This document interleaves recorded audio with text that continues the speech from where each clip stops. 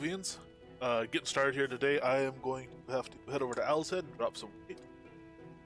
Made some more headdresses last night, so these will go in, I guess, as the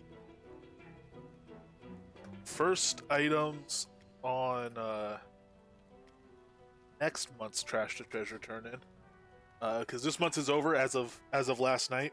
Uh, Hopefully everybody turns stuff in. I will be adding it up and see who the winner is, and we have enough people to claim both prizes, but there wasn't nearly as many turn-ins this month as there have been in the past. So I think anyone that's entered, if you entered, you have a pretty good chance of getting the 50k. I'm not sure who's going to win the 100k though. That's going to be interesting. Hopefully someone. Well, we'll see. I know there's some folks who enter, but they don't get time to do a whole lot of adventuring. So they're mostly in contention for the 50k. But someone like that might actually have a shot at the 100k.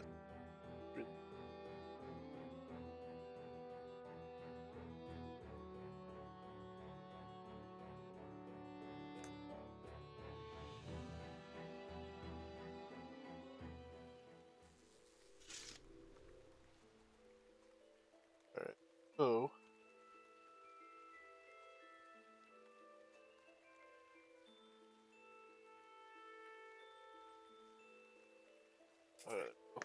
Already to mark down. I have been keeping track, so last release I'll add up however many items were sold, and we will see. But should be a good number out there.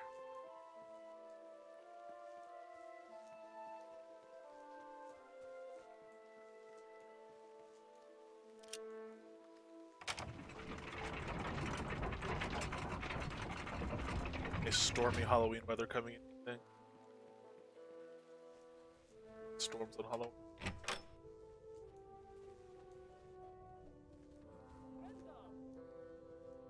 I'm gonna have to. You know what? I'm gonna have to log. I think because this might be an older client.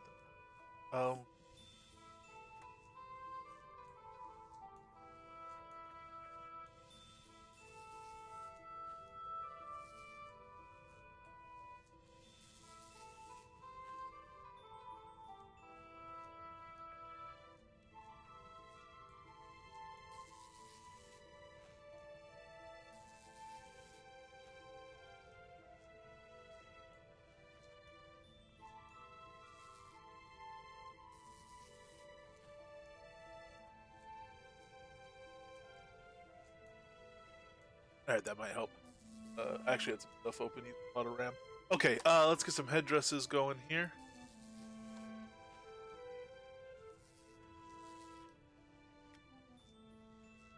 We are selling 453. Else. Mark that down.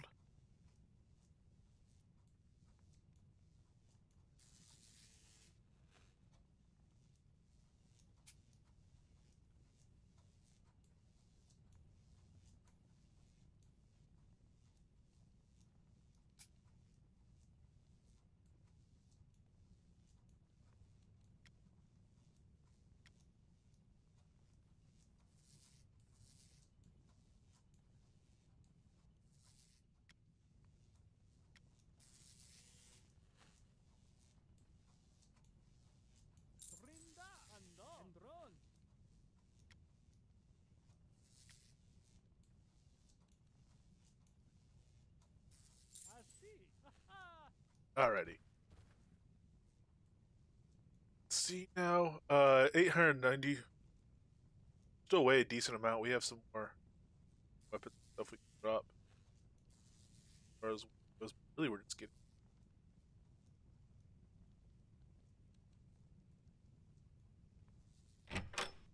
Well, we can work on that. All our buffs are still good because they last so long now. We are really ready to go out and I guess do some adventuring. Is how we will start. We're still 2 rings away from. Dr. H, no, I'm not. I took them out of my inventory, so I didn't have quite so many. Actually, I need to put more in. I wouldn't mind getting a couple more legendary crocodiles, because if we go to Jotungrund or something, that's what I'm going to be taming over there. Yeah, actually, that's a good call. I'm missing my Mandrake and all my reagents. Grab those.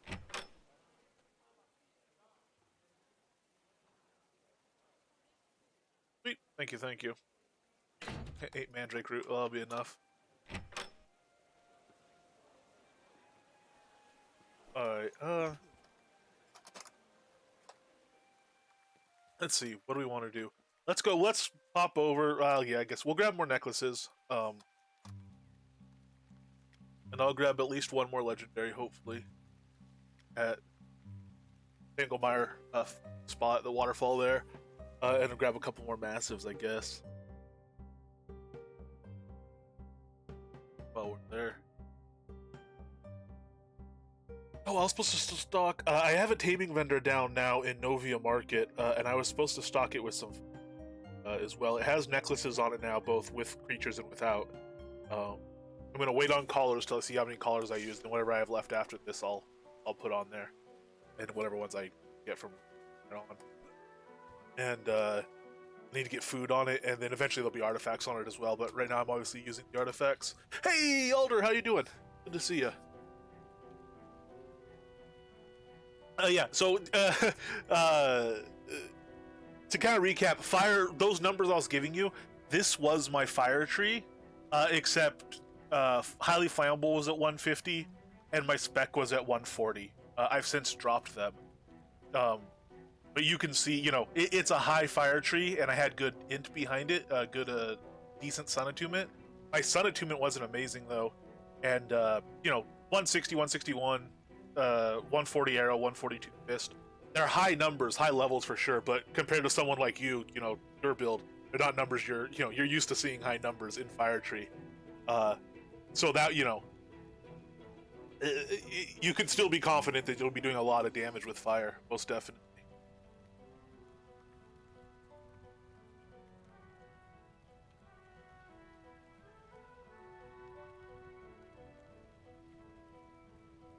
Need to raise my elemental now for the for the attunement on it. Not having spec is rough. Alright, so taming collars here.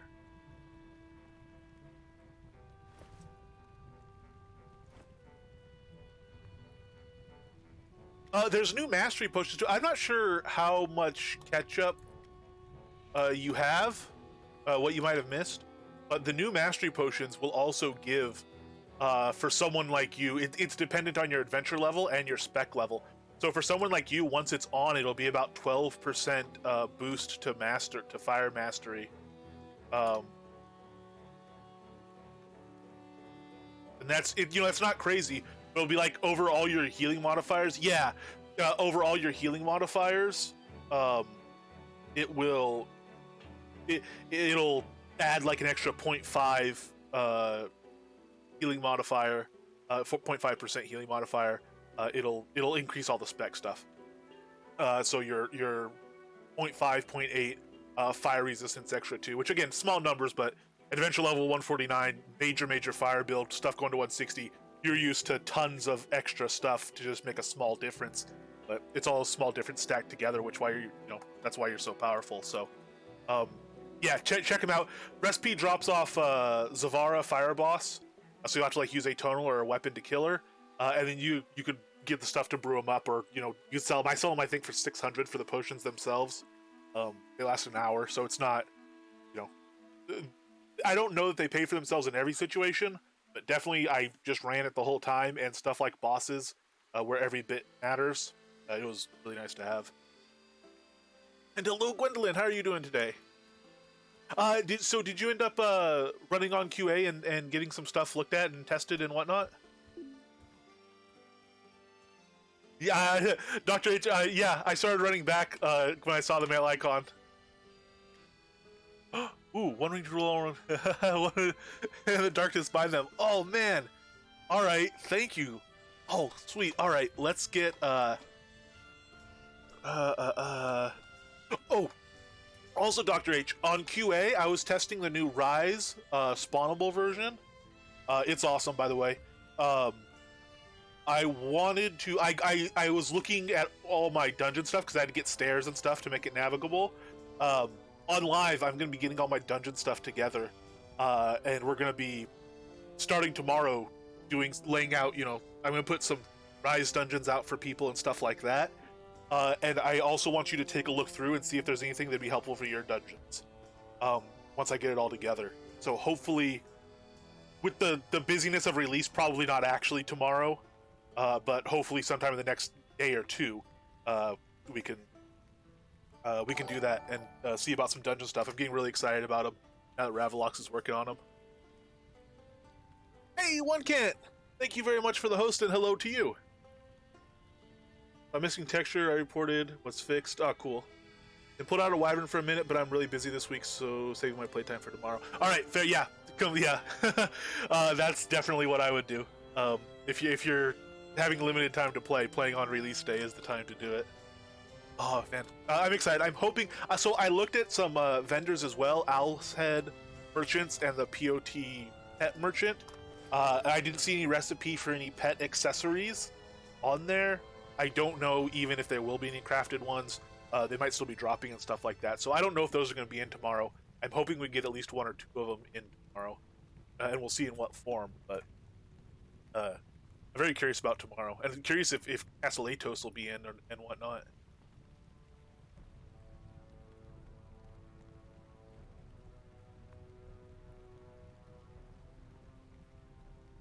Oh, nice. Yeah, have you guys seen that? I'm not a big Dune like I've not read Dune or anything, but I've known people that were very much into Dune and had read literally every book and seen every movie.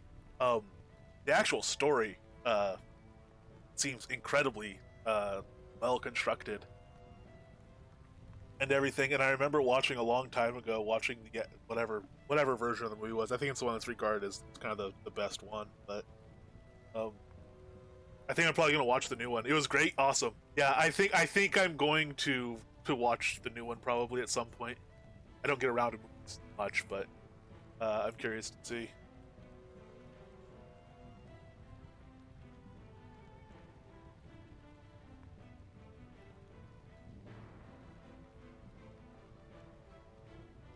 Oh, really? Okay. All right. There was some speculation on that. I don't know. Did he stream this morning?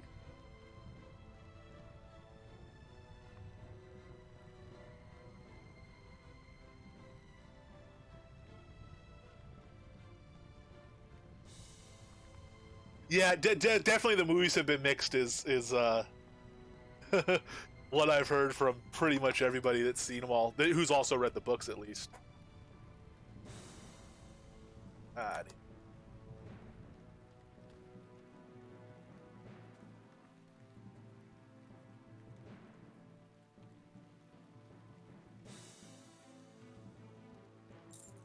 oh, cool, cool. I'll have to go back and take a glance at that. I'll put it on while I'm working later.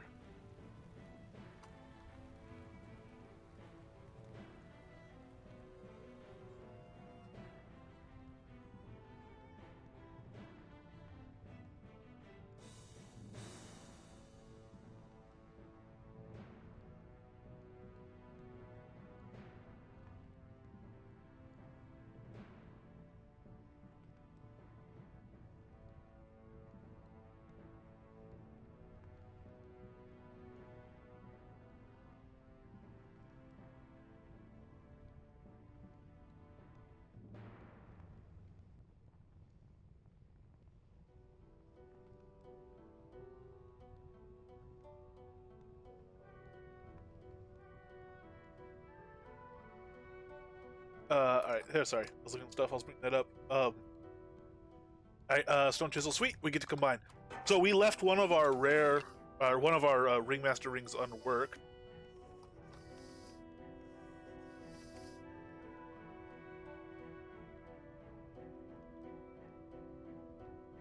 But we worked one, so we have to go common to uncommon on one of them.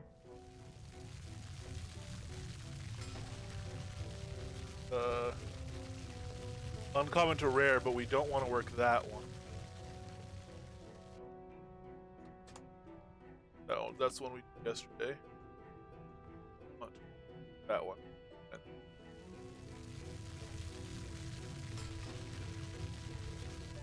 Beauty. Alright. 16 levels, and yeah, that 20 taunt power is what's going to be interesting. So even before we put work on this, let's go out and try it. Because I'm quite excited to see what that 20 taunt power does in terms of having multiple mobs and us casting Eternal Aria.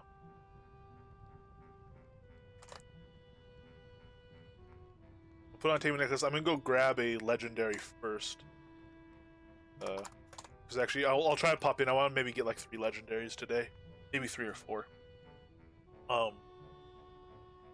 So you know, because there's some stuff like the polar mutilators. They're enough of a pain to get. I'm not gonna try to cut corners and use a massive crocodile. Have extra wolves come in and end up killing it or something like that. We'll just tame over legendaries for those. Oh, stuff like the juvenile white we're using, just regulars. It's not worth the legendary in my opinion. Takes a little longer to kill the pit dragon and whatnot, but I also don't need to tame for those. I might get 1 or 2 more. Like I said, when I leave taming, I want to have a stockpile of creatures to give to people to test with in future, to keep vendor stock, to do things like that. So part of my going crazy is just planning for when I literally can't tame. Hey, Keeman, how you doing?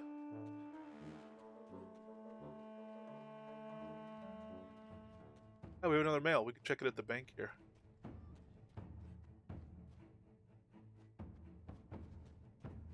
Yes. Yeah, mailbox. Hey, Keeman and Trees.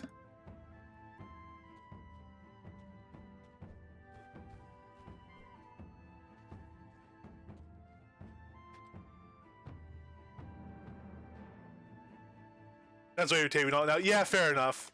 And we will too. I am hoping to do a wide swamp style taming build up there. We'll see. I might want to do that really soon. We'll see. I don't want to abandon wide swamps. I'm not going to abandon him before he hits level 400. Jesus, sorry, I was reading 400 XP there. Before he hits level 100. But I don't want to reduce his playtime by getting another character involved. Probably until that time. Oh, we don't have kinetic feedback. That's gonna make this a huge pain. All right, we're just gonna tame everything along the way then. So that. Well, no, you know what? These guys don't interrupt at least, so. So, so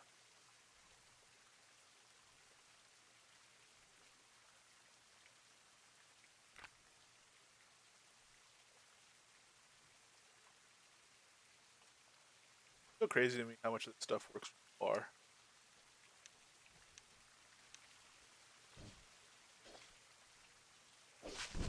Well, about the timing, oh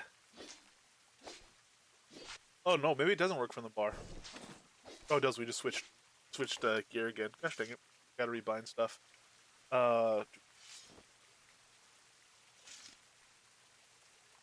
Technically, the cutoff for that was yesterday at midnight. Which I mean, I think you already have some in for this release.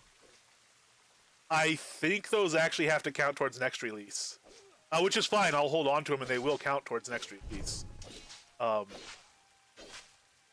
When? Okay, 10. Yeah, so you're releasing the drawing for the 50K. But so normally, oh lord, I just got chomped. Normally I have been pretty lax on that, but I did explicitly say midnight yesterday, which if I had thought about it, I probably wouldn't have. But since I said it, I have to kind of stick to it. To get extra key binding, I may go full separation on equip decks and combat buff decks. Yeah, that's a smart strategy, Dr. H. I wouldn't mind doing that. Gosh, it'd be a lot for me to keep on top of because I change stuff a lot. As far as the order, if we got reorderable decks, actually, it's not so much the extra key bindings for me. If we could reorder decks, I would probably do that with or without extra key bindings. But here, let me get that ring back on. Alright, let me pay a little more attention to that, sorry.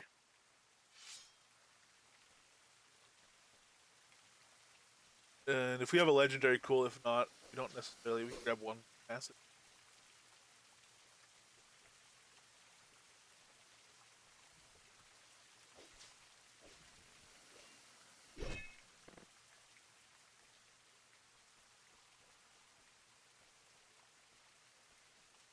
I don't have.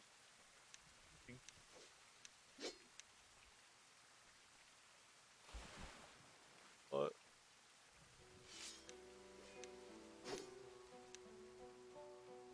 well, that's a shame.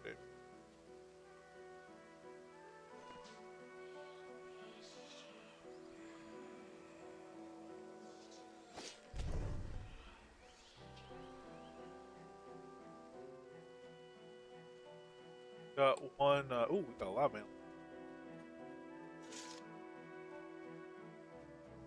Got a massive.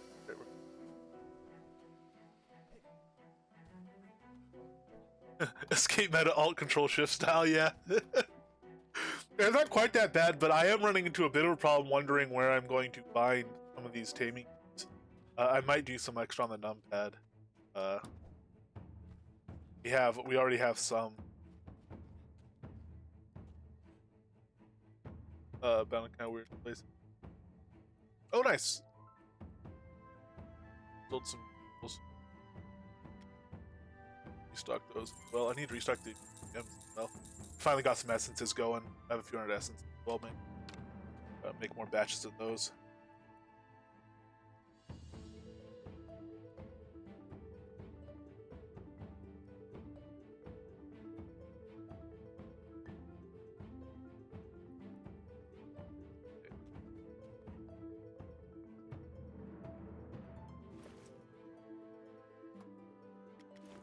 The carry I'll put on my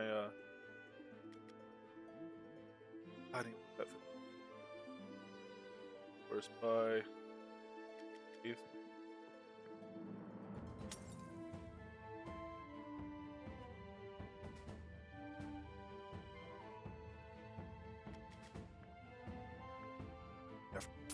Definitely make it as well. Alright, more perfect.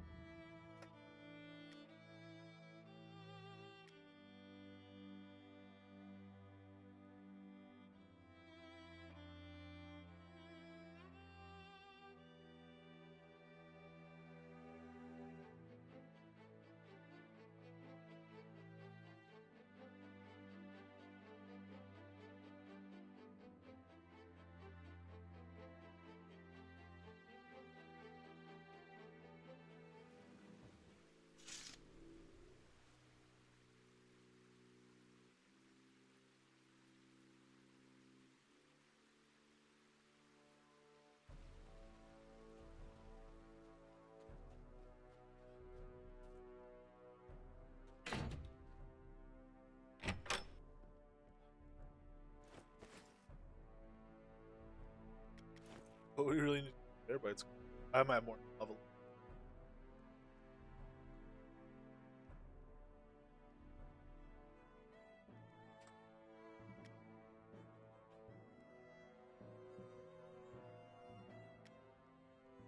Alright,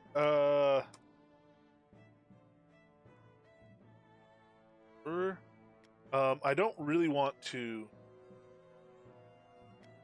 do a bunch of pigs. I think what I'm gonna do is I'm just gonna look for 2 pigs together, and we'll see if I can hold aggro on the atonal, and if so, we'll use that information to maybe hunt a Snarler.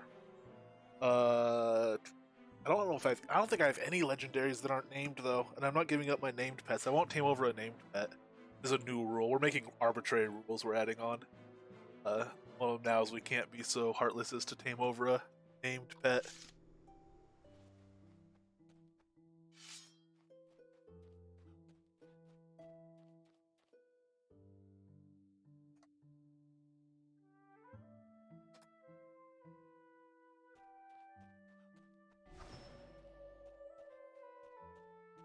Sweet, 2 together. Perfect. So let's get a legendary croc out.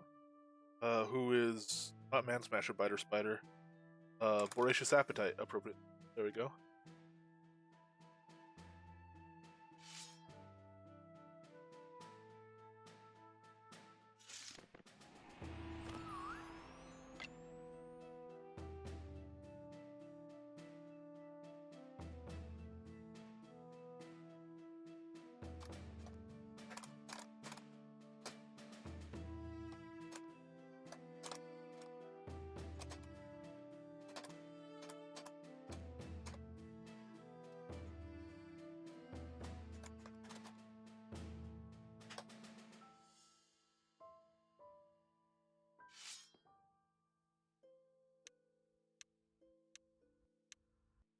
Oh, actually, let's get started in proper style too. Let's go to Rend, and we've unlocked an additional card of it now. There we go. 5 cards.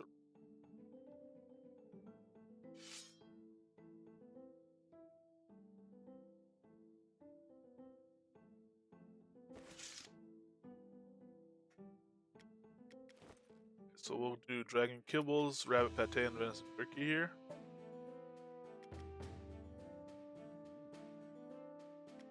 We'll be doing Bear Bites in Jotungrund. Hopefully, we're not so borderline. If he does hold aggro here, hopefully dropping Rabbit Pate, that 10% attack speed, doesn't make the difference. Because when he's attacking more, you should also generate more aggro, I would guess.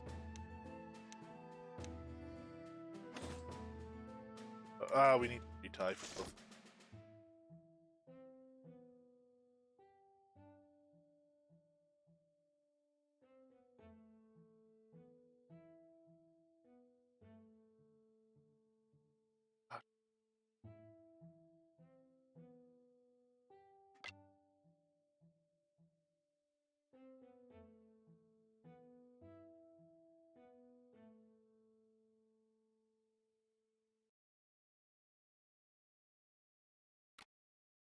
Alright, now we could put on the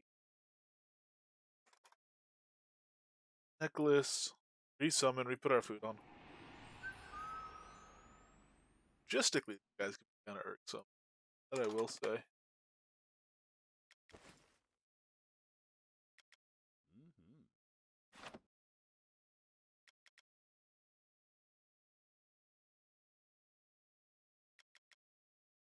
I will go without the Rabbit Pate, we'll do Bear Bites.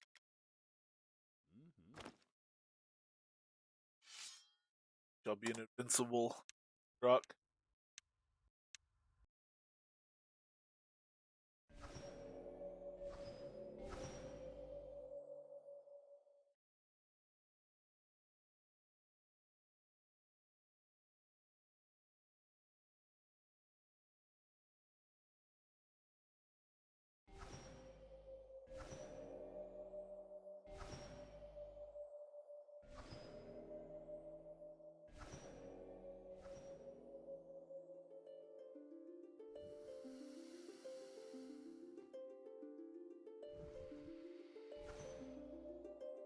Back there.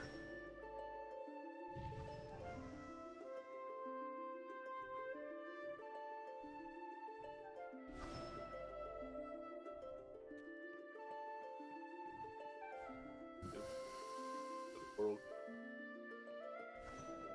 don't go to me, go to him.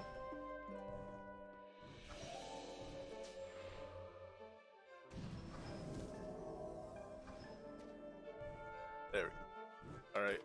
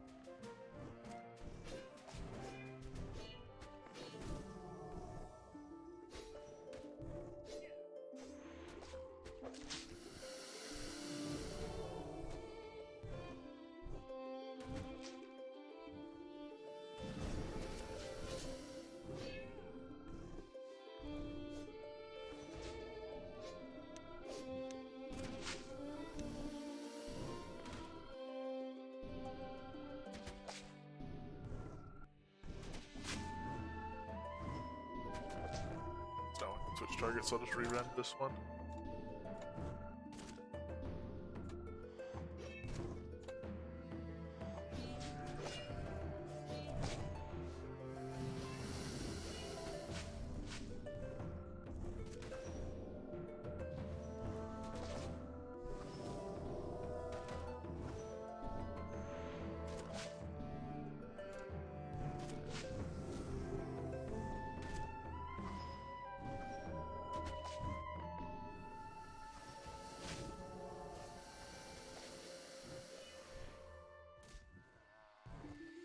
Right.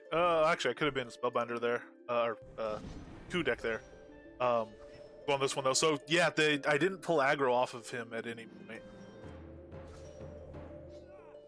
Even though we've introduced, rend and higher stacks of rend.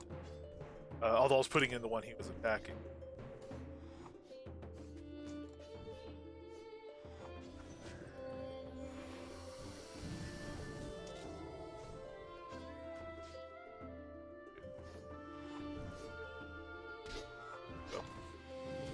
Alright, that looks pretty promising. We go to Jotengrind and see.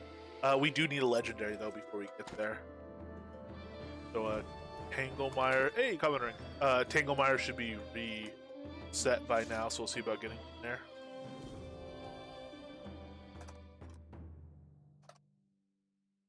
And if not, we will go to Mysterious Swamp. Although, Mysterious Swamp, I'm going to have to actually go in, have tame over a massive or something there to get it, because without chaotic feedback, and again, I could grab chips, but oh well. Without chaotic feedback, I'm not able to run in and grab a legendary there without being interrupted by the boars and killed by the Sobex and all that stuff.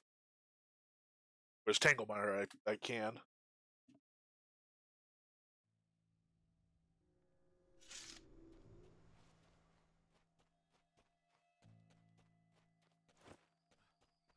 Alright, so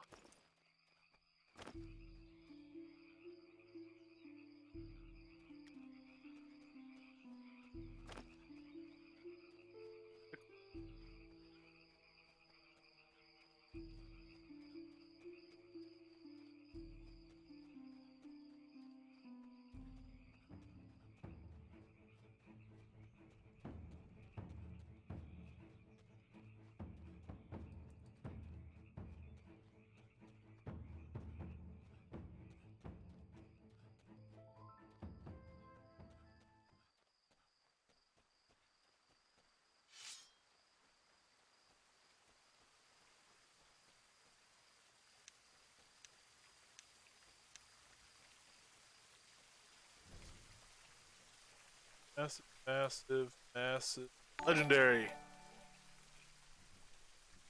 Speaking of legendary, hello Versago. How are you doing? Thank you very, very much for the resub. Yes, tamer build. Ooh, about to be rock food build. Hey, it's Xanderwild as well. Hello, hello.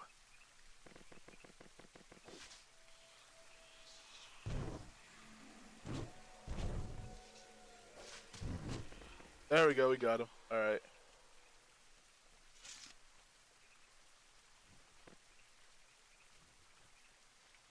Actually, you know what? Here, let's go to Tanglemire, or not Tanglemire, go to Mysterious anyway. I'm actually really, really enjoying it. It's a lot of fun. A lot of that is just, I mean, anything new and this radically different from something I've done, I'm kind of bound to enjoy. But there's definitely a lot of stuff in it that is specifically fun, specific to Tamer that is fun, that I wouldn't get in other builds. Including one of the things we learned with our last one, with our slowdown build, is that being able to fight in a way that's less active. As much as I enjoy an active fighting style, there's definitely times where I don't want to be as active, and this is completely offers you that opportunity. So I can be here, stacking stuff and firing stuff off and switching decks and all that stuff, and be very active and get a lot out of it. But I could also just hang back, wait for a mob to spawn, put on frenzy and throw down heals, and auto attack with my bow, like on the Clockwork Dragon. And actually, the Clockwork Dragon, usually one of the more active, kind of intense fights, ends up being one of the more laid back ones in this build. And there's times where I need a laid back fight because I'm not quite ready to completely on top of everything. Do we have a legendary here? So there's a spawn.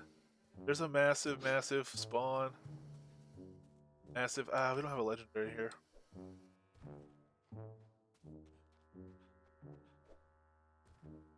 Yes, and the impressive part is I've become a tamer and I don't have a tamed pet collection. I'm not collecting pets. Oh, I don't know if I have a regular Razorback.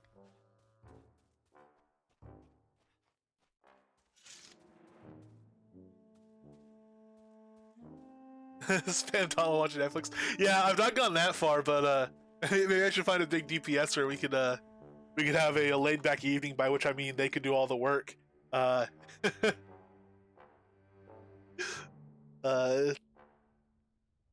I'll be going around trying to gather stuff. All right, well, let's just go to then.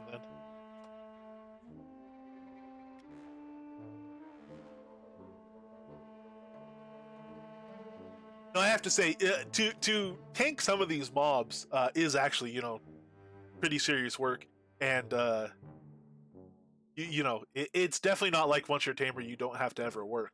You can be more laid back and detached if you want to, which is again could be a nice virtue of the build, a nice asset of the build. But definitely the tamers don't have to do anything, and the fire mages just run in circles. Are two kind of stereotypes. I think even a lot of people that say it jokingly and don't really believe. But it's they're not really true.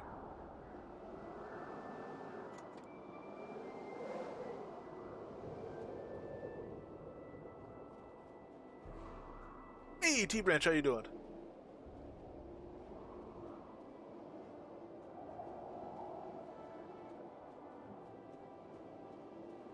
Mixed mob fire mage runs. Yeah, depending on the mob type and what you're doing, fire mage can be really exciting. I mean, it can be really rough to stay alive. Yeah. Oh yeah. I mean, I've run in tons of circles too. Don't get me wrong. My last fire mage build wasn't even a full fire mage build. It was I want to kill wyverns by running in circles. I want to kill trolls by running in circles. I want to kill zombies by running in circles build is basically what it was. That said, we ended up with the zombies. We started doing Spellbinder Stance and Blink, and added that on. But that was like 2 weeks so I could kill a bunch of wyverns. Is basically why I did that build. So it is a thing. It's just it's not. You're doing a very limited subset of content that way.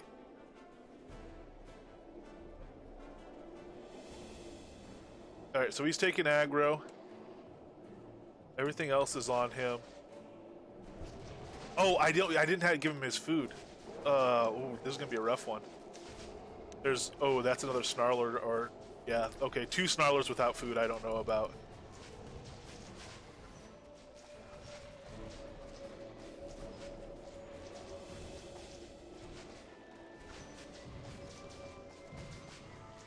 So the problem here is I can't really get my atonal off because they will kill him in the time it takes me to sing atonal. I need to get Rend into some of these guys, and I need to get that full stack of Frenzy on him before I burn out my healing. Oh, there's another Frothing Red. There goes my focus. Yeah, we're going to have to resummon with food, I do believe. So I'm going to go ahead and break off and dismiss.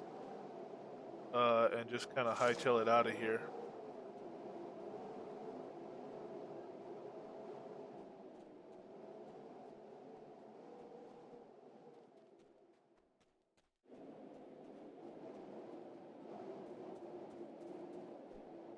Yeah, heavy XP grind. Yeah, definitely good XP grind.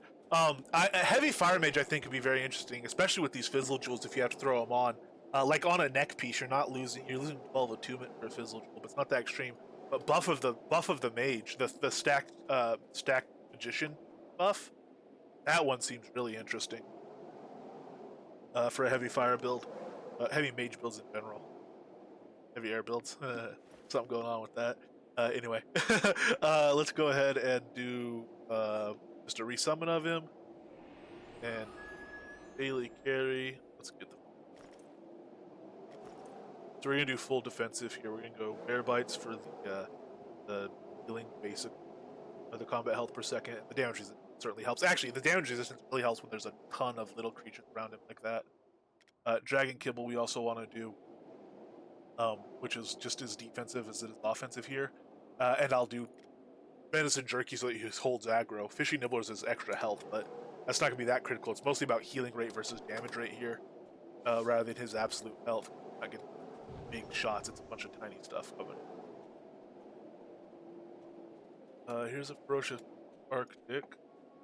So kind of as we're running looking for these mobs now, I am going to try to get Atonal running from the start, and we'll see if that works. That might be hard because he might not grab aggro that way, but we'll try.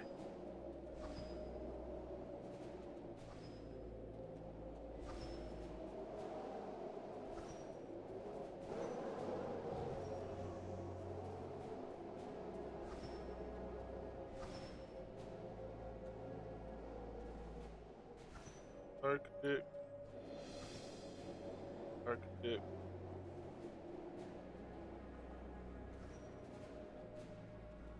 That doesn't matter. I would take later here as well. Destroyer.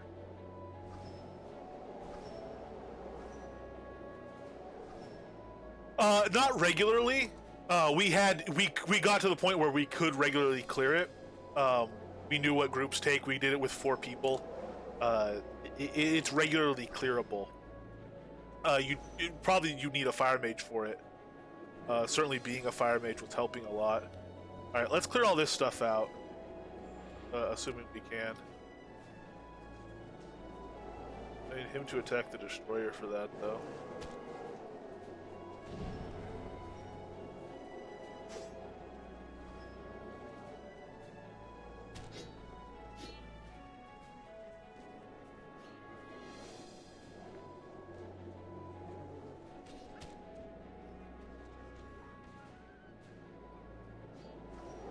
Trying to attack the destroyer. If I can take it long enough for him to grab anything.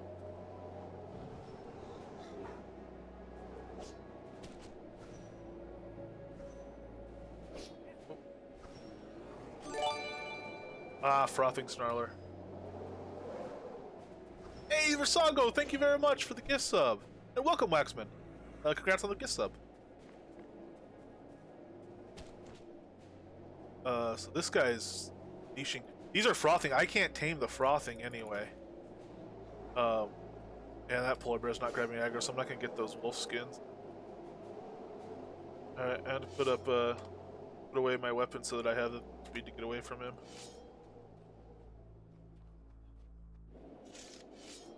I'm doing it though.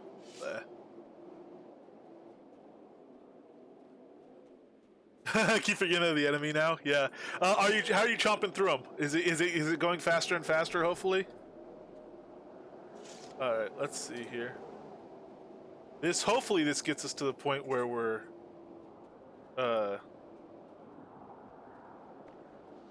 far enough away. I'm kind of surprised you didn't catch up and re-render.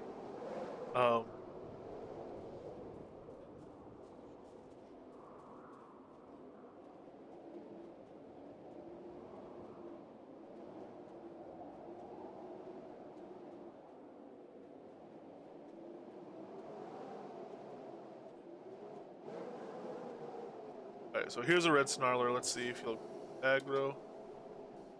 Oh, get over here. Don't attack the polar bear anymore. Polar bear's left us behind.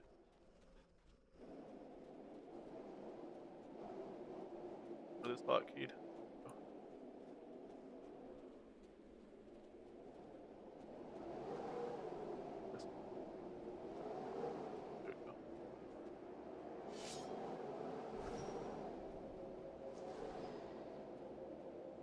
Very nice.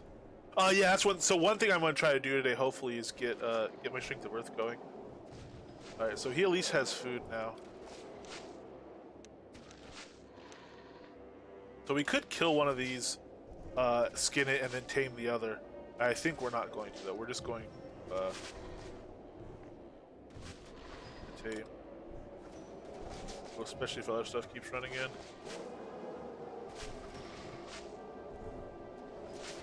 Yeah, okay, I need to get,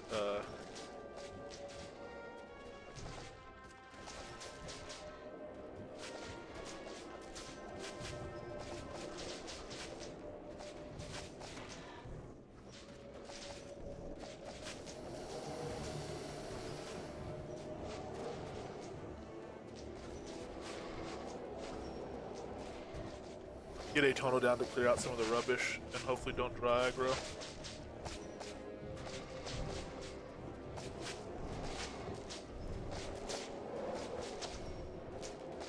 Let's see if you can hold aggro.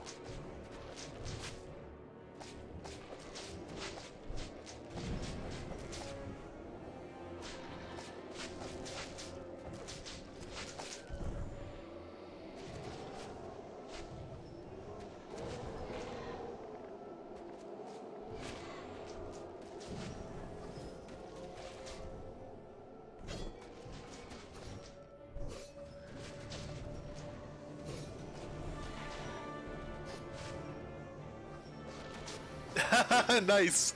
Yeah, that's another advantage, man. I stop mid combat to talk a lot in chat, and that's led to countless deaths. So that can that's another advantage of this build. Uh-oh, those guys are over by me.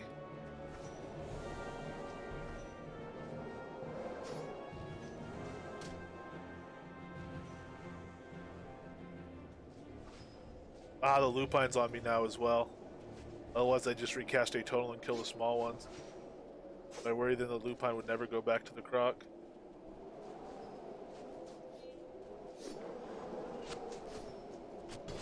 So a rend into those small guys should kill them.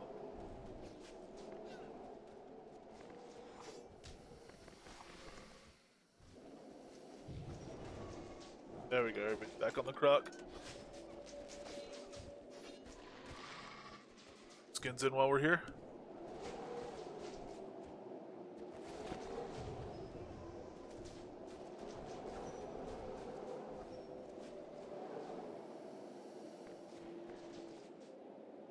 Fireflies and Snarler. Ooh.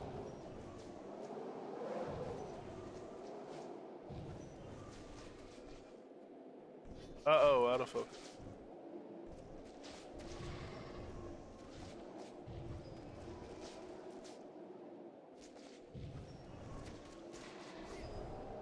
Earlier about this. Did he switch Snarlers? No, okay, good. Oh, for whatever reason.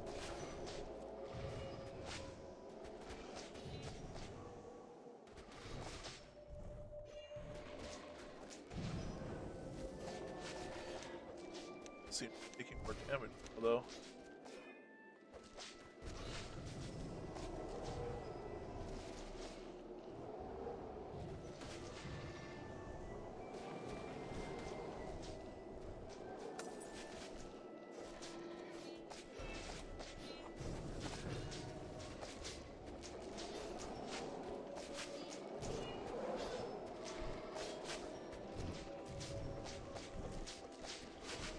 Yeah, it's not too bad of a drop.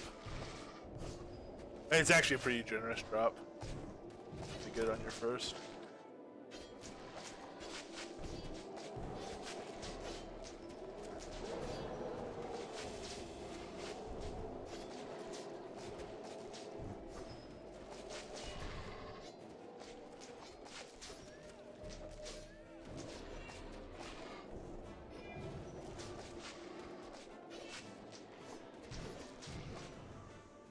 Okay, 17.5 is where my chance to tame improving.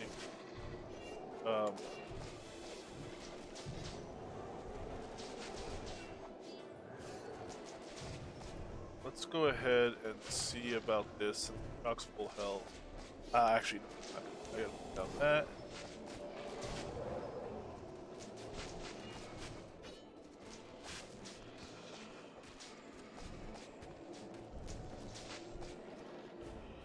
Chance here. No success. Now I should have gone up to 7 or 8, I would hope.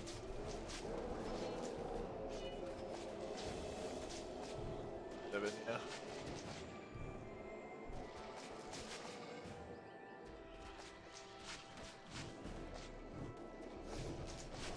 Ooh, another destroyer. That's rough. Oh, 2 more destroyers. That's really rough. Good lord. Let's see about getting... Gosh, not a Snarler. Oh, lord.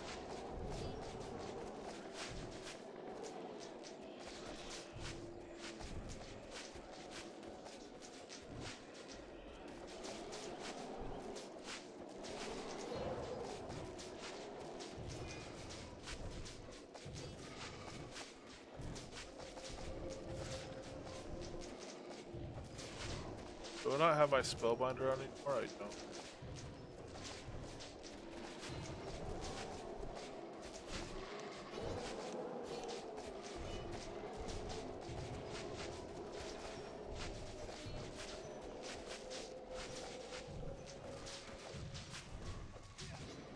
I'm gonna try to grab this one again before he disappears. If not, if we kill this one, the load is gonna be a lot lower. Because that's a Snarler, one less Snarler that's attacking the rock.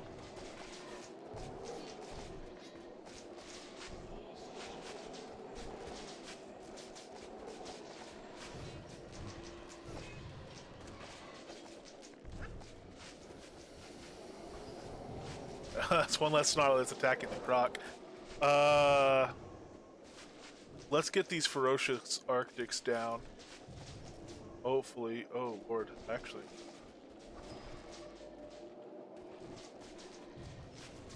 Make it.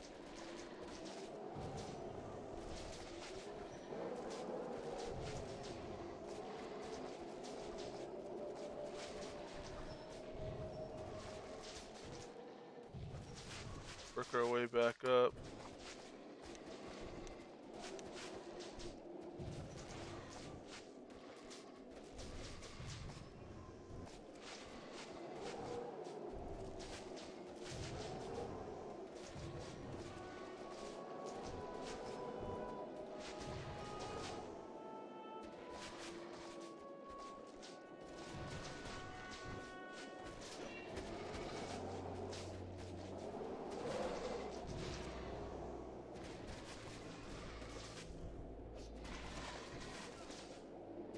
Oh man, they used to big old pile of bites out of it.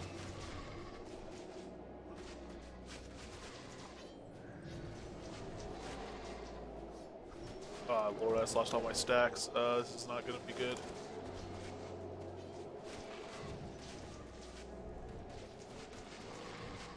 There's at least one ferocious down.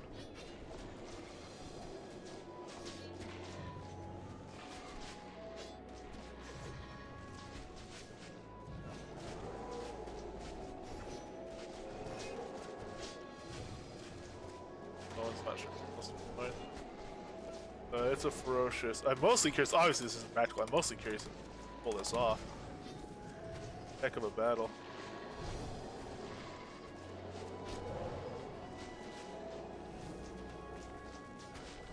No, because you know what, his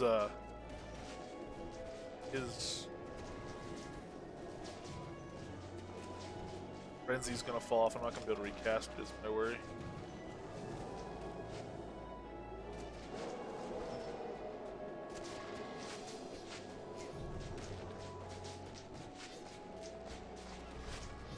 Arctic out.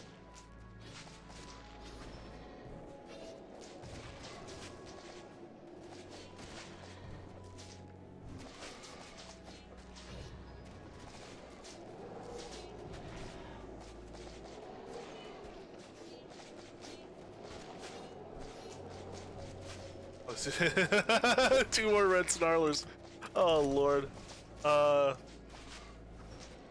Oh, his frenzy's down. Okay, well that's a 6 cast at least stacked, but yeah, oh, there he goes.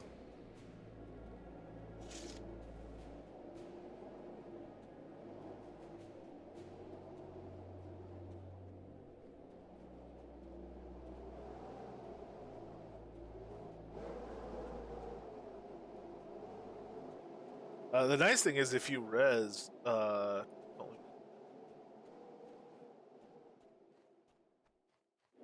could.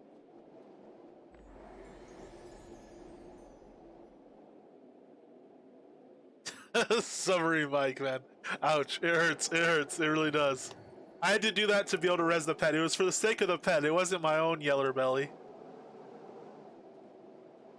We're not gonna. Are we gonna be able to aggro just like some of them? We're gonna want to all come together. You know what's really rough? Here, let's do this. I'm going to try to run past them with my fast skinning gear on. I'm gonna try to just sneak in and grab this red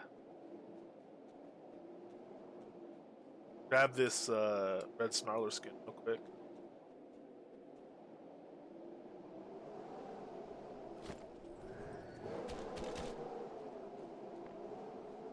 We got it.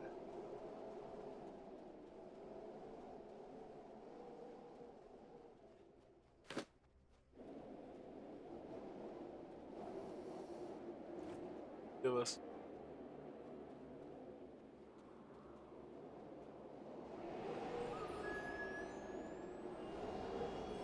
Give us a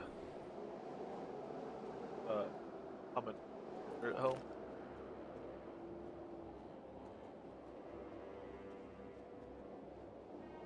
Oh, whoa! They aggroed to the pet, or something. How'd the pet die way over here? What the heck?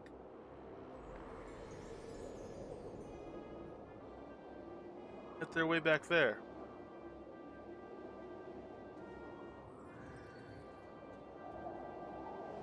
Alright, here's a Snarler. Let's see if we can fight this one.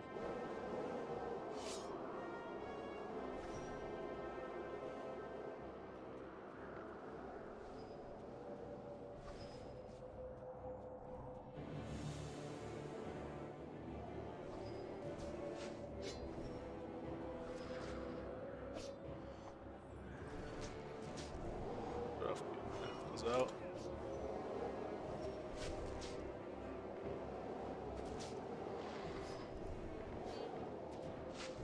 From full health, surely I'm at a 0. Yeah, less than 1% chance to tame.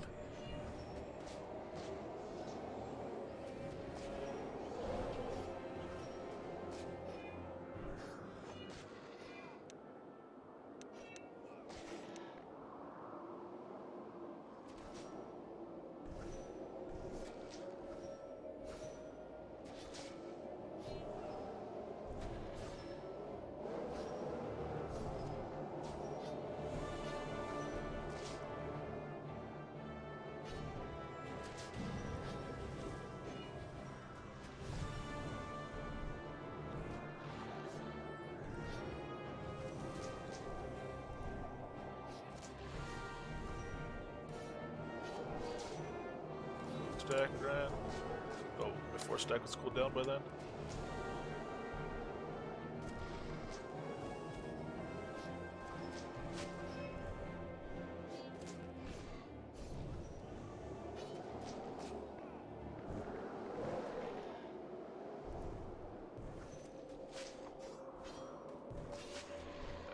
Got my total. I'm not gonna let these guys stack up quite like I did before. I'm going to be really aggressive, I think, with the atonal. And if they take, if I lose aggro, I lose aggro.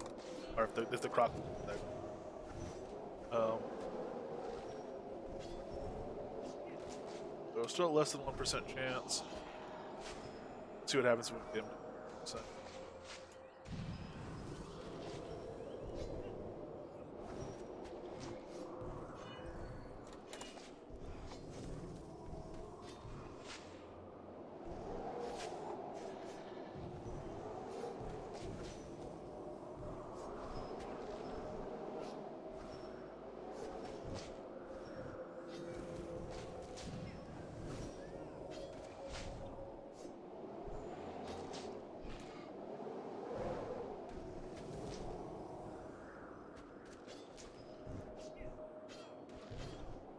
Oh man, he's chomping through this red Snarler though now.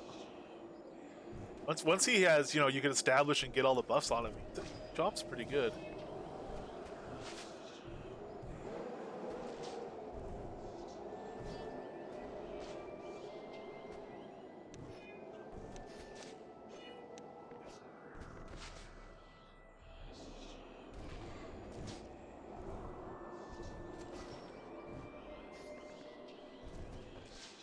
Uh-oh. Uh-oh, uh-oh. More are coming.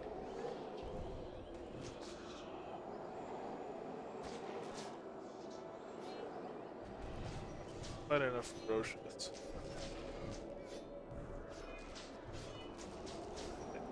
I'm gonna have to let them stack because this Snarler will be dead otherwise. Actually, you know what? I could change target. You attack that. Oh, attack him. Oh man, he's not wanting to do it. Defensive. There we go.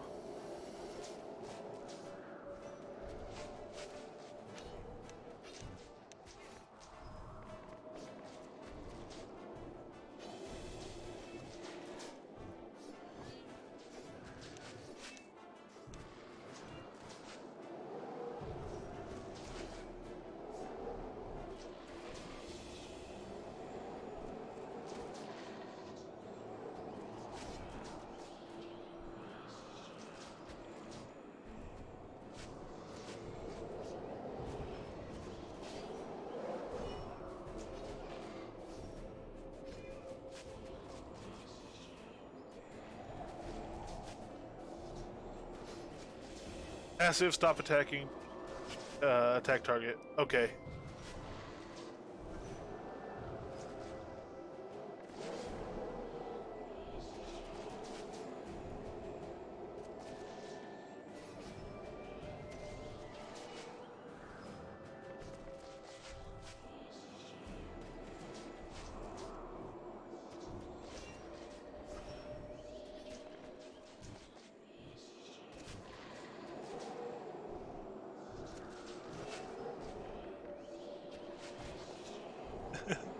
Still working through this 7% chance here.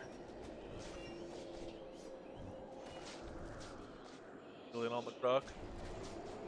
Yep.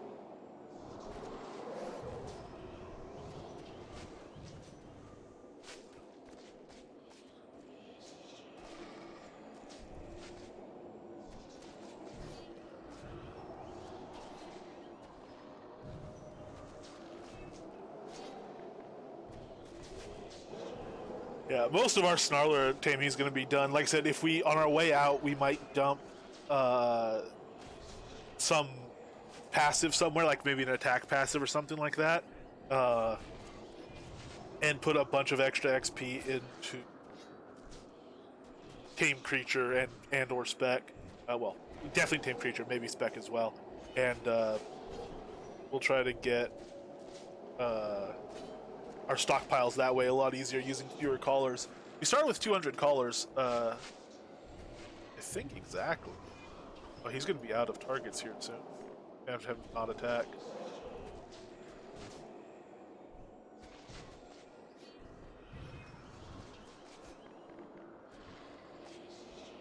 Well, he could attack a little bit. I'm going to keep him unbuffed so he doesn't punch away too quickly on that guy. I'll get these skins and bear skin.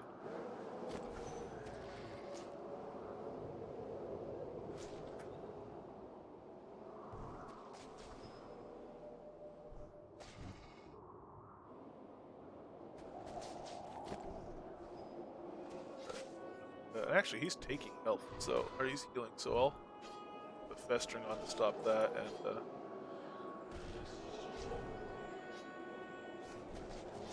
actually press number 4. Oh lord. Oh well, there's another Snarler anyway. All right. We will still try to tame the one that's low. He's gonna be tanking the damage. Well, maybe we should kill the one that's low before things get out of hand.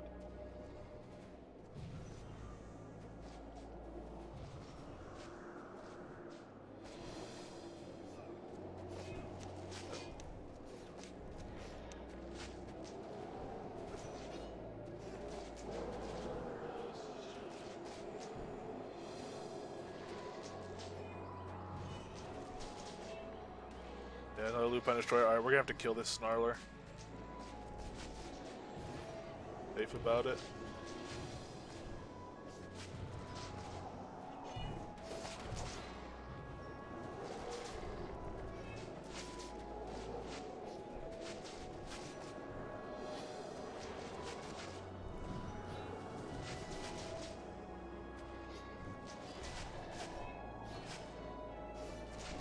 deck. Oh no, that's the wrong deck. Gosh dang it, on my coup deck on deck. Shame.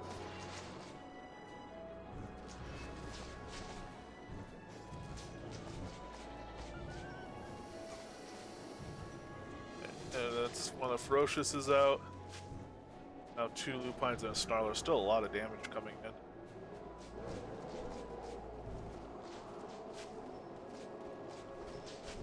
Let me get this again.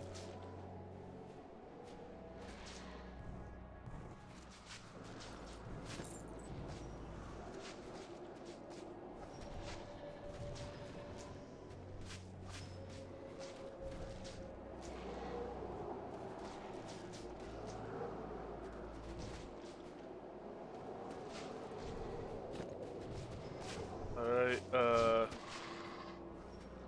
we'll go full DPS mode for a little bit. That'll help get the Snarler down. I'm actually going to put my Rens into one of the Lupines, get him down a little bit sooner. Hopefully I don't draw aggro here. If I do, it'll at least be from Destroyers, and I could let it transfer back to Snarler, I think, pretty good.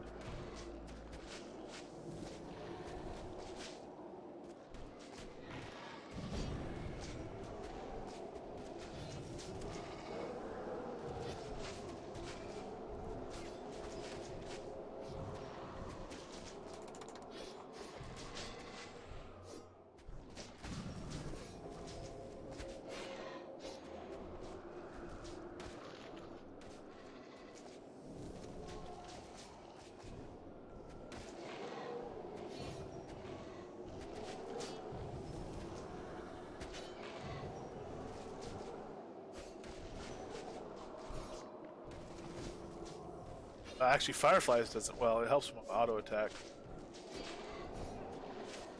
Let's see.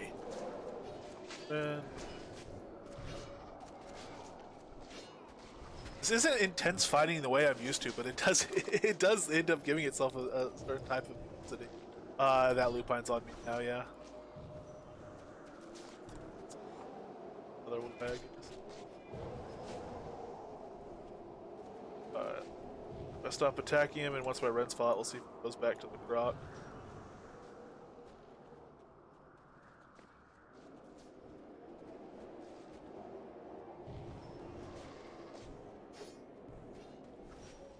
I'll stay relatively tight in circles as well, because I don't want to get something that's just right on the edge and otherwise aggro to run over.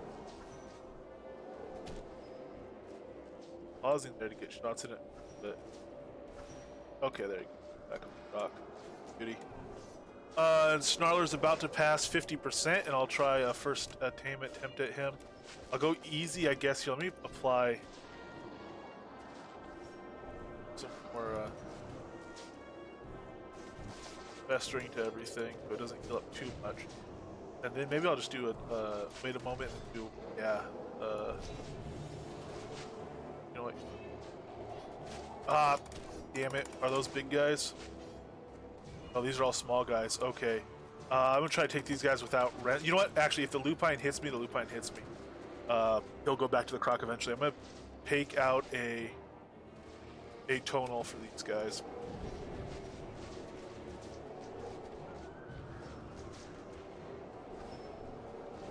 Oh, wipe them all out. Alright. Yeah. You pretty much always, I mean, there's places you're not, you can lure the stuff over. It's not a bad one. There's multiple routes too. Hey, Too Seldom, how you doing? I'm not directly in it, I'm just close enough that some stuff is grabbing. It's not nearly as bad here as it was other places, but if another pack comes along and has a big one, we'll be in trouble. So Red Snarler, 7% here. Already at quarter health.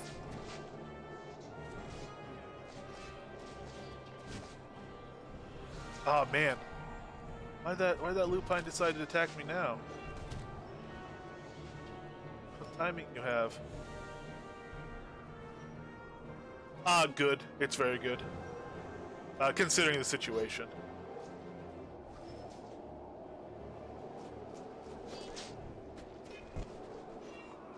Not in this build, you know, like in a fire build where you can just burn down billions of them. It's ridiculous.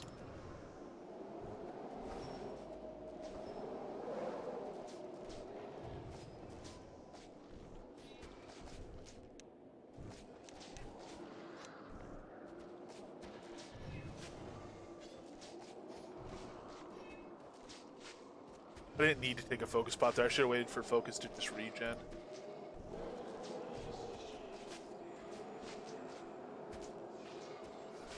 Hey, we got him! Alright, these guys are half dead. I'm gonna drop an atonal.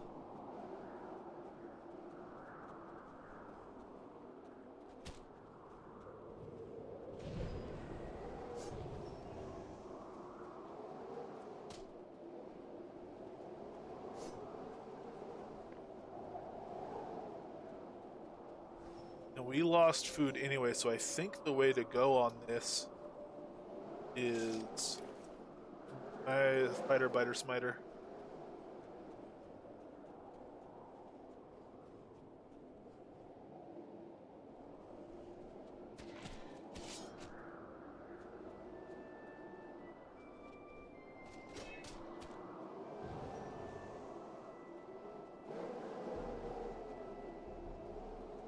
Well, this is just fun, just because that was a very difficult thing to do. It ended up being a heck of a battle, so I'm just gonna see if we could finish it. If we could kill these two guys, this would really have pulled something off. I'm impressed enough that we got the Snarler.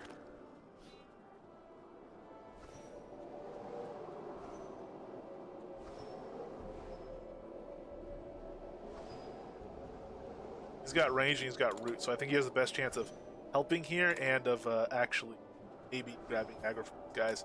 He doesn't have any food, and I can't really apply the food until he has aggro. Right. Try to get that day off, or venison, rather.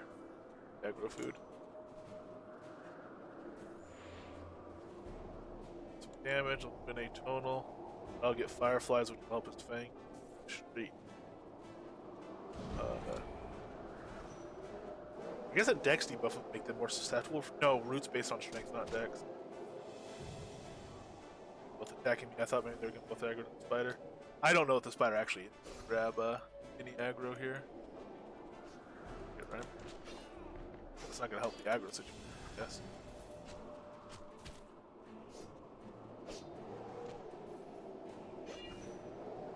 This incidentally is the sunk cost fallacy writ large here.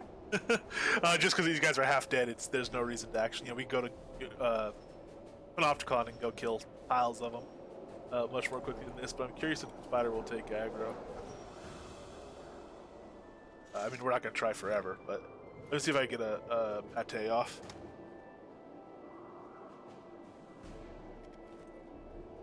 Or jerky. Yeah, no, they're just going to interrupt on that. That's stuff, I think.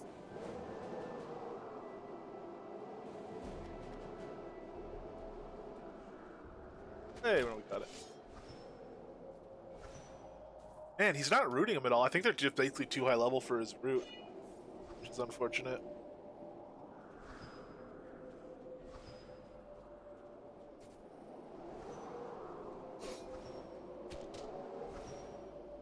Alright, we got more stuff. Alright, let's split. That was actually really fun. What a chaotic mess. We got another Snarler now, so here.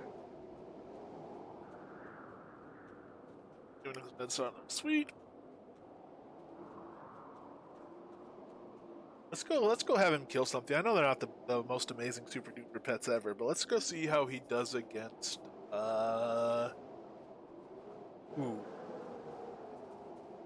What do we want to kill with him? Let's go to Blackblades to see how he does against a dragon.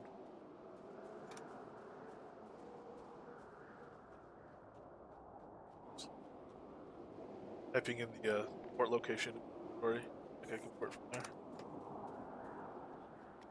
Northwest Blackblade Mountain, southeast.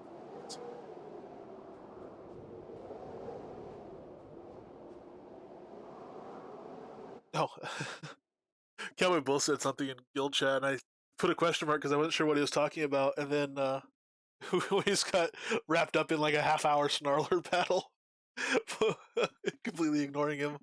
I'll have to read what he said when I land. Feel bad now.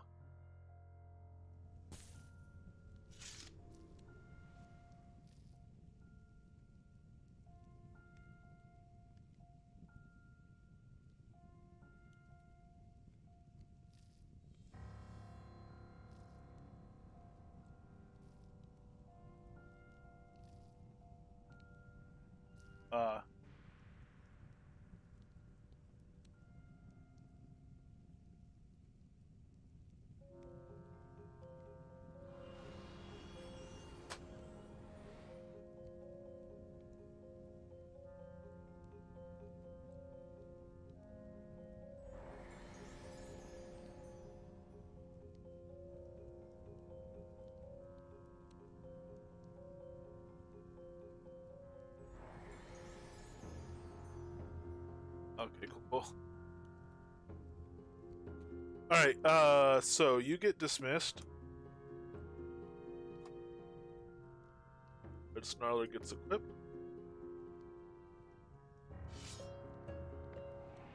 Summoned, and he gets a nice little snack. Dragon Kibble, Bear Bites, and actually, Dragon Kibble, Rabbit Pate, and Venison Drink. Probably be good. And really, so I should do a separate deck for it. Really, what I should do here is I will have my Rend deck waiting in backup. I mean, my Coup deck waiting in backup. I'll have my Rend deck on just because that's one I have. I'm actually going to put on my bow.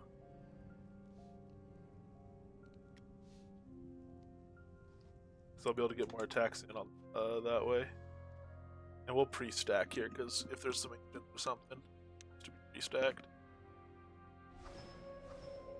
Actually, you know what? We don't need to pre-stack for this. Let's start doing that a little more, get a better feel for when there. I was hoping it'd be a little bit zippier. That's just... There's the rock. Nope, leave me alone. I'm not the droid you're looking for.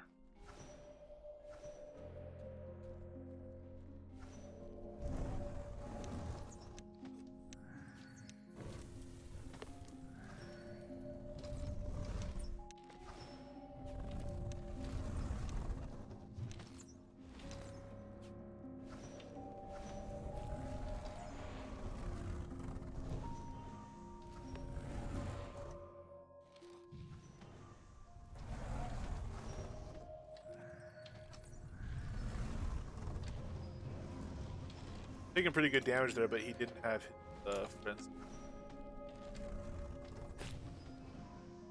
Just death. Oh, and my Fireflies actually. Yo, okay, I did stack it. So 105 on the Fireflies.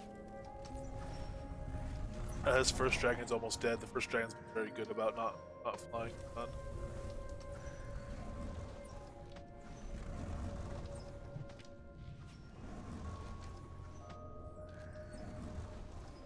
Alright, on to the second dragon. I 4-stack Fireflies onto him. I didn't reach, he was too far. Closer. Grab this skin, why not?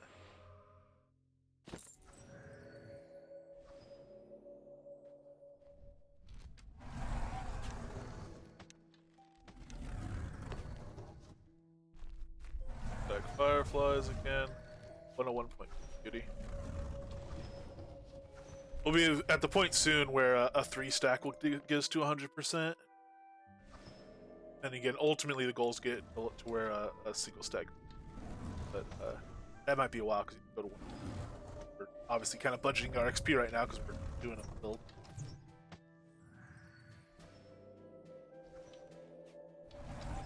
But he's not bad. I haven't done a ton of dragons. The first one wasn't flighty at all, which helped, but I mean, he took him down reasonably quickly. We're actually down here fighting. What's he?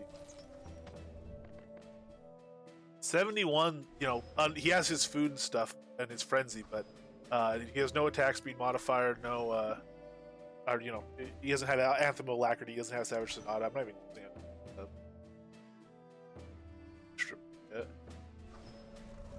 He could have switched and come in on the coup for this, but he'll finish him off.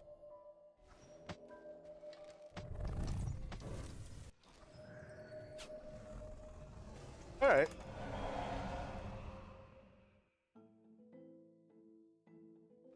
So it's not like he's, a worthless pet that does nothing. We will eventually do a side-by-side comparison on the dummy.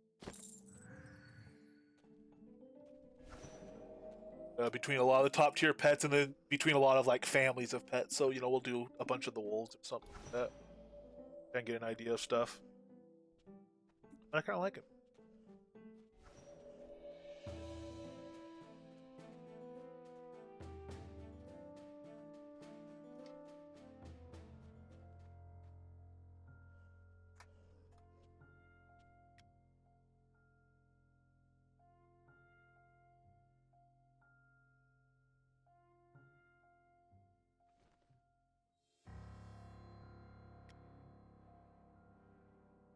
Yeah, I mean he's got 4,300 health. He got down to like halfway when they were both hitting him pretty hard, but that was without his frenzy heal. And you could just a couple of pet heals heal that up. So I'm not sure. We'll pop back in and do a legendary crocodile against them. I've not fought them since I've done a lot of leveling, but yeah, that seemed not bad. Hoping there would be a black dragon here for him to fight, but I don't see it. I'll see what he does. Again, a single boss that lasts a while that I could get like full buffs on. Oh, let's get more food on him. Need to get these tied to the ability bar somehow.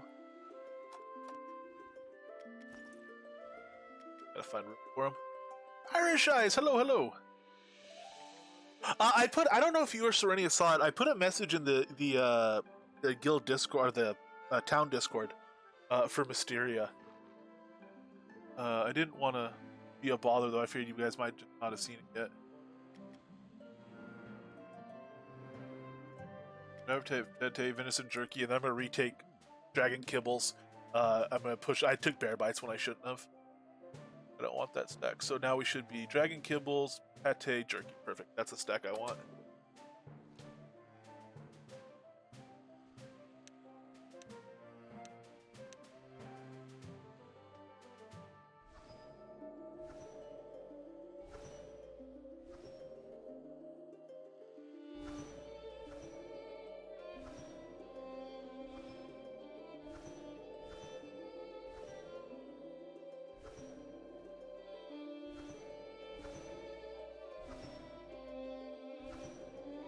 Alright, we're pre-stacked. Let me get back to...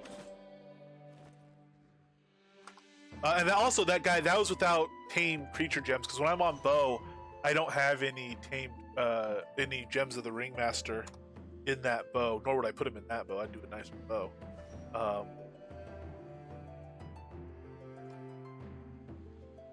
And then when we have our two-handed sword out, like this, this does have the Ringmaster, so it's plus 20 tame level.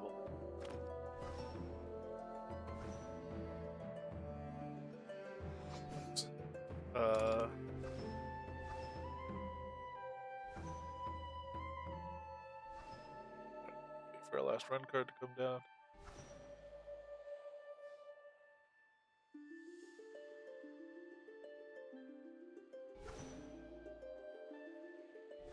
Good lord. Alright, one moment, sorry.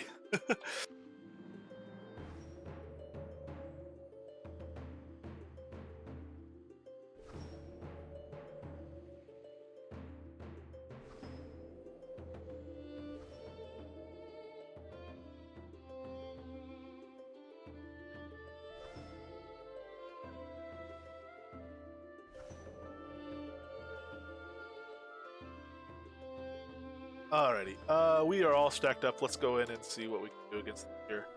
Brigand, as he calls herself.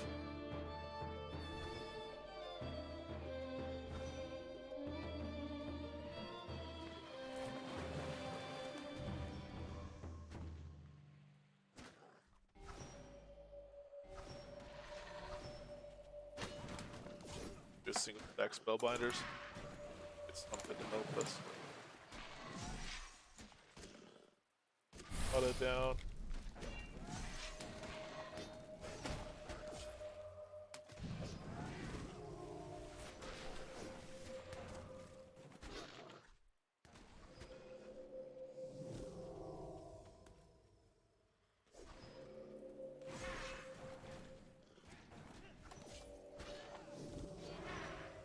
Probably another 4 stack of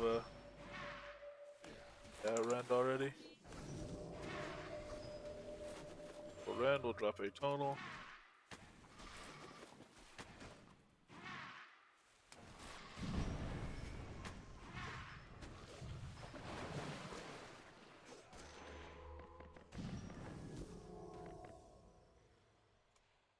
Fireflies.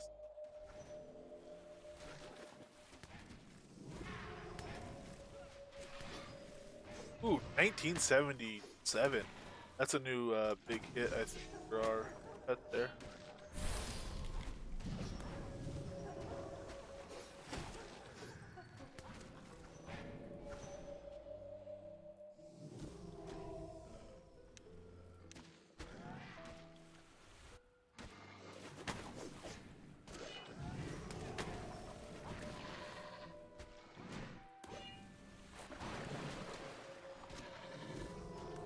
Alright, so 8800 we can start doing coup, so I just put in my Rens and get coup ready to go. Okay, thank you, thank you.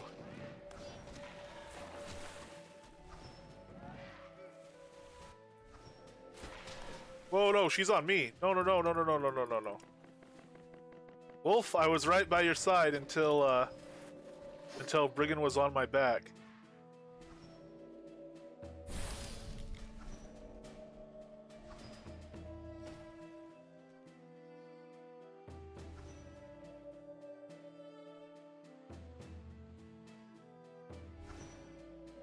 Back on the wolf now? Yeah.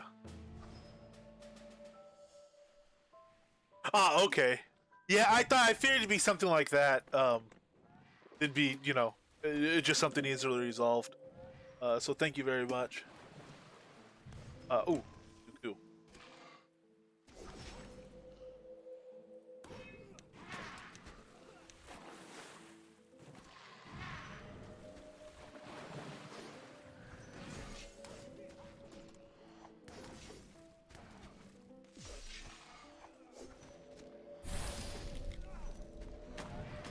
Man, Breen doesn't give much truck to coup, does she?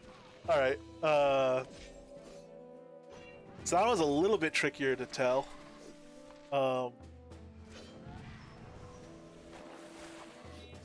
wolf lost aggro, which wasn't nice. Hey, temperature gem. If anyone needs an imbued temperature gem recipe, let me know. I shall send it over. That's the one that drops off ice elementals too, though. So there's a lot of those about. No red dragon. No red dragon. No black clockwork dragon.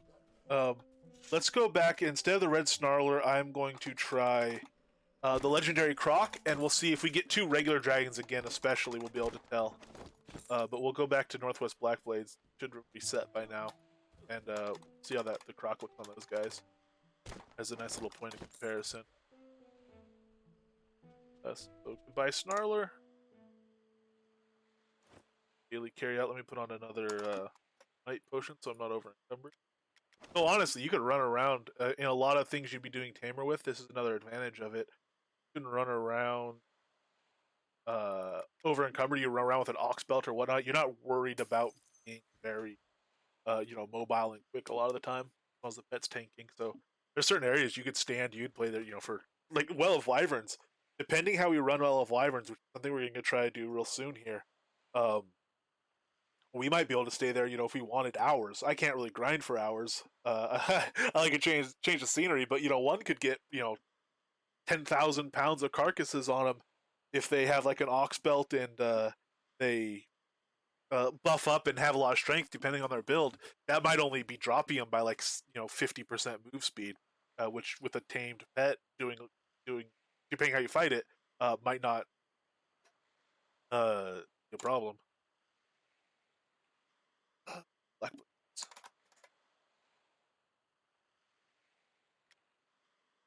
Red Bull and grind, yeah.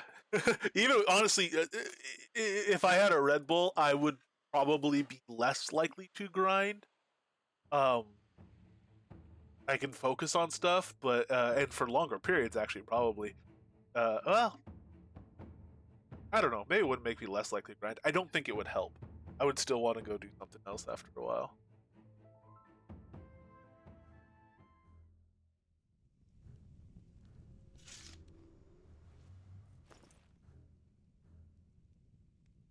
Oh, we don't have a regular legendary anymore. What we have is the Voracious.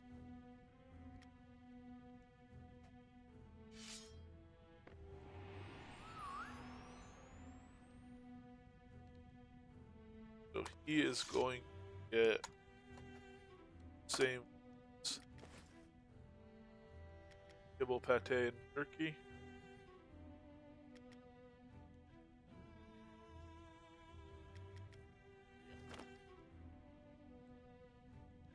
And we'll do the same thing, so I'll switch out of my coup deck, even though we're not using I just want to have it as the backup, and I will put on my bow.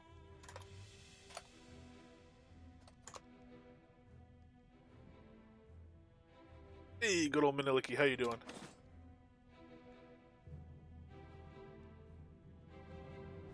Alright, I'm gonna run in without charging all this, restacking all this.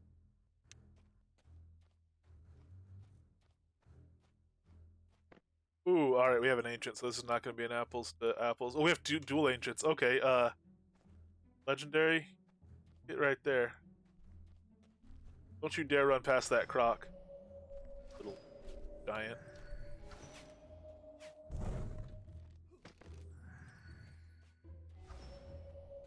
The thing is, this shouldn't be much more difficult. The ancients aren't that much higher, yes. I think we're gonna be able to fight them one at a time, which is ideal because we can only attack one at a time, really.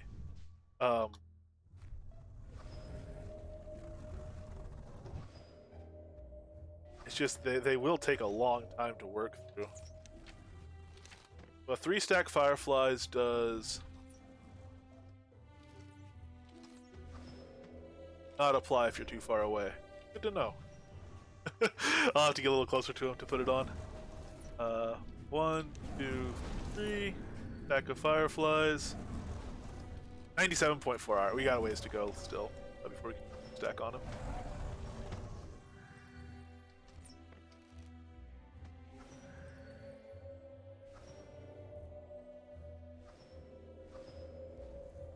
Yeah, they really do.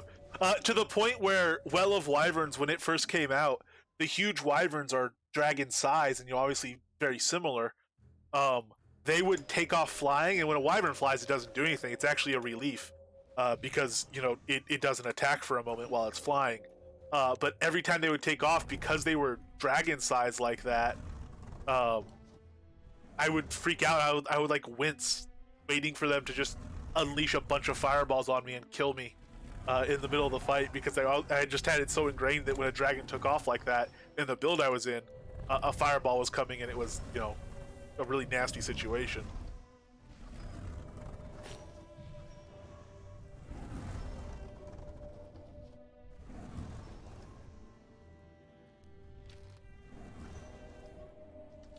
Gotta stay close enough. Look at the best. Recast Fireflies. We're gonna do a 4-stack. Oh, he will benefit. He took off though.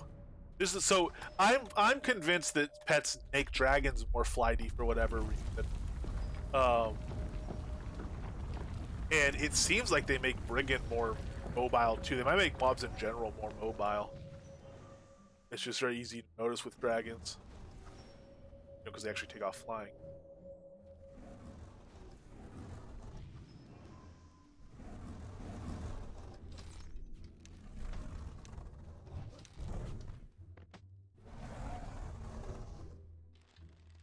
But I don't know, with something that moves this much, maybe a quicker pet actually is better than the croc.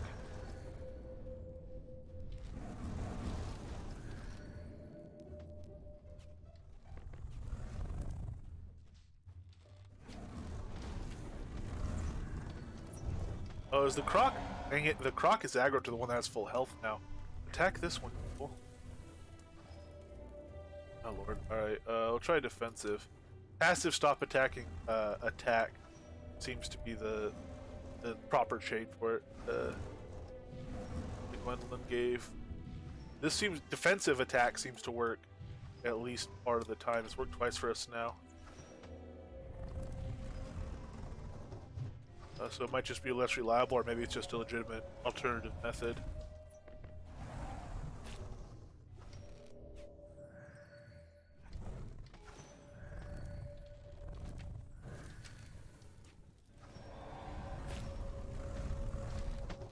Oh, he's gonna bite me. I think he de-aggroed because he was too far leashed, and then I was within range. Now he'll attack the pet.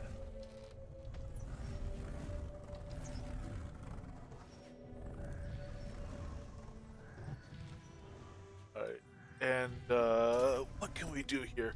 4,600 we could start coup on this guy. And I think I will, because even though, you know, the Croc is munching through him pretty good, doing good damage on him. But if he takes off when he has 200 health, it could be an extra 2 minutes to kill him, depending what happens. So let's... Oh, wow. I'll say let's heal up the Croc and switch, but nope. Croc got eaten. Alright, let's see if we can get up before we get at. Croc is up. Go back over the Croc. My Ren deck here, charge that up.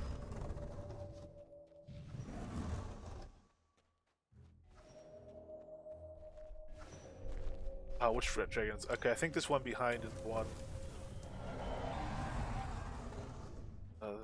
Dead.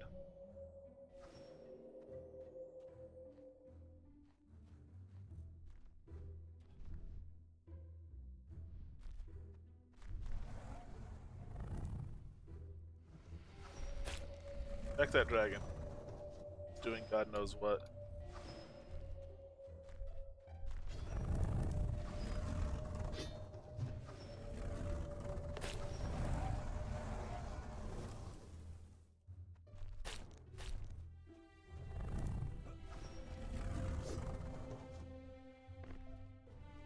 Now I can't switch back to bow. I have to pull it out of my inventory.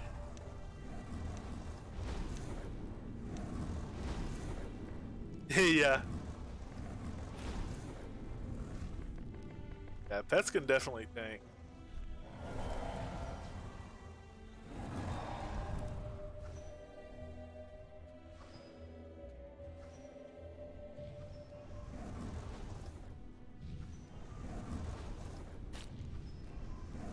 Nice.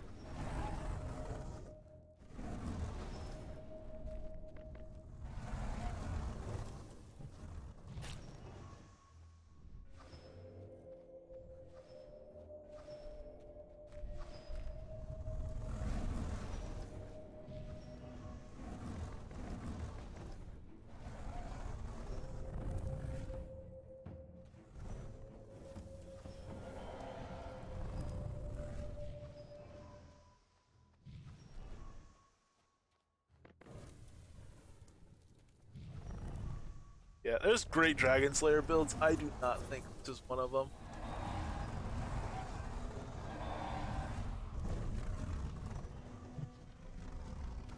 Atonal would help, actually. I could do Atonal. I'm ending up pretty close to these guys anyway, especially now that I'm creeping in, waiting for my chance to get a coup off as soon as possible.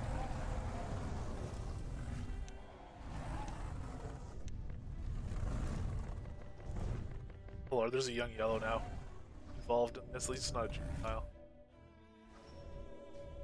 Alright.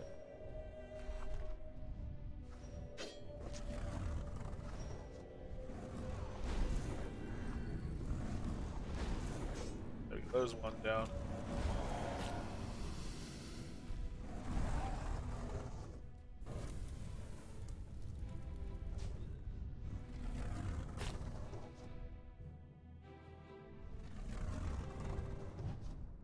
Yep, he interrupted them to take this. Oh well. We got Death Ring, got some gemstones. Nothing special off him though. Hey, I'm not gonna wait for him to kill a second one now. We wanted to compare two regular ones so we can compare him to the wolf. We could pull out. Actually, let's pull out the wolf. Well, we'd have to rebuff his food and everything. Let's come over here. We'll let hopefully the young leash back to where it was. I will drop the Croc and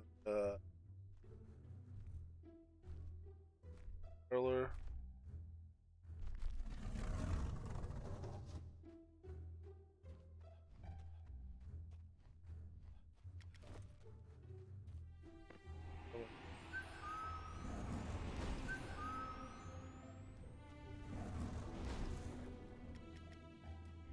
Table.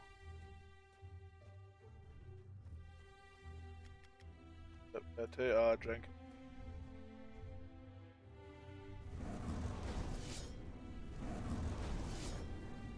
Grab aggro, hopefully he does.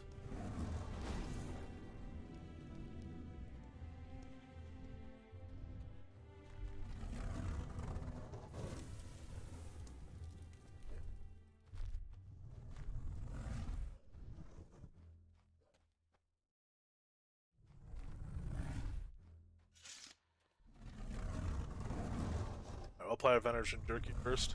The aggro boost.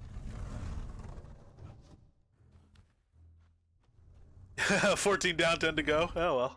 I mean, that's your 3 times is what you started with then. For that hour, so.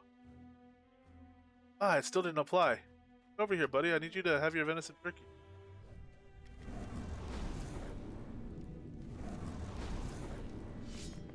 There we go.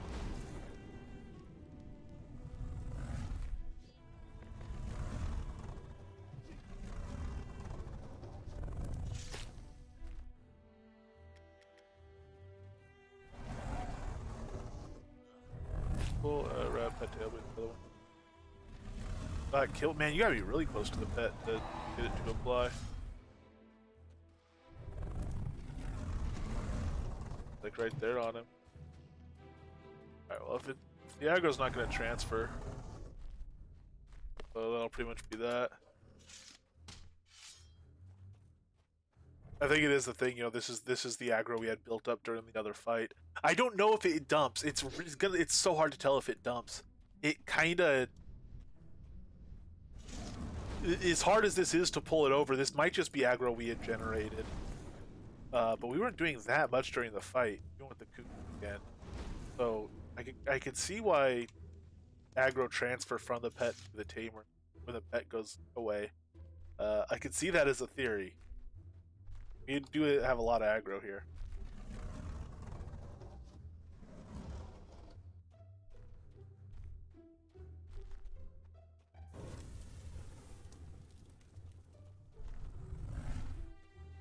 Oh, very nice. Yeah, I mean, yeah, 6 to go. You're well on your way.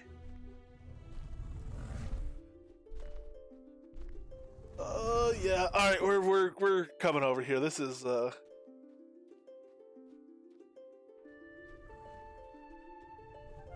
this transfer thing.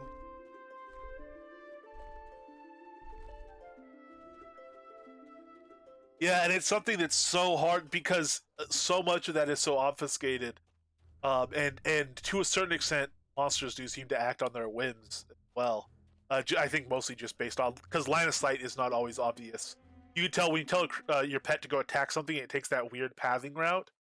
Um, it, something whether or not something is closer to a mob than something else isn't always just what it would seem by looking at it, because I think it's determined by those pathing routes, because the pet is trying to take the most route over there. It just has a weak idea of what. So I think that it's going to be so hard to try to tease all that stuff out. Yeah, arrow man. That's what I always say. Whenever you're running archer stuff, arrow recovery really is just an encumbrance skill. Um, so you can leave home. You can leave home with 5,000 arrows, or you can leave home with 8,000 arrows. The cost difference isn't that extreme, but leaving home with 8,000 is a lot nicer if you can carry them without being overweight.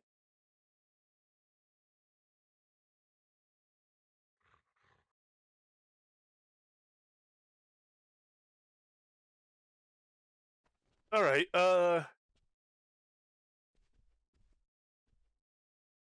know what we can do? I have a bunch of colors. Let's go to.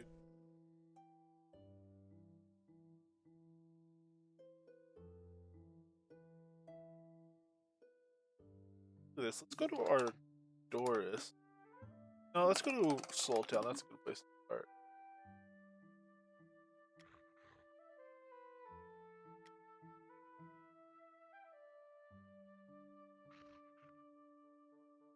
We'll take a little stroll along the perennial coast. I guess not along the perennial coast because it's Soul Town. Along something.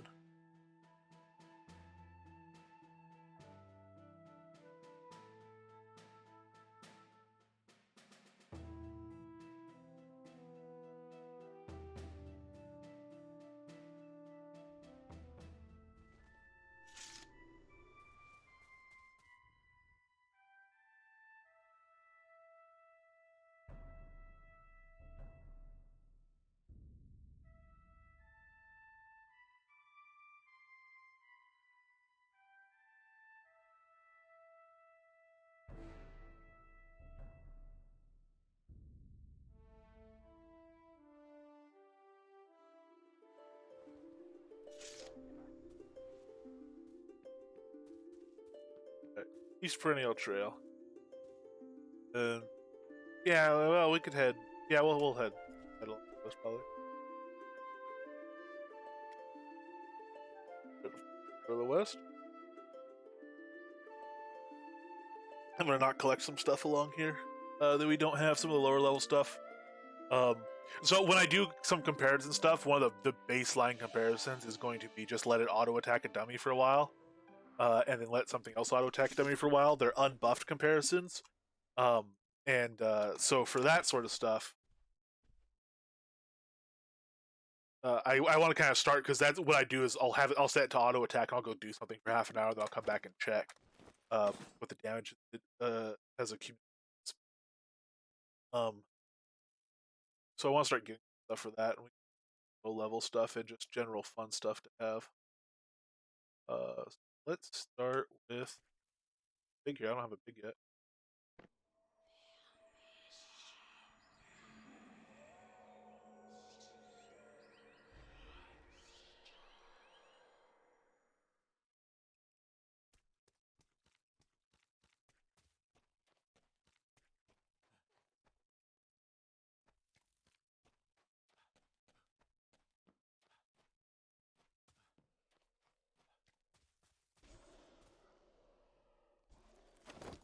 Hey, a delivered package.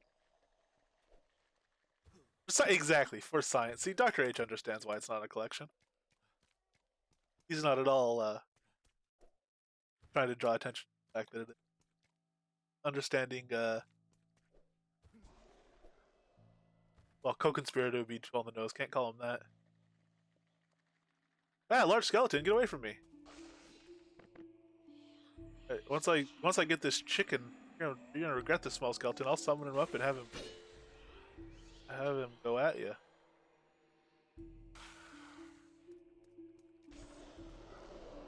I was expecting more wildlife and less, barn animal, but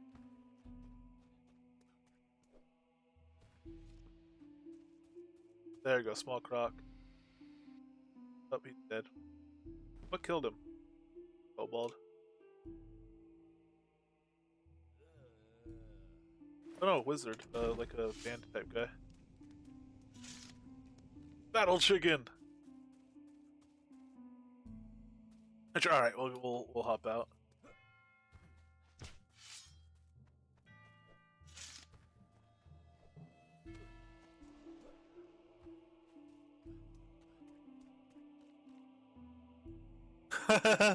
They don't have an actual attack, I don't think. They have a damage rating, or at least cows have a damage rating.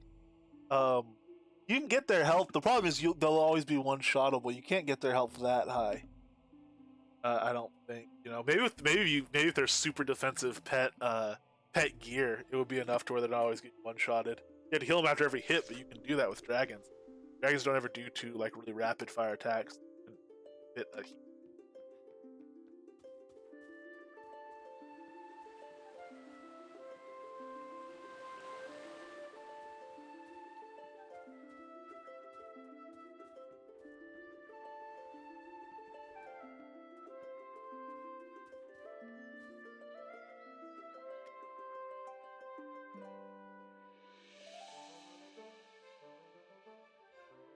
Yeah, that would also be good.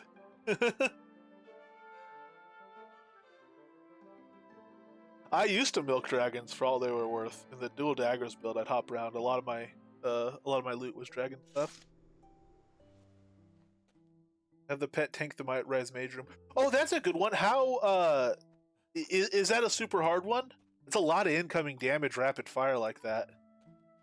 Especially with that new bigger mage in there.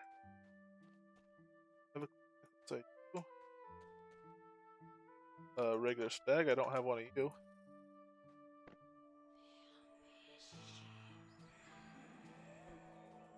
Ooh, small wolf spire. These are the kind of guys I was looking for.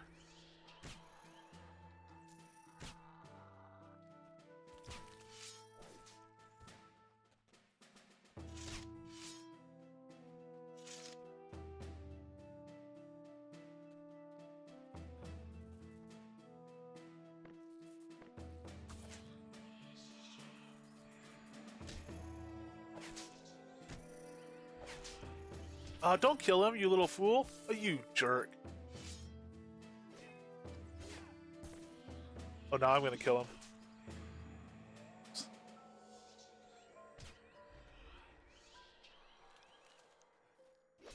Get a large one.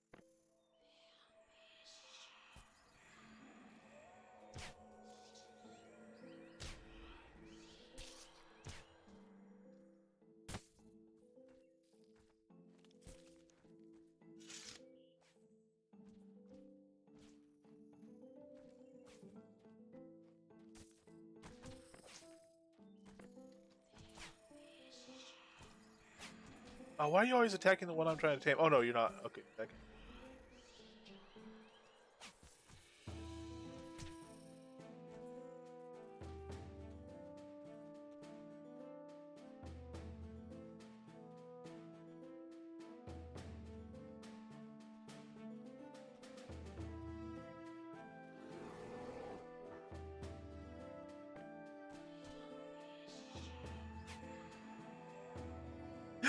These three bandits here fighting a brown bear. Someone just runs up, blinks the bear out of existence, and runs off.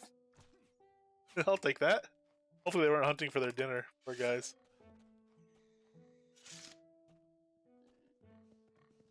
Now these ones are actually hard because even the very small boars, hey, a squeaker. Oh, we gotta get a squeaker. Even the small ones, they'll stun you like that. So you have to actually get the tame off before you get stun interrupted. I might have to switch to, pulling out a deck and do a binder. Apparently not. So that's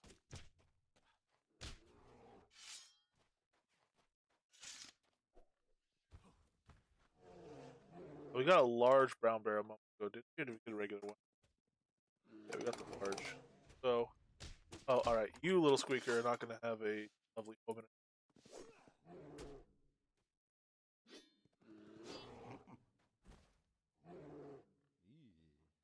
Regular brown bear.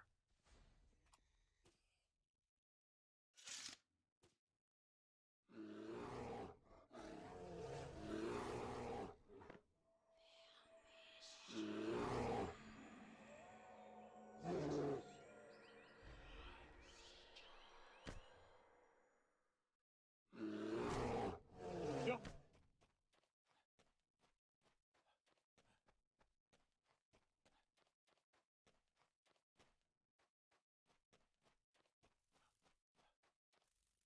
And away we go.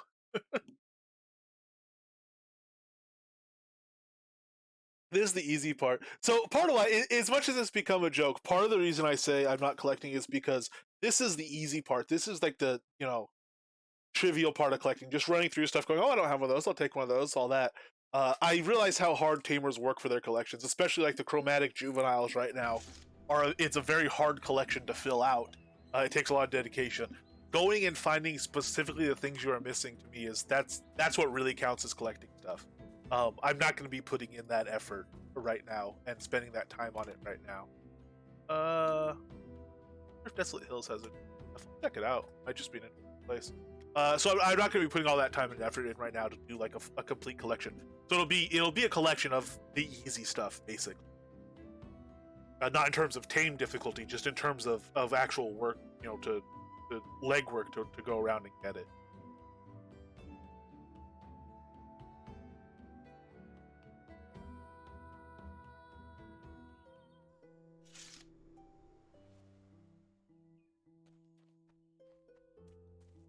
This has a skelly grave area. This place, I died in here a lot. One time I came to Desolate Hills when I was still in T3, so obviously I was still pretty.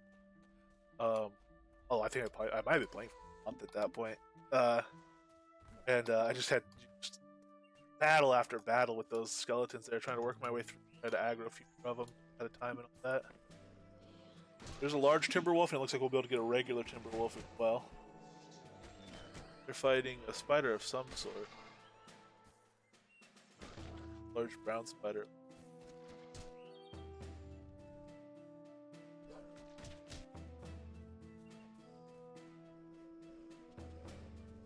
Heck with this.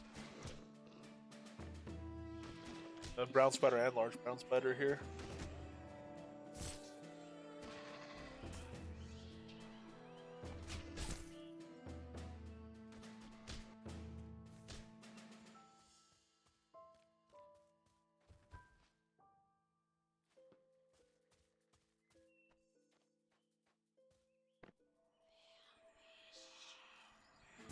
First.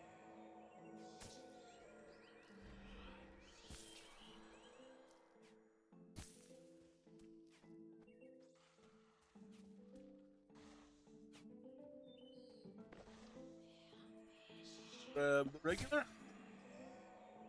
And as we start getting a lot of these, some of them, do I have that or not? I won't remember, so I'll end up probably with doubles. And then when we go drop them off, I'll see if there's doubles and pull it out and just tame over it again. Obviously I don't, ideally we'll be a little, we'll have some idea because I don't want to just waste a bunch of collars, but at least the necklace wasted.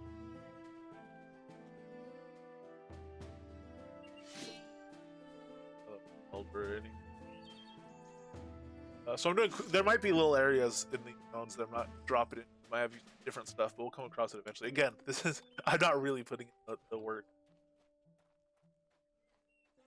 Very qualified on this. Pop out here. If there's some more spiders over there. Although if it's a place to get a ferocious brown or something like that, those I still want to get because I want to try all the ferocious arachnids against each other. Ferocious brown arachnid we get sometimes in Necropolis Barrens, I believe. I want to be able to compare those side by side on the dummy for sure. People say the ferocious red arachnid is kind of rubbish, and that the ferocious black and brown are pretty much the same.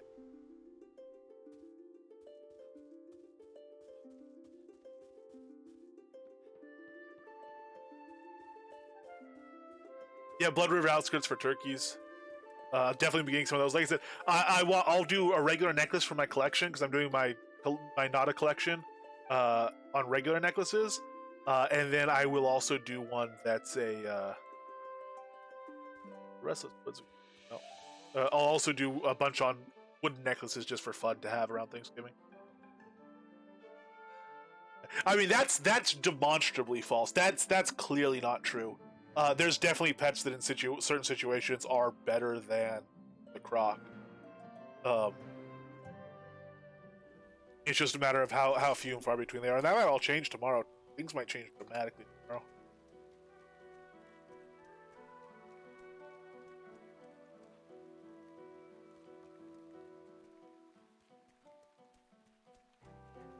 Rules again. Hey, Mon Travis, how you doing? And how are you doing, Buzz? Is that a large stag, perchance? Hey, I don't think we have a large yet.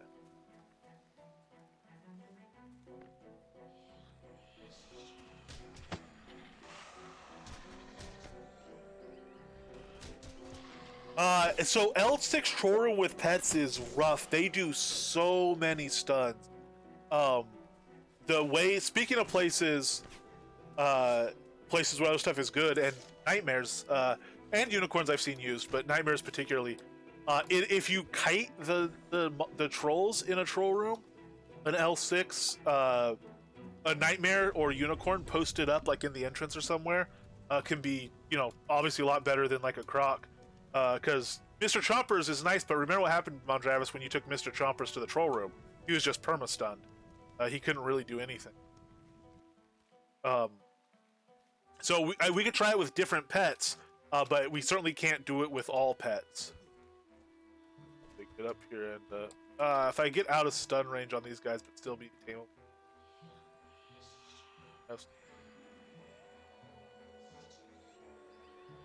No, nightmares can. I've seen people do.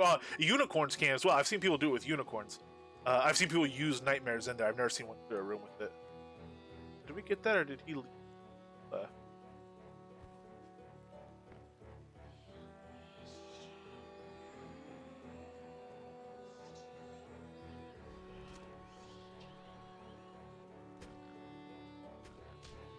Uh, you could. It would take ages.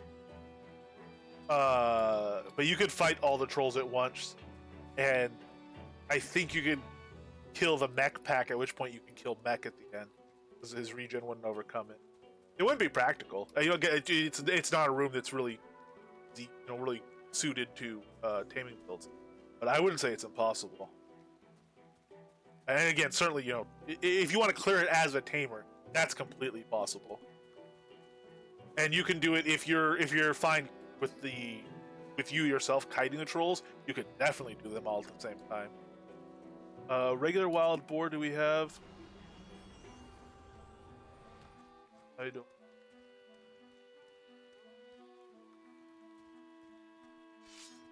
There's no way I'm not going to get interrupted on this unless I leech these other guys. Some of them now are too close. They're closer to the wild boar.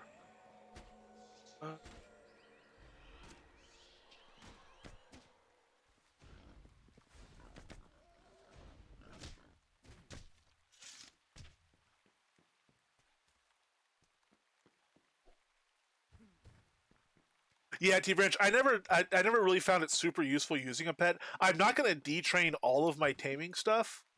Probably just a couple of the high things. So I will start testing throwing a pet in other situations off spec, probably because I'll have the skill for it. But yes. But yeah, I never really. The fire mages could burn them down so well that it's like, why bother with a pet?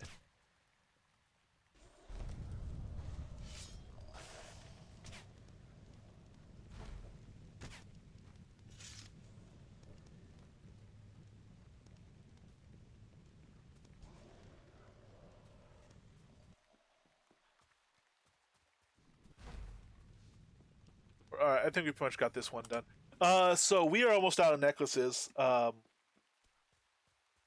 pop in and see about the mage room. Ooh, no, what are these guys? Regular timbers? All right. We'll see about that mage room. Ooh, unless it's a different type of spider. Sorry. The restless woods are intriguing. Oh, just regular brown.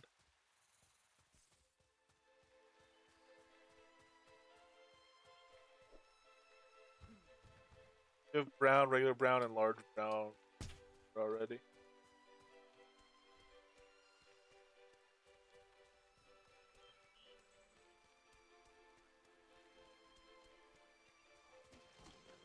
All right, yeah. Let's drop off. Let's go to the main.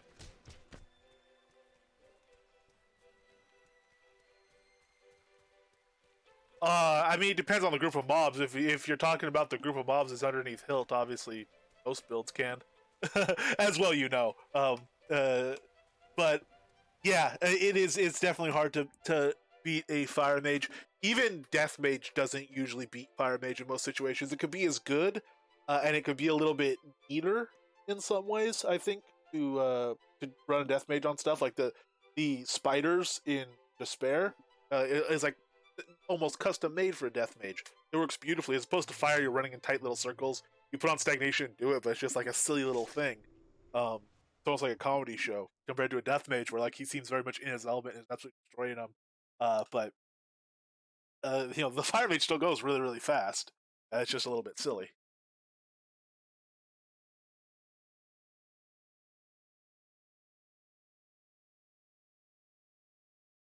Death mage does it Metallica style. Fire mage does it yakety sax style.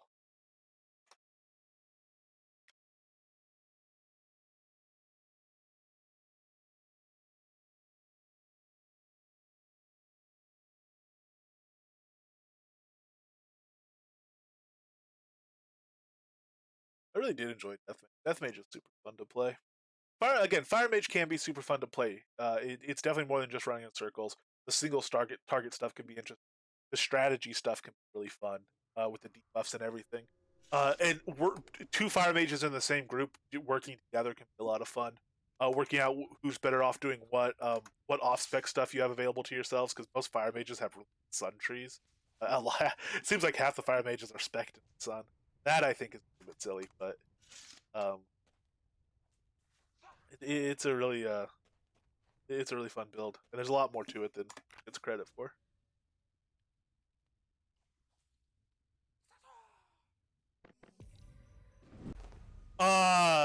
Ooh.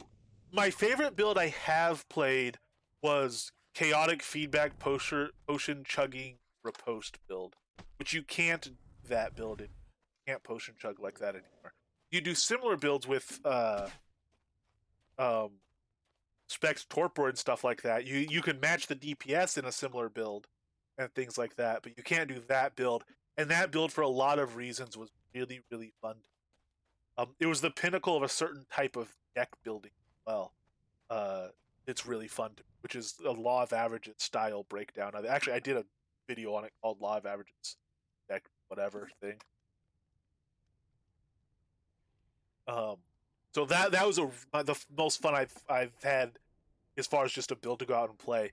As far as the current build that's still around, that's the most fun for me to play. I mean, I don't know. Right now, it is this Taming build, just because I'm learning so much more from it. A week from now, 2 weeks from now, a month from now, when I've learned a lot of the Taming stuff, I think a lot of the fun of it for me will have worn off. Once I figure out how to do it very well, I think that's a lot of the excitement I'm getting out of it. I'm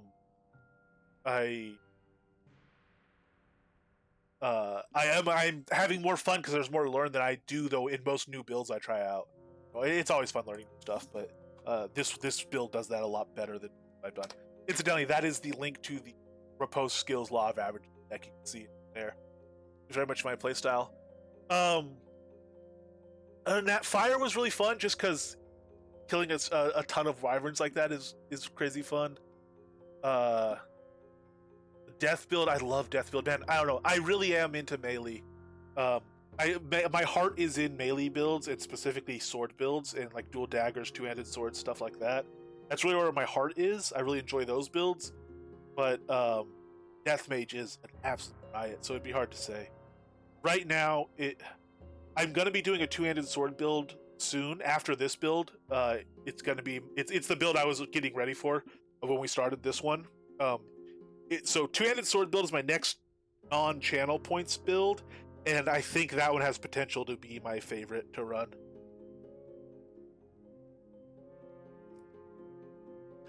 So I wasn't really the concern there. For PvE, there wasn't much of a concern, I don't think, because it's so insanely expensive to run.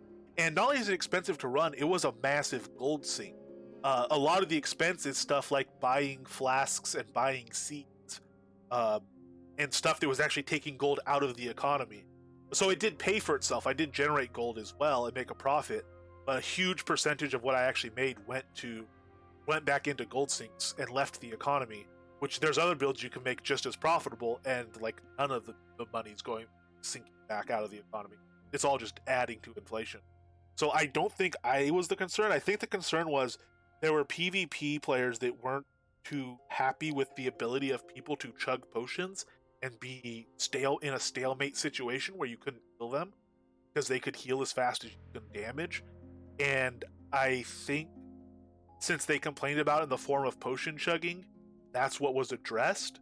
When I think a more interesting way to combat it would have been to address it as a problem of a lack of healing modifiers to put into your opponent.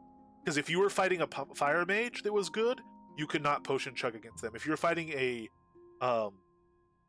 like poles and blades people together, you could not put potion chug against them. If you're doing somebody that mixed fire magic and poles, you can potion chug against them.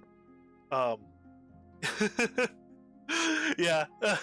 But anyway, so I think it might have been more fun to spread out the healing modifiers a little bit more. That said, one of the very nice things about healing modifiers being only in certain builds is what we've talked about with the giant fight and the Sutuk fight, where they demand variety in the party. You get a lot of value out of having variety in the party and having different people working together because their healing modifiers are so spread out. But as long as and so when you have healing modifiers everywhere, it's easier to do that off spec.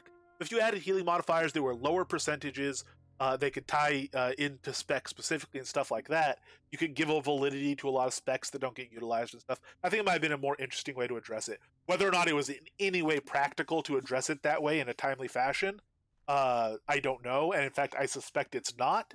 So from a pragmatic point of view, limiting the chuggability of potions as a means of solving it and solving some other problems was probably, I don't deny it was the most reasonable course of action. I don't actually know because I don't have the information the devs have, but obviously they have a bunch of information. That's the path they chose. So I'm imagining it was a reasonable and good one. Just maybe from my side of it, doesn't seem like it's as fun as it could have been. Ooh, oh, we gotta start getting Gwendolyn loot. Well, what sort of things does Gwendolyn? We need to go try to. Well, see, this is the problem though. If we go kill Sutuk and whatnot, you're likely, hopefully, to come along and get the drop. So really, maybe we need to exclude Gwendolyn from group and go. But that's only one. If we get an air mage recipe and she takes it, then that's only delaying the. Man, we need to start finding things that's gonna force pickpockets.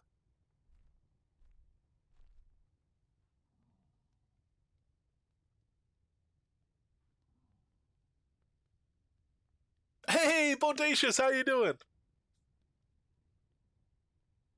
Very good to see you. You second Dr. H's claim. Yeah, all right. Fair enough, then fine. I admit defeat. Oh, sorry. So who's gonna who's gonna tank here, I wonder? I'm gonna try the spider here. It'll root people and move around quickly. So Man Smasher, spider.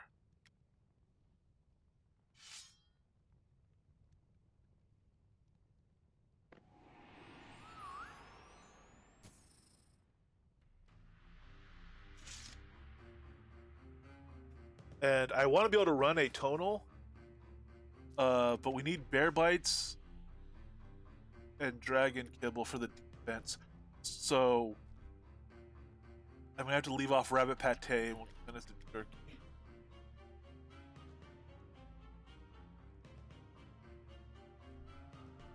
Yeah, I don't know if I have a pig on me. Problem. Actually, you know what I'd probably do? It's probably just not named. Yeah, I have a resume.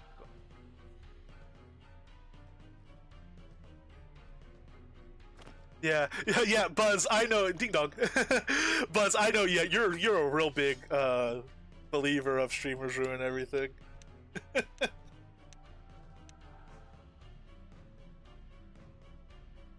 Rend will actually be more used to us than this.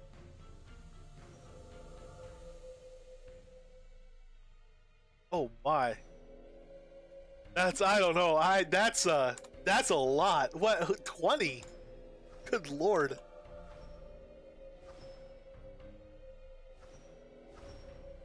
I mean, I can see like 20 legendary crocs to go out and tame a bunch of snarlers or something. that would imply some sort of collection behavior. But I don't know. I just don't understand how some tamers go out and collect a assorted animal. No, again, I mostly I don't. I'm not going to do the actual legwork of the difficult collecting part. I am very much just kind of walking through the field, picking what wonderful flowers I come across. It's the new top level wolf. So it's like a 70,000 health lupine destroyer. Obviously not once it's tamed, it's not 70,000 health. We got one earlier today. It's like a serious, and they're in Jotungrund. They're in a new zone, and they travel in packs with them and ferocious Arctic wolves and lupine destroyers together. You get literally sometimes a dozen wolves on you at one time. It's the most difficult tame I'm at 125 spec, 150 tame creature. I have rare gloves, and when I take it down to a 1/4% health or lower, I get to a 7% chance. It is it's an 89, yes, and the ferocious wyverns are 99s. There's actually, if you, it's all listed on this wonderful list. Games.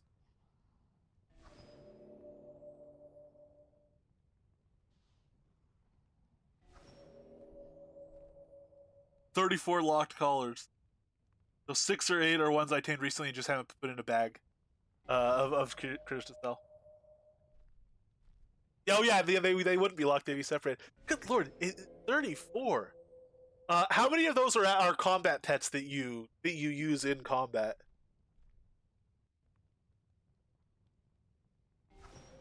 Rinaldi, hello. Yeah, we popped in on him just once earlier, but he wasn't there. Um, he was not home for us either.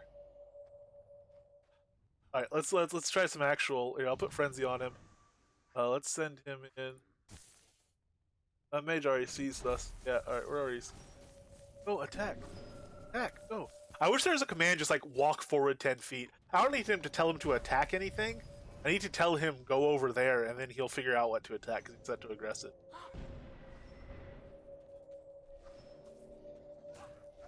All right, now the idea is to tank the room, but if he wants to come kill this one, and that's what's going to take to actually get him in there.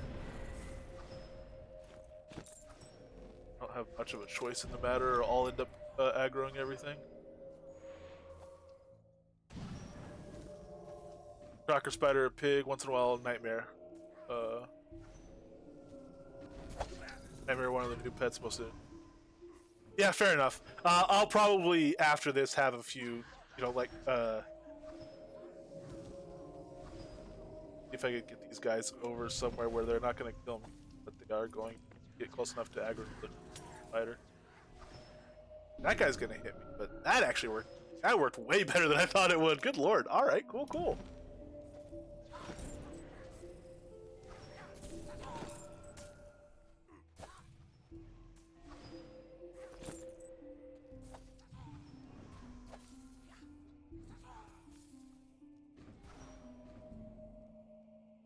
Oh, come on.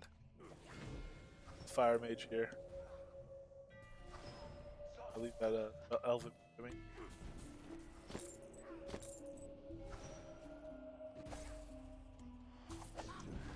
If I get away with dropping some runs into some of these guys, since I'm not doing a great job of keeping that buff. I could just follow him around with my spellbinders on, I guess. He's chewing through stuff. Definitely chewing through stuff, but we're not over by the big mage yet.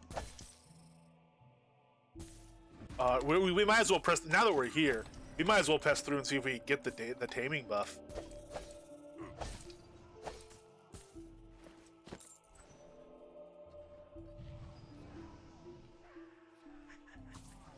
Oh, no, okay, I definitely want him to get to the mage first. That's what I do. Or him just go attack the big guy. And if he's attacking the big guy, go attack the... no, I have to go. I'm gonna try defensive, attack.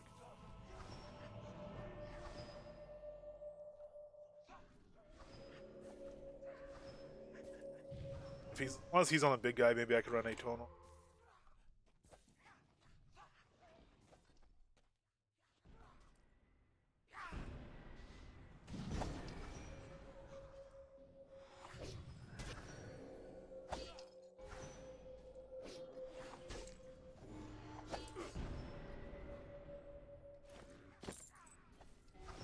Yeah, they're practically weightless. They mostly just clutter things by making a long list of it, but since they're so similar, you can just scroll past it without any, hesitation.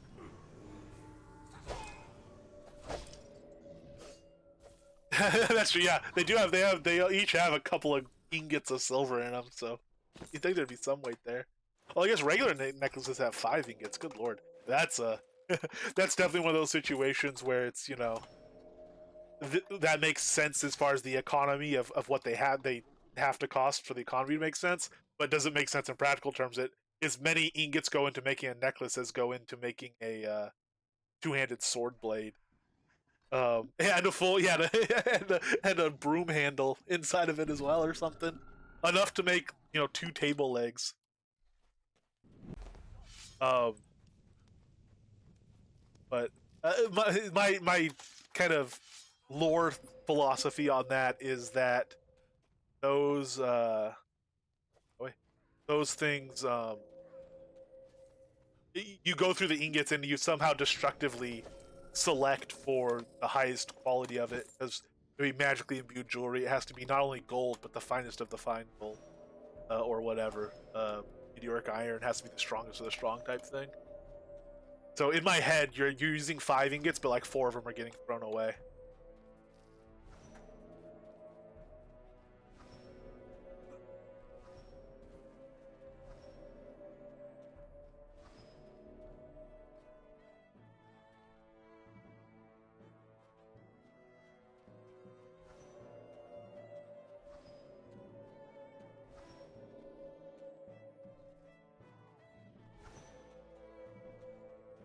There we go.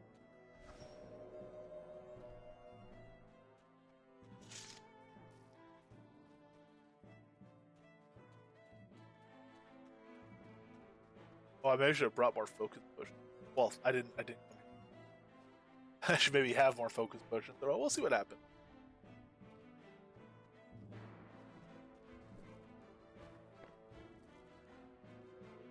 Because I have 1600 health, so I have a little bit of a padding.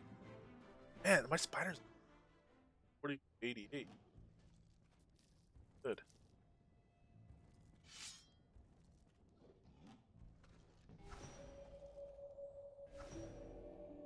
Oh man, this is the most practical chance. I really, really want. You know what? I don't care. I'm gonna see about the red Snarler here just for the fun of it.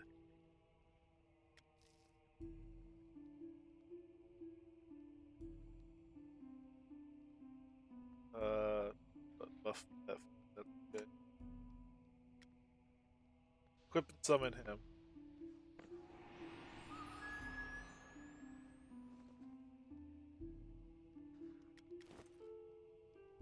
Bear bites, dragon kibble, and innocent turkey.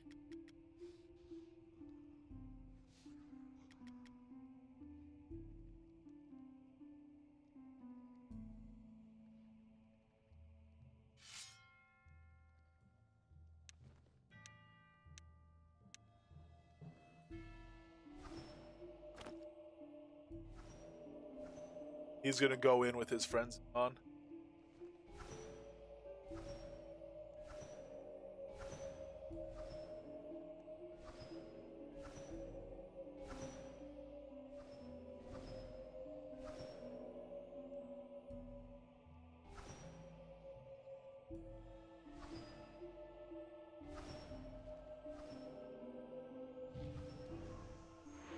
Alacrity as well.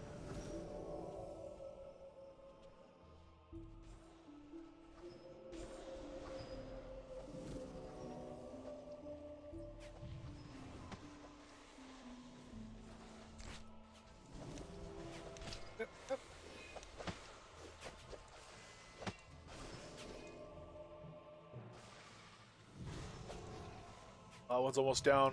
Oh, don't chase him over to mobs.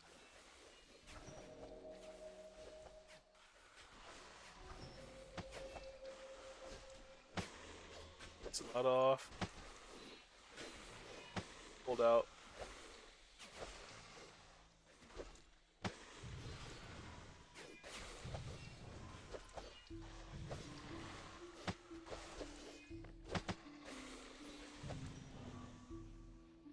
Can't use rend here. I should just have my bow out.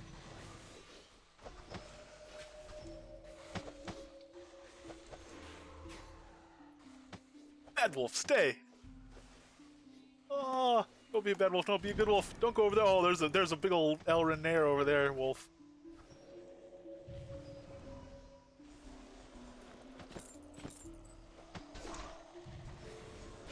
Oh wow. They did not like that atonal.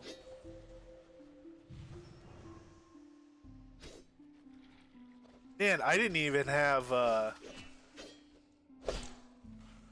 didn't have rended anything. I didn't have, Lord. Any damage or anything going on there. Oh, no, I need stagnation. No, they got slow arrows in me. I'll be walking to the Ankh. Yeah, for sure. That's what I mean, though. I didn't have anything that I would normally have to generate aggro. So we've struggled with dropping, losing aggro before. But usually in situations where, where I'm generating a decent amount of aggro, I think that Snarler just does not hold much at all.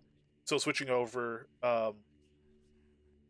to, popping out an atonal just instantly drop the stuff over. So we'll go back up. We'll try with the spider, which again, like I said when I summoned the red Snarler, that is not it's not a good idea to use that pet, but it's fun.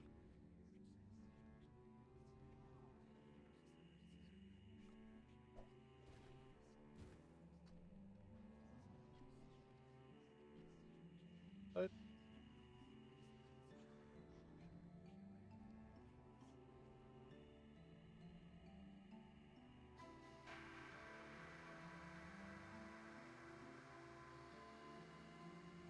now versus yeah, and AoE would make sense with that many mobs around. We could try that first instead of the spider.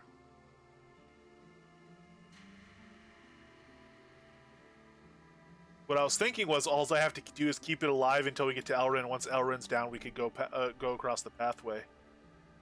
I don't know where they are. And then once we get across the pathway, we're fine. And I don't know how the nightmare. Last time I fought, I fought a Aether with the nightmare. The nightmare wasn't as strong then as it is now, but it was really slow on the Aether. I don't know how much easier Elrin is to take down than Aether. I think it's reasonably a reasonable fight.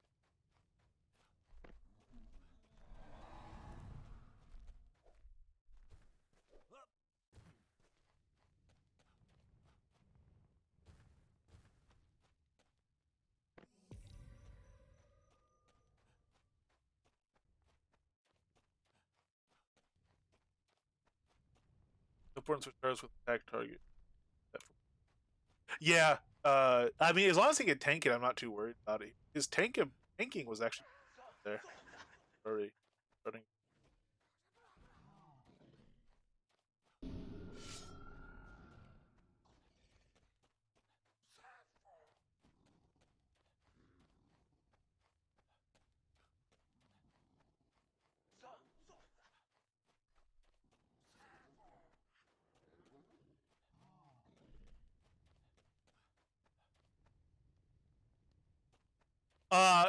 It's to start poking around the buff is my goal. To just poke and see what happens. And get an idea for it. If we go through the buff, we will. My plan to actually get the buff is to drop down with anything that'll survive and kill everything, and then wait. Ooh, what am I doing? Good Lord. Wait for the respawn.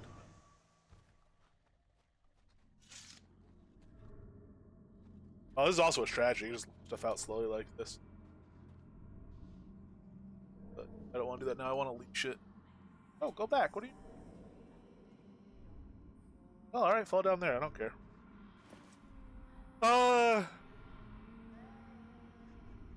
I'll try. I'm more familiar with the spider and with single target fighting. I will try Spider Biter. And if that's successful, next time we go, we will. See about Nightmare. We haven't even started kind of practicing with the Nightmare, getting out rolling yet.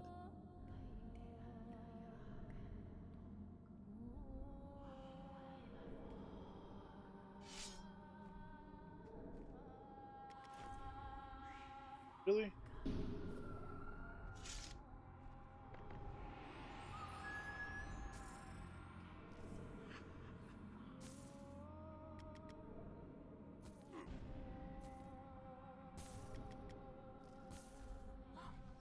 chomps through those mages.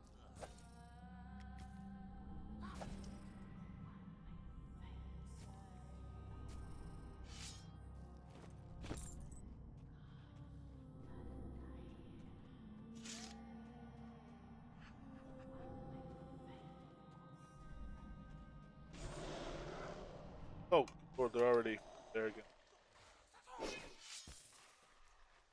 Play 'em. I didn't. Wow, that might push is already gone.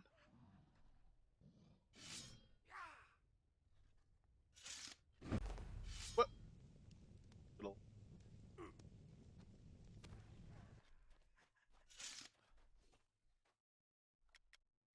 Want is a little bit quiet.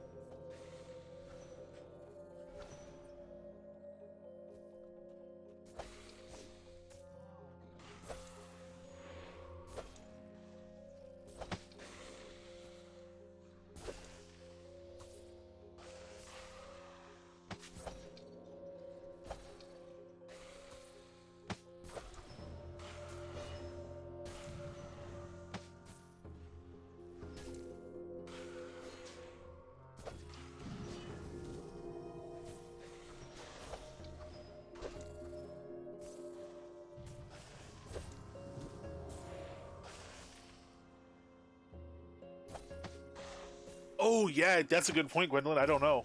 'Cause right now we only have the purples and the whites. That is a nice mob to just kind of sprinkle in. Maybe even a chance to spawn at Wolfheim would be a shame because of the fact it's such a wonderful gathering place. It'd be a shame if Ferocious has started spawning there and made it too difficult for people. But the wave encounters, especially the Mistrender barbarian encounters, as a chance for a huge wyvern to spawn as the final boss there, so the regular ones, that I think would be pretty cool.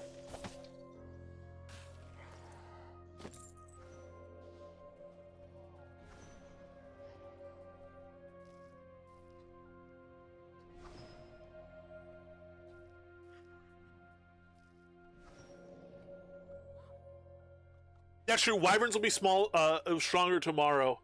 I didn't play with them on QA either. I didn't have time to do, that would have been all I was able to do on QA, and we might as well just do it on live tomorrow. See how they are.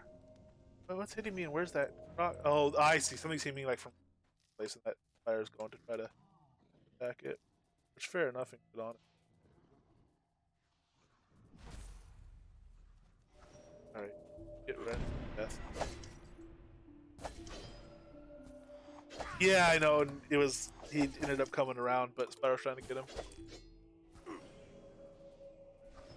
We're almost at 120 rend. I think we're taking rend to 141. We might stop at 121 and make sure of that. I think that's good. Up.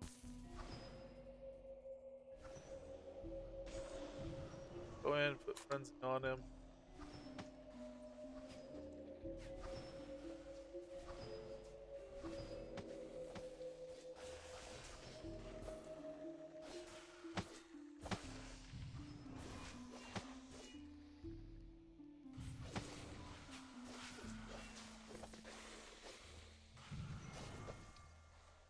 not doing bad. I'm gonna heal him once and see if I get an atonal off. So you could also make him tight if you teleport stuff around. You know, all the warriors will have to run over to him. I can teleport him behind this and make the archers path. So you could really mitigate a ton of damage here. Nope.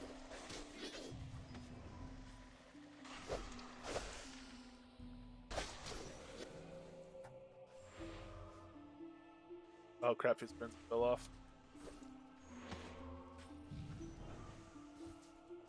Oh, it doesn't matter. He doesn't need healing if he's not taking damage, and I am instead. But as long as the archers stay aggro to him, it's actually okay.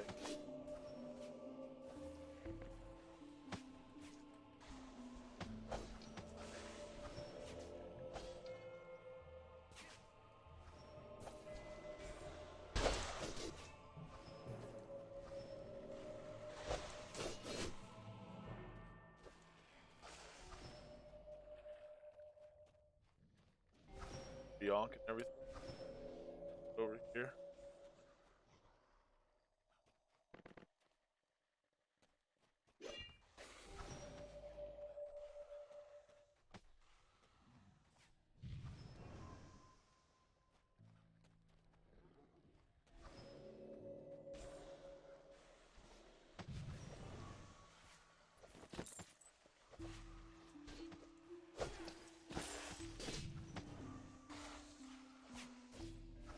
Alright, so leaving atonal off from here.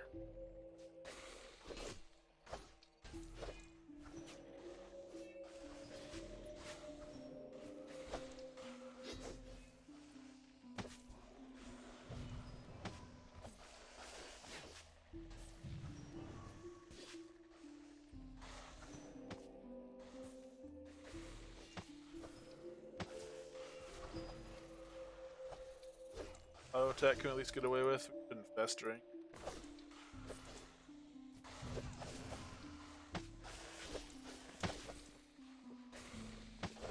There's so many popping off between me and the spider. Oh,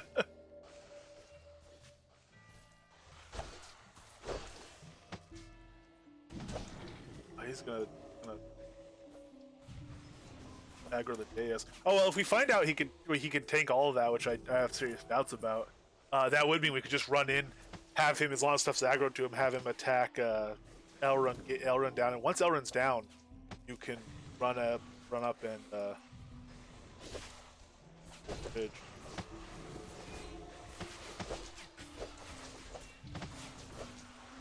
That's the way you can call this. Which is to say, I can.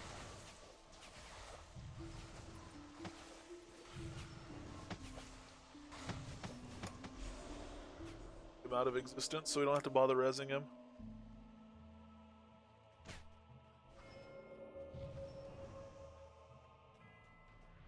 Alright, that would take... So we can control him again, pull him back, and let him chomp through stuff. It would take a very long time. Let's pull out the Nightmare and see what that looks like.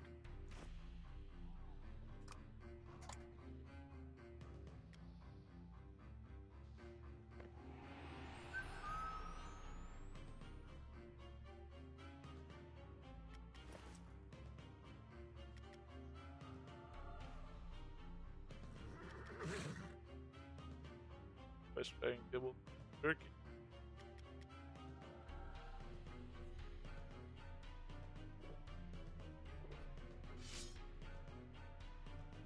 I don't want focus potion because this next one. Alright, 5 stack spellbinders.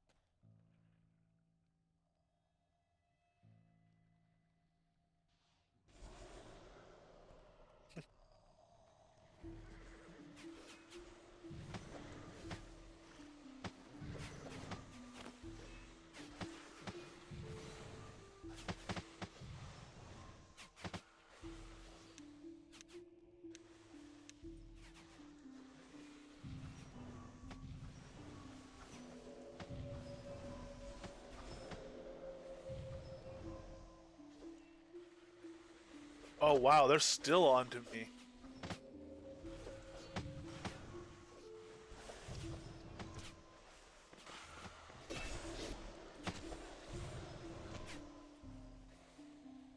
It is set to stay, incidentally. Um, I stay plus defensive, I think, is probably what would be required.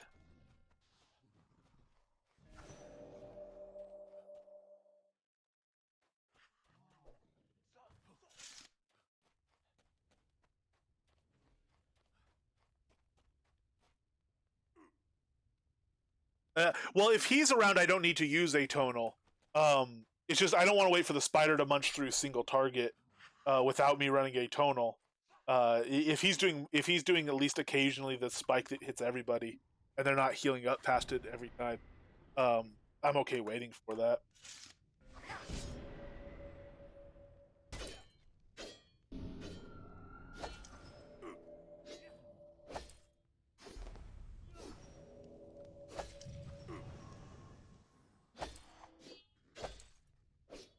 And it might be that it just takes a very long time.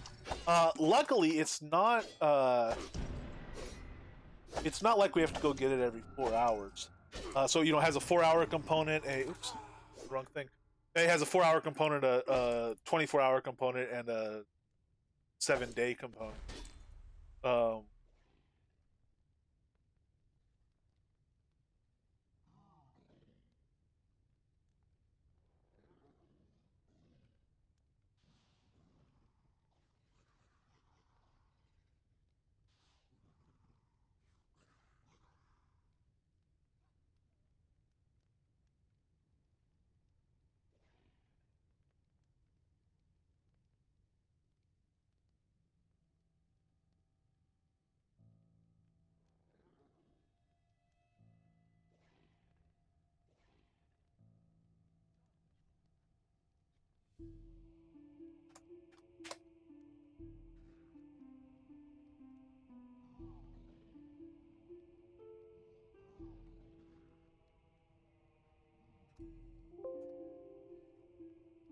so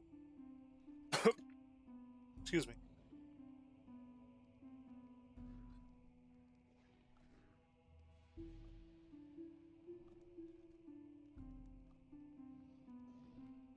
The plus 50 tame creature strength is the 4-hour component. Now it does have. Well, first of all, I'm assuming that's just tame creature strength and not uh, strength power. So I assume his strength would go up to whatever 638, but his strength power would stay at 144. Strength power, right? When you get the stacked tamer buff, they don't get any more health and stuff. Because if it was plus 50 tame creature strength power, that would be insane. That we would have to go get every 4 hours, because that would be a pretty crazy buff. Um, but the 1 day component on it is 0.2 taunt power, which would be nice. But then 7 days is the plus 5 tame level bonus, and so that's really what I'm thinking of this buff as. Right? Okay, yeah, they'll get more from the five level bonus, but not that's what, like 40 extra health, and that should actually tame. Oh gosh, I don't remember. Tame levels raise. Tame levels also raise strength power, don't they? Do they not? I don't even. So this is adding tame level bonus. Okay, no, they don't add strength power. Yeah, so you'd be able to check just your strength power thing.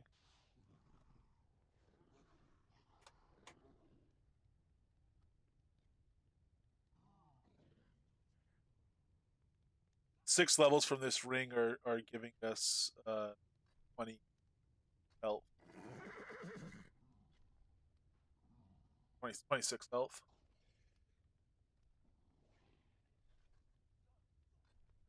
Yeah, I think strength power is really close to basically there.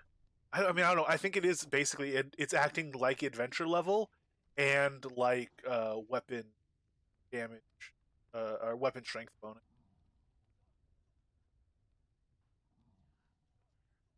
The other.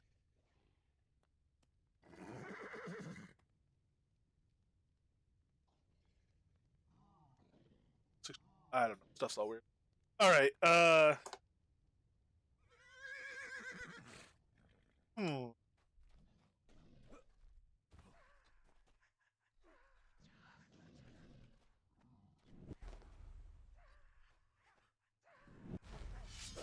Nightmare loose in here. Don't attack me. Attack the nightmare.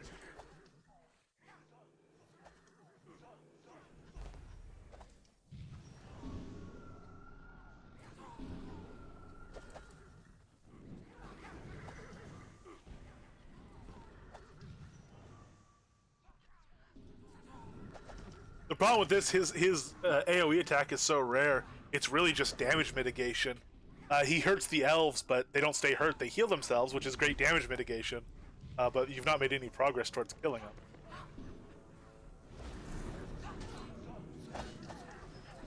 them. He's completely buffed right now, though. I'm not even giving him frenzy, the poor guy.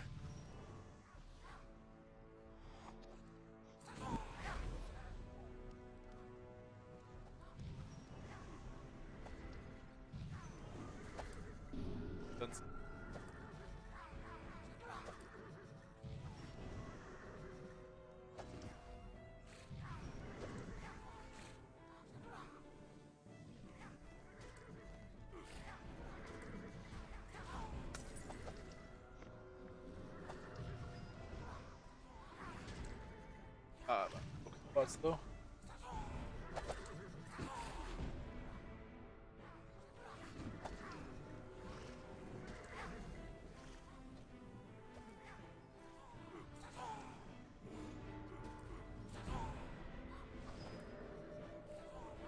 Alright, well that was interesting enough.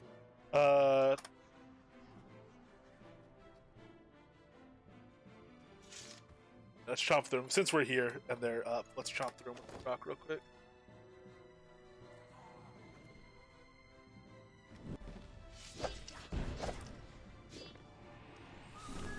They hurt us.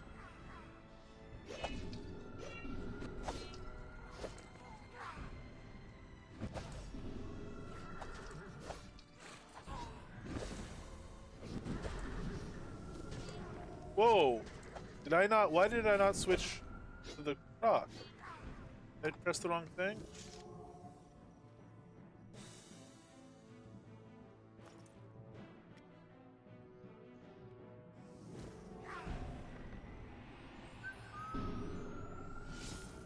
Oh, Spider Biter's the spider anyway. What am I thinking? Lord. This is why they didn't have names. I can't handle names. Alright, there we go. Croc. Ferocious appetite. There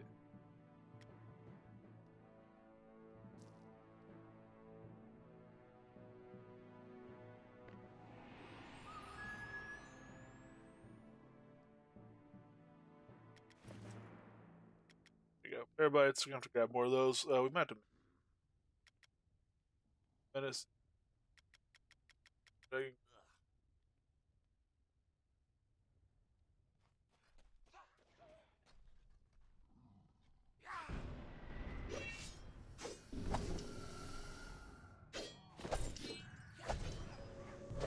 It makes it sadder when they die. Yeah, it does. It would be a real downer to lose Spider Biter or Voracious here or something. That said, I would in a lot of situations just desummon my pet. I've done it. I mean, you see me do it. Desummon my pet before I die, so that the pet doesn't die, or desummon the pet and then have me die, so that the pet doesn't die and stuff like that. It makes it easier than having to res him sometimes.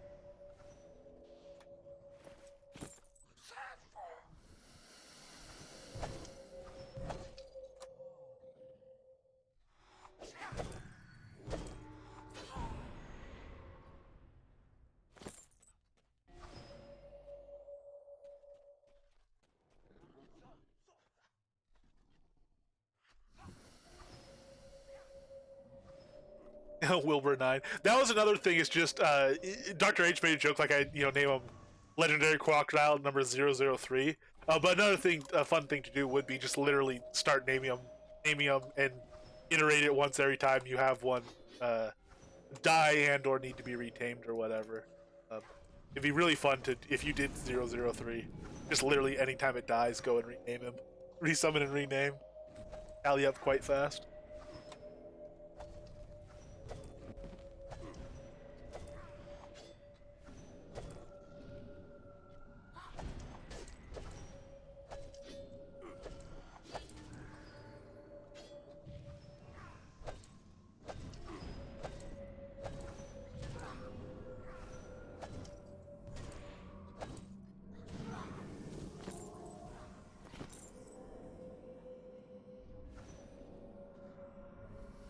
Incidentally, the way this one earned the name Voracious Appetite was by being the first. He killed a boar in under a minute, which was one of our goals.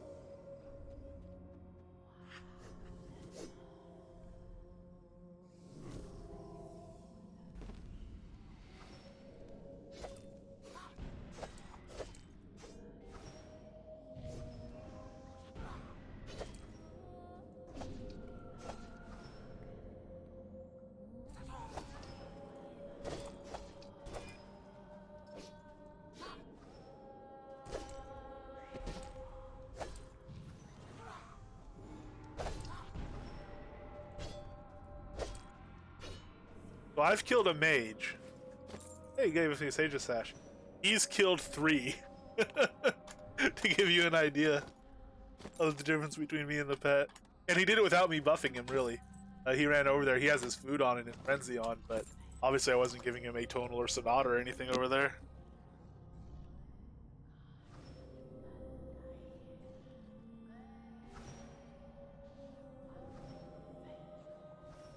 Alright, that's fun.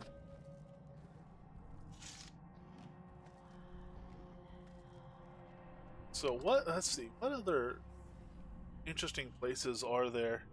That are specifically interesting to a Tamed. Good single target stuff. So Man Smasher we did, and that's why Man Smasher Biter Spider is called that, because he was able to take down Man Smasher and did very well tanking all of that stuff. That's a really fun one. It's also one where you could sit there and wait for respawn if you wanted to. You clear the courtyard, clear the courtyard, clear that upper place. And at the rate I do it, Man Smasher will be close to respawn anyway. And once he spawns, just start attacking him. As other stuff spawns, he'll just go to the pet. Good little groove going there, I think. Yeah, Clockwork Dragon. We were doing really well on the Clockwork Dragon. That's where we started training Bo yesterday. Breach bosses definitely. Actually, yeah, I should see about taking Zavara down as well. We poked Rock. Rock wasn't good. Now that we have some ranged, we could probably stay far enough back from Gale, and Zavara's going. Let's check that out. Let's go check out Zavara. Sutuk, we're still not on Sutuk yet. Still a lot of ways to go. We'll be getting the Rise buff before then. We'll be able to solo get this buff before we do that. Sutuk might end up being our build goal, our overall goal. Being not even doing it solo, just in party, being able to tank those waves and survive, even while the party is doing other work, and maybe even split aggro. But just being able to survive there, that might end up being our build goal overall. And I've not tried Well of Wyverns yet. Let's go try Zavara first, and then we will try Well, perhaps.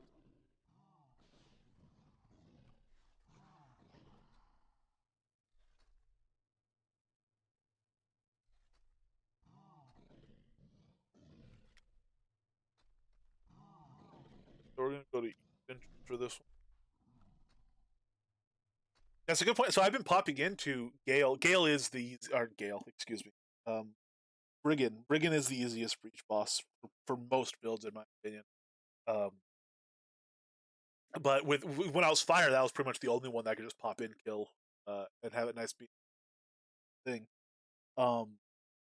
maybe if I'm gonna do a pop in, I could do Brigand and Zavara. Maybe I should just start popping in on just Zavara. Get some obsidian bands collected. I definitely want that some of those jewels. Um, the difficulty in it is yeah, we want the crocodile.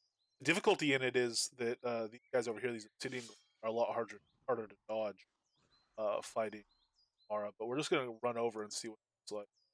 Not Zavara, I keep calling that higher. Ah, we don't have bear bites. Oh well. Dragon kibble, we'll do pate and venison.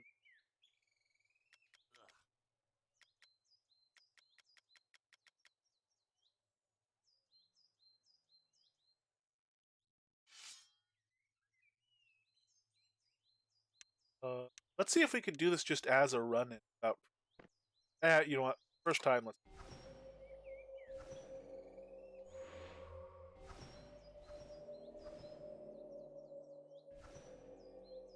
Yeah, there's some ancient obsidian golems in the rise. Those are very easily dodgeable, though.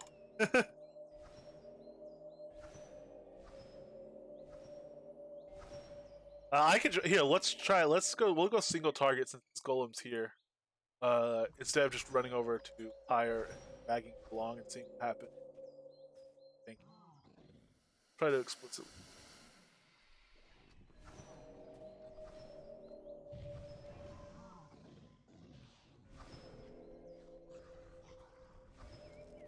And here I don't get to do as many buffs either because if I go up next to it, it'll kill me. With AoE. He chomps through it pretty quick though, and I can put on a bow and do poison as well. Oh, we gotta go draw trash to treasure too.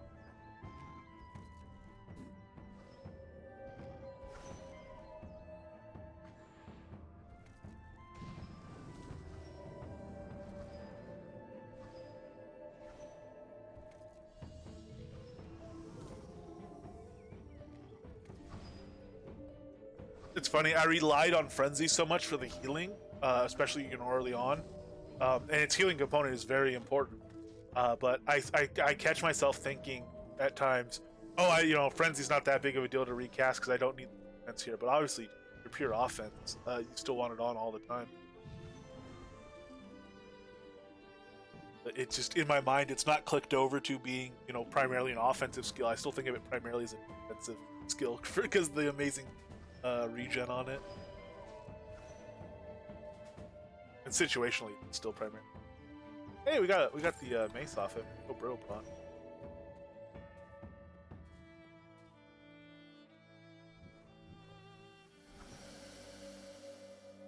This guy I will be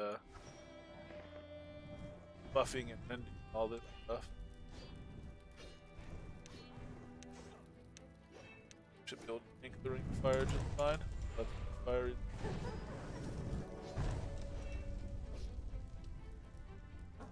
9 to 27, yeah, ring of fire is.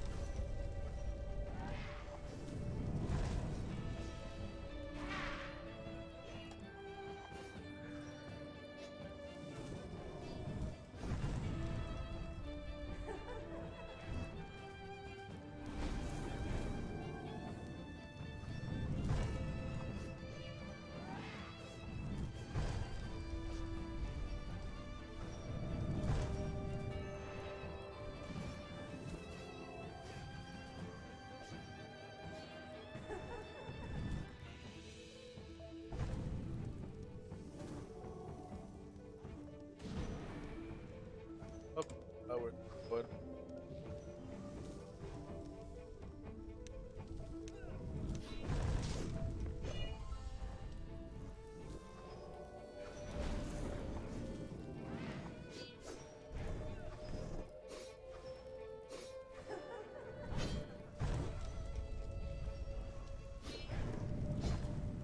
And so for him, 9,000 is the point where we can go to like a good bet down.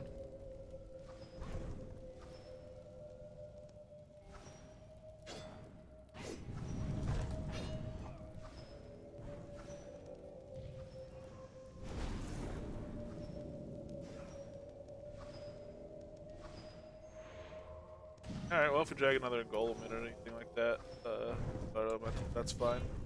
I don't have to. One nice thing, one of the bummers about farming Pyre and Brigand is they do the minus 50% durability effectiveness, so it kind of kills gear with a pet. That's not a downside at all, it just doesn't matter.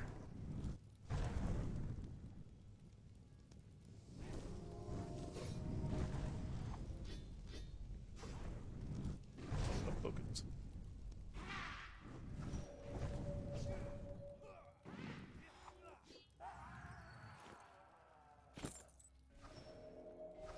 Very nice.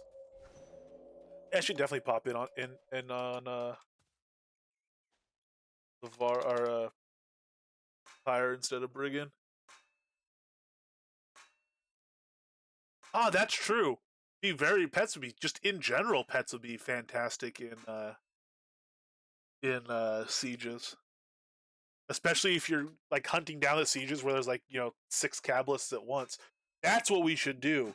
We should start going Cabalist hunting with this, specifically using the stars to find places where there's a lot of bosses. I guess just POT are likely to have a lot of bosses together.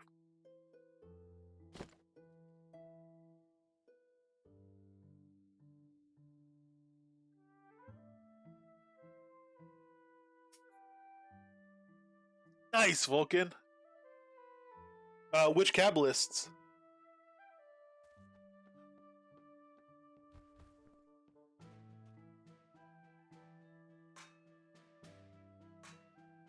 The easy ones?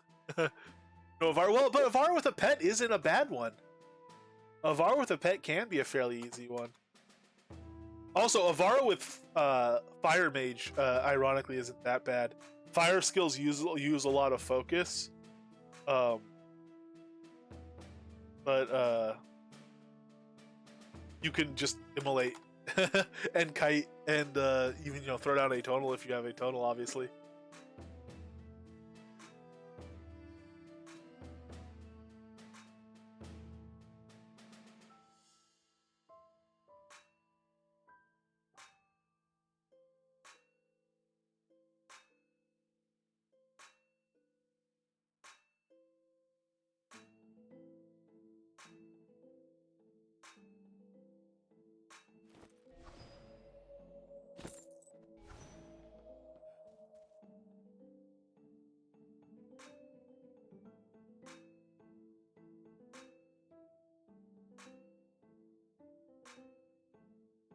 Ah, yes, interesting. I'm interested to know the results of that, because I didn't think the chaotic resist would make all that much difference. Or any, really. I didn't think it was actual pure chaos.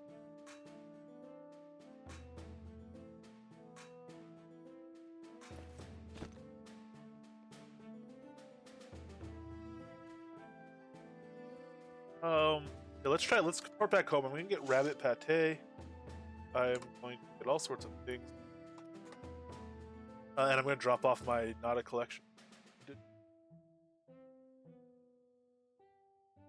Square.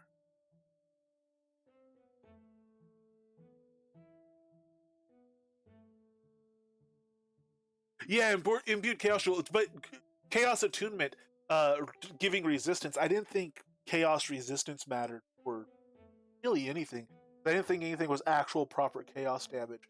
It's possible that Obsidian or that Cabalists are the one place it does matter, where it is actual chaos stuff.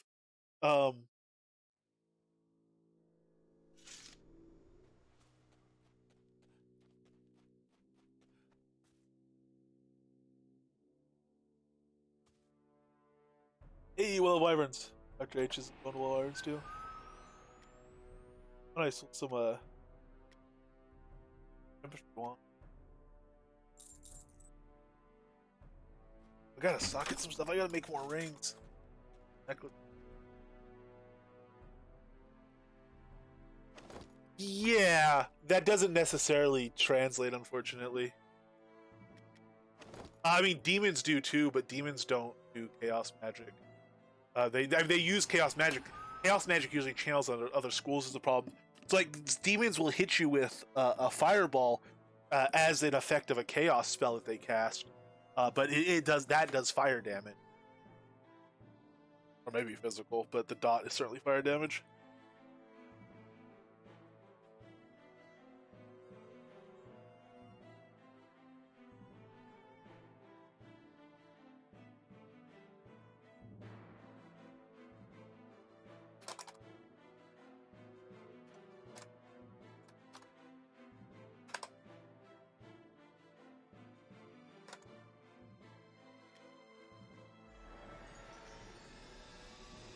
Alright, so we'll put these in here. Check for any duplicates. Oh, massive crocodile. We actually have one to the side. Red Snarler is a duplicate, so we can take that one out.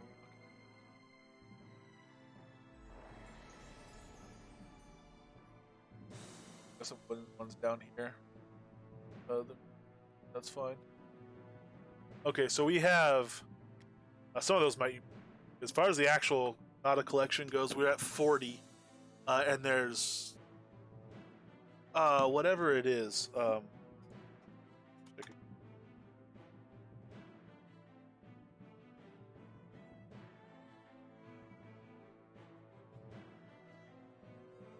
Looks like about 126 total that you can tameable thing.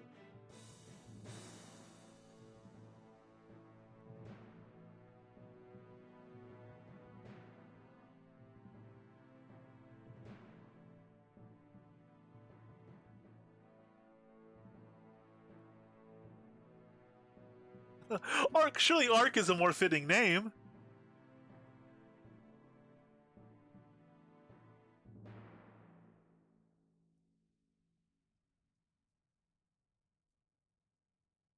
And actually, so it's definitely not all of them I catch because it's just an example of each. 2 of each. Good lord, bodacious. We don't want any hanky panky.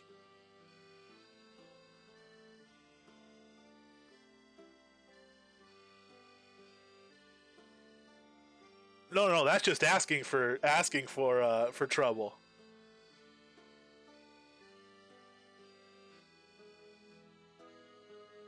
Let's drop some weight as well.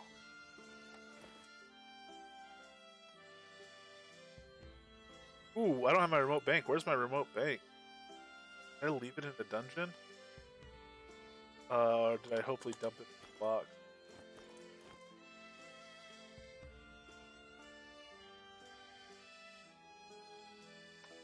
Hey, sir.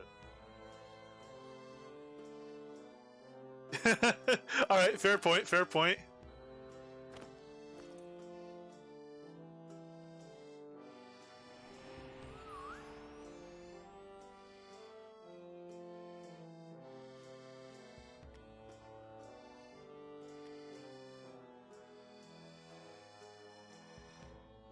So I forgot to check how many we used just for the red Snarler, but we've used 41 taming collars today. And we did 100% tame on those other creatures, and we put in like maybe 10 of them. So we probably used about 30 collars to get the Snarler, I think. Oh, we grabbed a legendary as well, I guess, and like a massive. I'm saying we probably used about 30 collars. That seems like a lot, though. Did we really even do that many? Man, our collar recovery might not be more than an effective like 50% rate. We're at 120.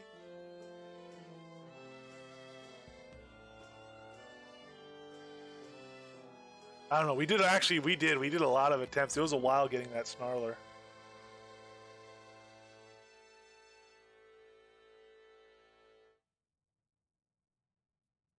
All right. I put this in here. I'm still carrying around this clockwork dragon head, so every time I see it, I can be happy.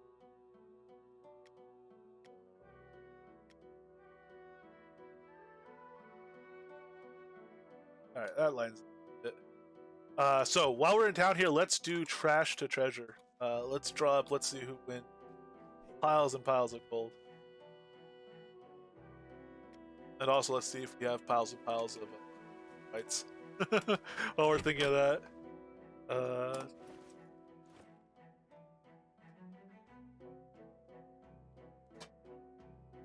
Yeah, we have some.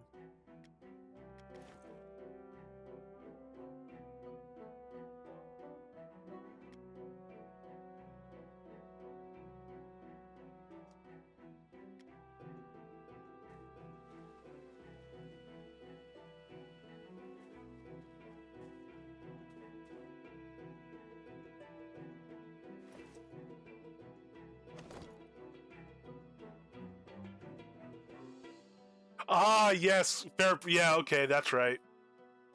You have a higher. That's right. I forgot. Yeah, yeah. Okay. Yeah. So that does make sense then.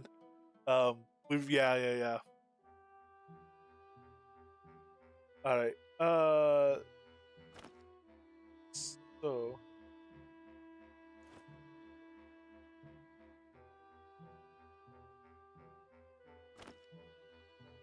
Uh, Gwendolyn, I have some good news for you. I think, just strictly looking at the numbers. So, Keeman turned in a second thing of entries, nicely labeled, incidentally, very much appreciated. But these are the ones that are going to count. Um,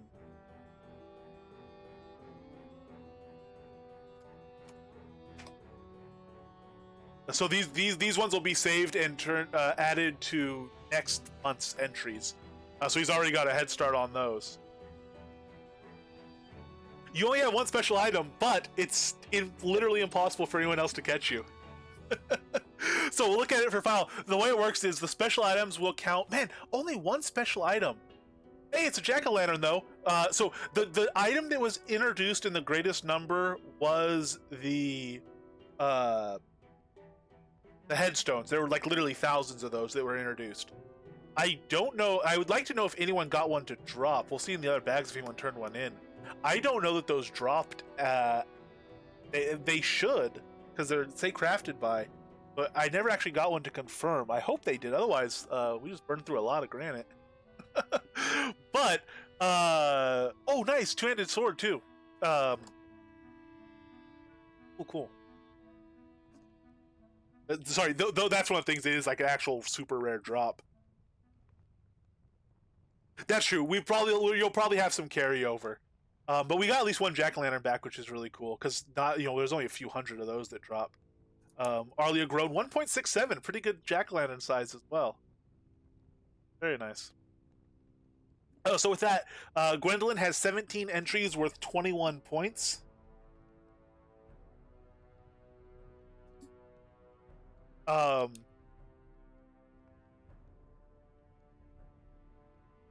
Yeah, for sure. Serpentwine has 2 valid entries, so at least one of Gwendolyn's is valid. We know that. Xander has 2 valid entries as well, and Keeman has 2 valid entries. So we are going to Gwendolyn wins first prize. Congratulations! And we are going to draw a roll 1 through 3 for 1 Serpentwine, 2 Xander, 3 Keeman. To see who wins the random draw prize for 50,000. So let me go ahead and grab a tab for that. It should be fairly big, and we are going to roll 3. Result of 2. So Xander, congratulations! You have won the second place 50,000 prize, and let's go ahead and put all those in there. We can mail those out. Man, I want to open. You know what? Here, we'll put Keeman, since Keeman's are for next contest period. We'll put them in there and look. Ah, man, and no, only one special item. Wow. I wonder if I hope I didn't. Chris has labeled the loot table getting polluted with a bunch of stuff, and sometimes he has to clear it out.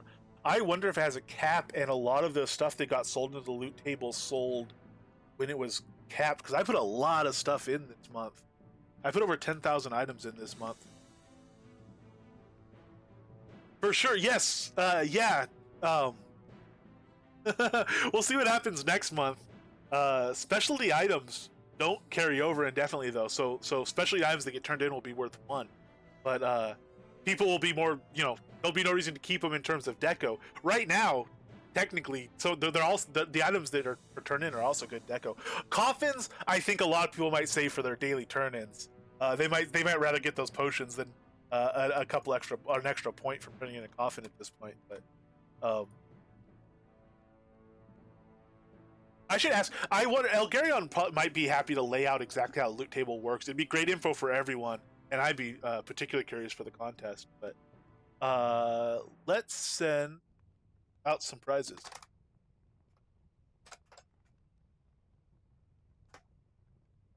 All right, I spelled it right.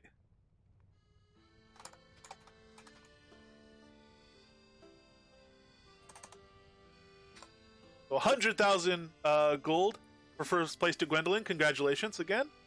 And now is Xander logged on?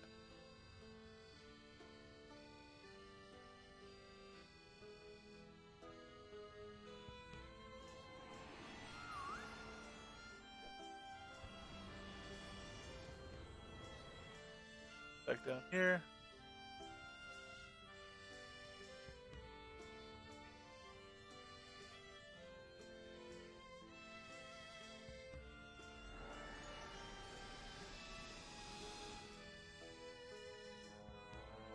Yes, indeed.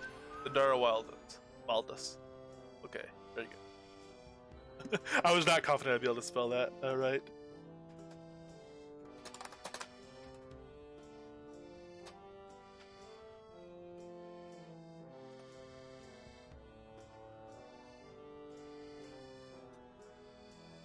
And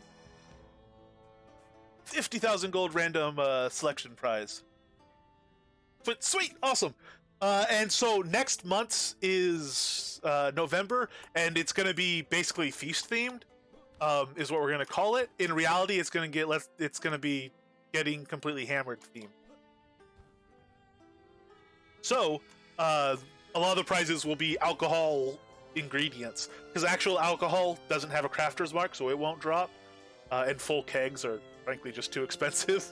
They're super expensive. But the ingredients do have a crafted mark and do drop. So a lot of crafted ingredients, and I'm gonna figure out like I don't know if there's a craftable cornucopia or not. There's nice like Kodo store cornucopias, but we'll see if there's a craftable one. Maybe some of those new troughs that drop will also be thrown in. But that's going to be the theme for November, and we will get that one started. And thank you again to everybody, Gwendolyn, who had some payoff in it, but everyone that donated items to be turned into jack-o'-lanterns and spider cloaks and all these things. Coffins, dead bodies, and wood for coffins. Thank you to everyone who donated stuff for that as well. And this pile of stuff will be... Ooh, you can salvage this for patterns now, because it's... half of it's crafted stuff that drops patterns now.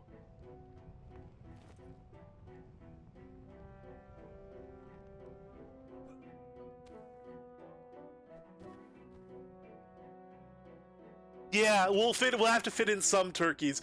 They have to go on silver necklaces, so like a dozen or so is probably about the right magnitude.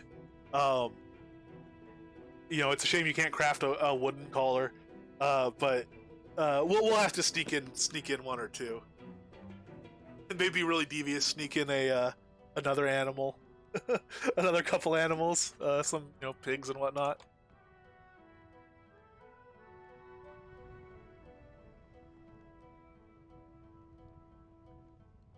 Oh boy. Well of Wyverns. I wonder how I would... Alright, there's all you can do is go and see. So we'll start with full taming stuff. Well, let's grab some focus pots.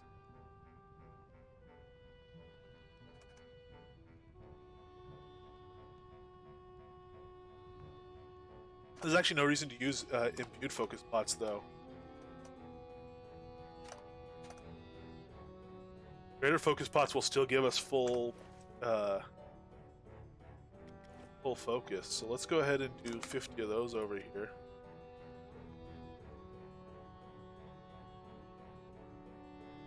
There. Alright, we are going...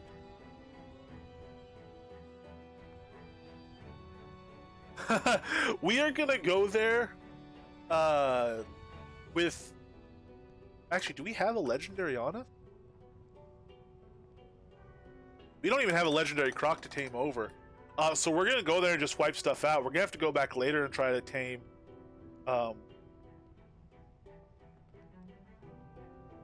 been taming early waves and killing later ones. You mean like showing up, going through taming some ferocious ones, and then Like, you don't mean taming regular wyverns, right? You mean just the big one within the wave. Maybe we should grab some legendaries before we head over.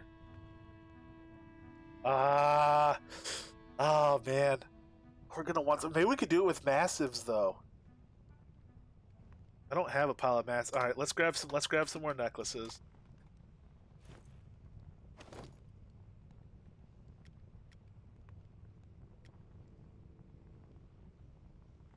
There's large ones killing huge ones and some of the later large ones. Okay, yeah, because they all tame the same, so there's no reason to try to tame the large ones. Just killing the small ones. All right, let's do it. Let's go to. We could actually do mastiffs for a while, then we could pull out a legendary, or even our biter smiter, or whoever, a spider or whatever, in the later waves. We could switch pets if we jump down, and rebuff food if we have to. I'm thinking we shouldn't have, or to whether or not we have to. If we're taming all the way through, we're obviously gonna be switching pets off and stuff throughout. So, yeah, we could do something like that. That's probably a lot smarter. That's why it's good to have experienced gamers around. So trade chat there. Yeah, all right, let's go get some Crocs and we'll do that. I'm gonna port over to Tanglemire. I'm gonna get up and grab a water as well while I'm porting, and I'll be back in just a minute.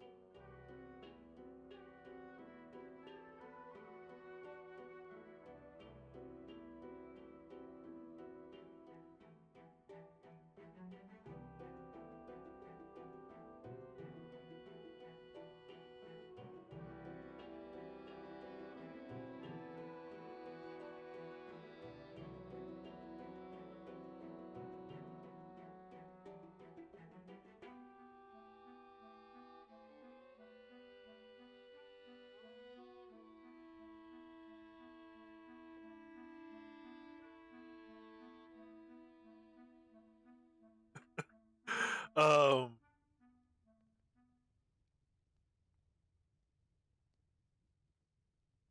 All right. Let's. Sorry, I was reading something. Let's go ahead and grab some massives and see what we can do.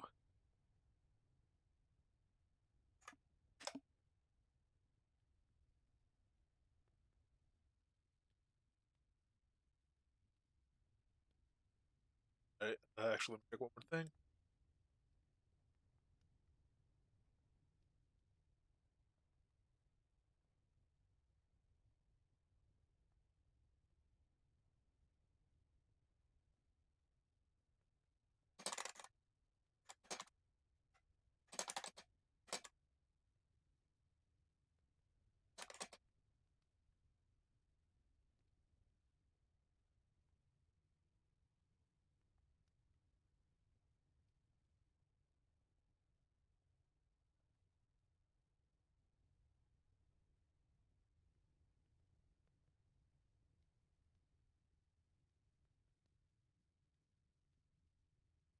All right.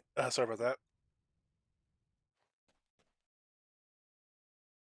So, drop this guy.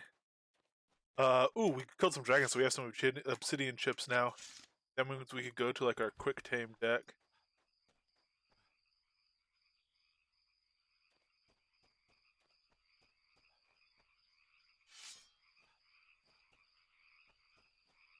And in that deck, we get to use chaotic feedback and tame a heck of a lot fast.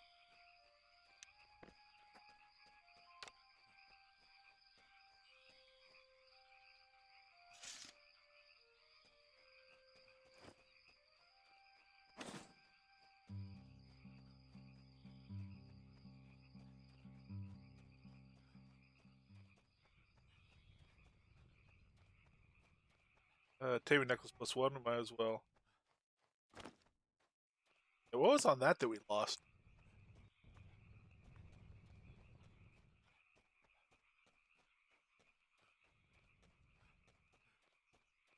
Absolutely minded something.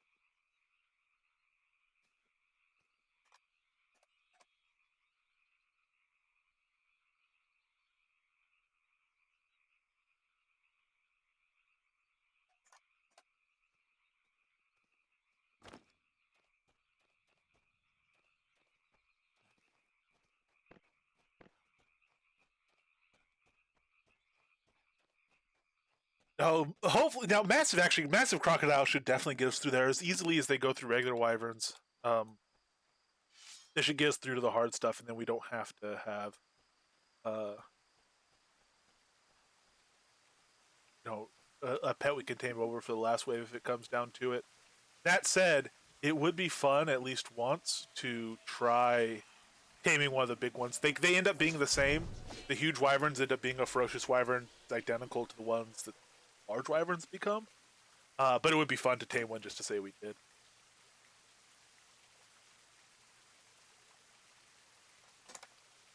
There's another legendary for us.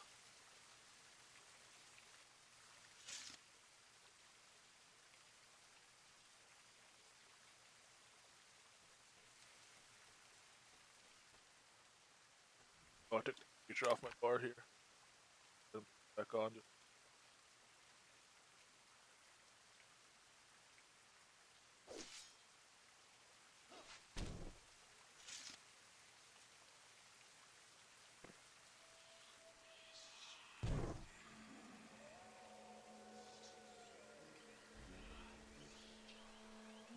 Yeah, speaking of harder to tame.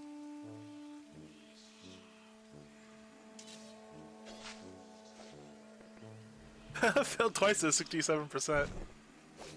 There we go. Which isn't that you would expect to fail twice at 66% often. Um, if you're doing a bunch of them, that's hardly a sure thing. It's just it really seems like we've gotten very lucky on our tame so far. The percent chance that we have, it seems like we tame with a much greater likelihood than it tells us. Um, but probably that might just be the excitement of actually when it does succeed.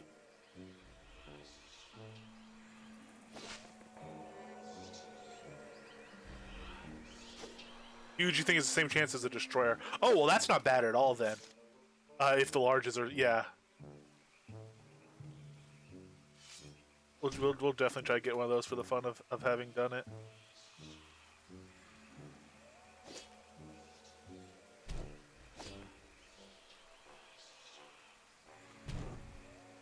Twice, I've still never gotten the pink llama. Though I don't usually look around. I go in. I've been going in, killing a boss, or sometimes two, checking the skyline if I remember, and then leaving. So I wouldn't necessarily see the pink llama. I've only seen the demon once as well. I've only gotten him to spawn once. Or again, that I've noticed. I might have gotten to spawn a dozen times. Just never saw him.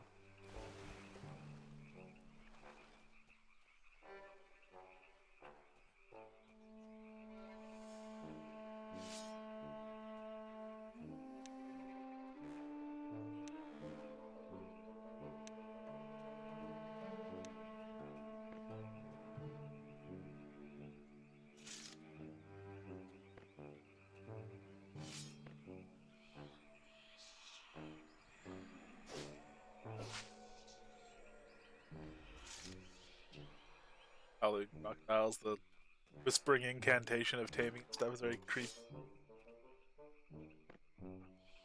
Dark.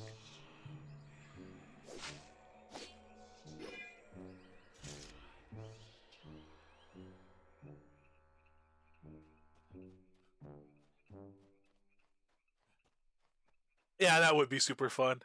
You know, it'd be cool too if he's not a combat pet. Just the reason to tame would be because it'd be super fun. It'd be really cool if they made it like like a very difficult thing to. Well, I mean, I don't know. Actually, I don't know. It'd be fun if everybody could go tame him, if they wanted to, and just be a fun, silly thing. But it'd also be neat if it was like a special prize, not any sort of like big reward, just a special, really fun thing that like really good tamers can do. As kind of like a major accomplishment to know you've made it as a tamer. I don't know. I like that stuff. I think more than a lot of people do. Because it could also be seen as kind of exclusionary.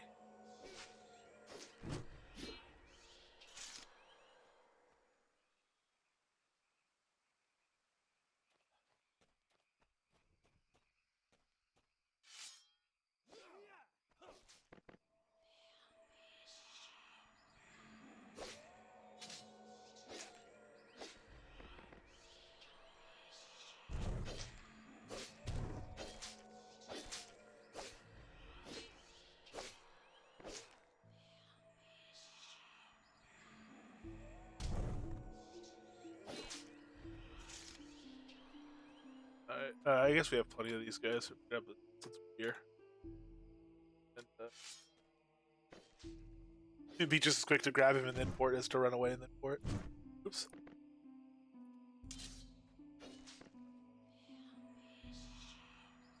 Oh, very nice.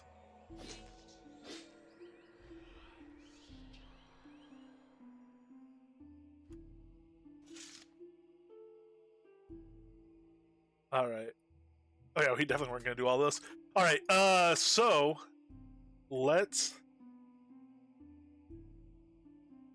do it. Let's go to the well.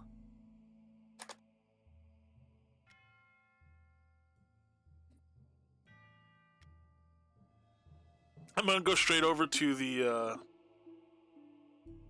wyverns, but afterwards we might come back and poke at least a couple of the air ellies and see how we do against them, and maybe go towards the Sutuk platform and see the boar in full defensive and just kind of see how we do there, how we're looking.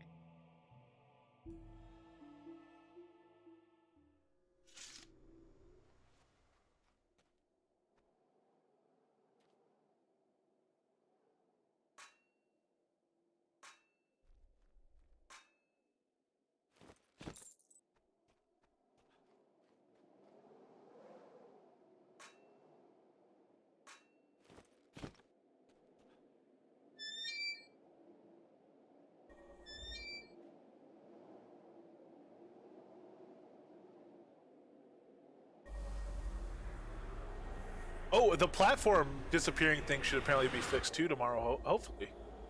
Anyway.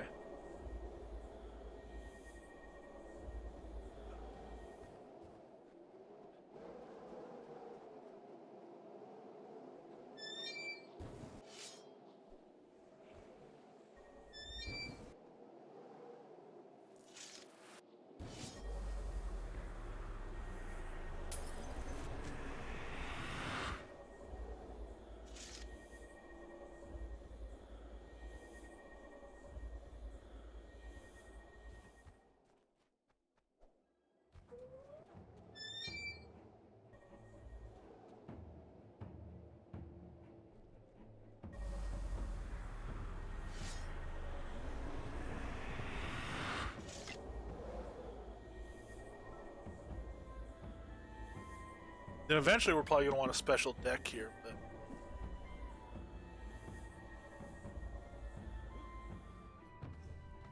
But... Up, down. We're going to summon up a massive rot. I'm going to leave food off him because we're looking to overtame him pretty quick. So... Honestly, we'll just go in like this, you know? I don't have to worry about having everything stacked perfectly up.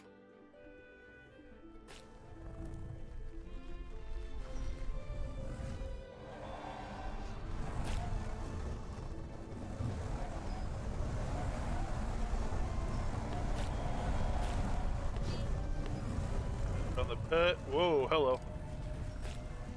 Definitely on the pet.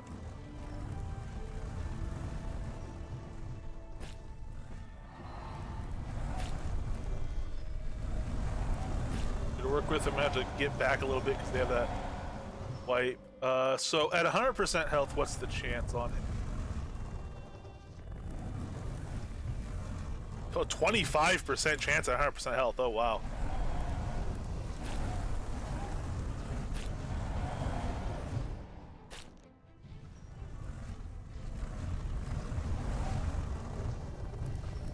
There's one wyvern down. See, what we could do is just, you know, it's not far enough away. Pull him over here. Have the other wyverns go to him, and then come over here and start skinning these ones.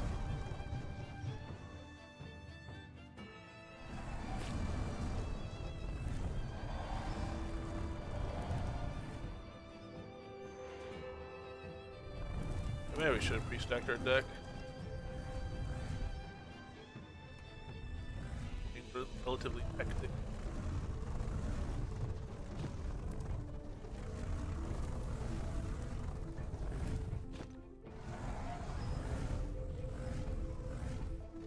Okay.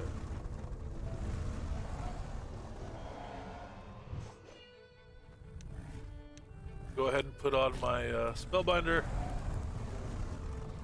And even without him attacking the purple one, we're just going to try again to tame it, because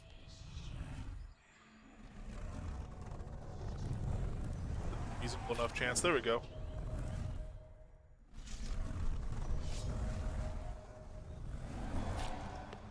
Drop down here.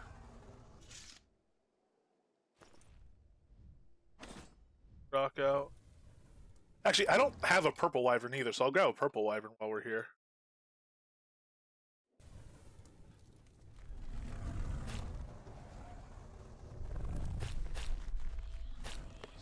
If I could grab one this way, we'll see. Ah, forget it. You know what we'll do?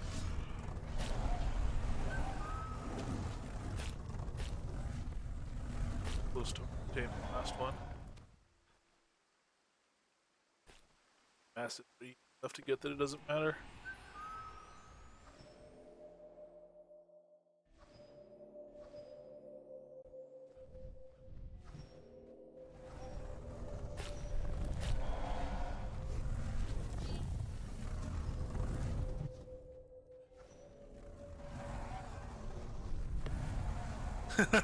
Started right towards me and stopped. That was funny.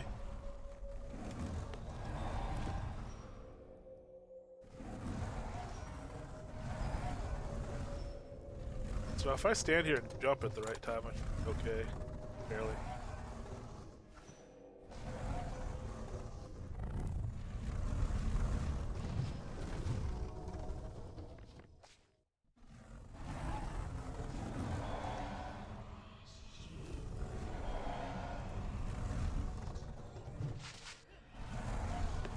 we got that one tamed.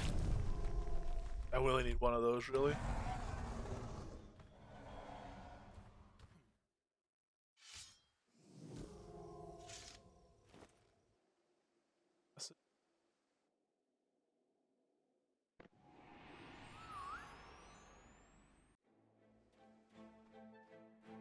Aw, he didn't actually summon. I mean, fair enough, but there we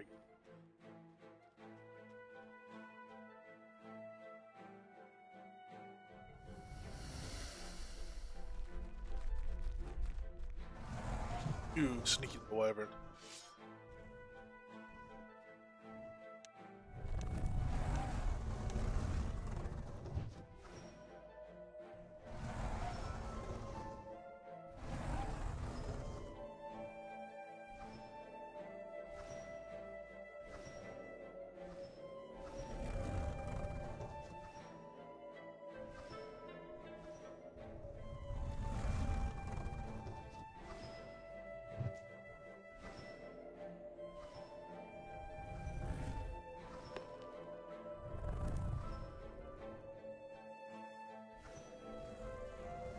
There we go. This is good.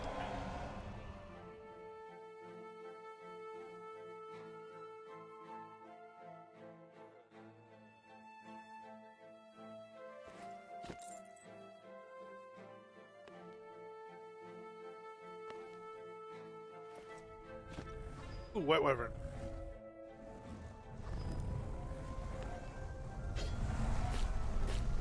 Nope, nope, nope, nope, nope, nope.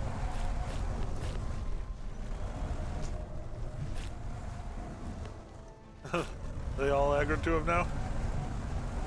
Oh lord, he's getting man, the initial blast of him, it's a lot of damage right there at the start. Hey, let's go, if he can survive, we'll take some of the damage away by grabbing the white wyvern if we can. Hopefully he lives as long as it takes to get a taming with him.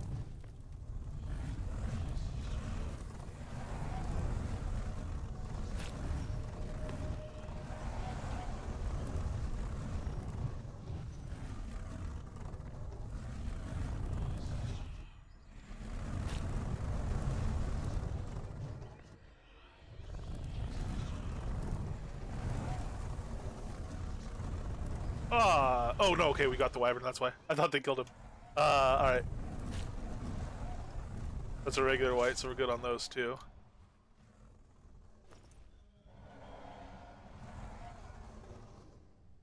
That's a crocodile summon.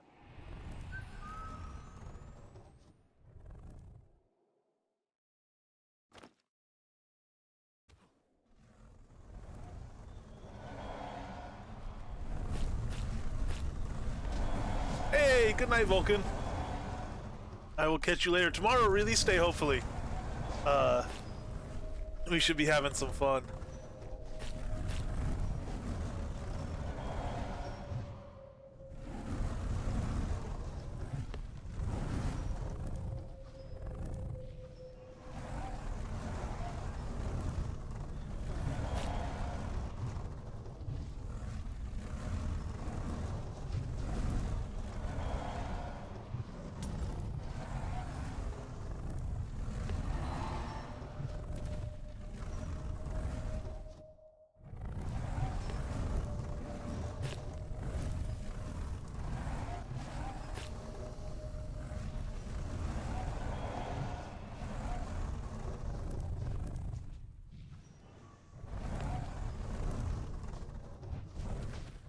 Oh.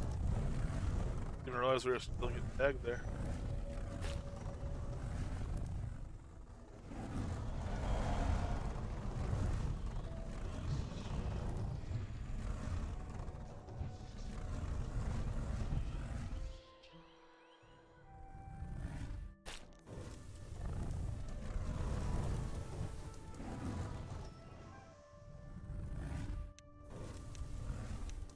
He's on the large. I don't put that guy down. And I get him tamed where he just appears. 42% chance. Now he's not even at a quarter health. He's still above quarter health.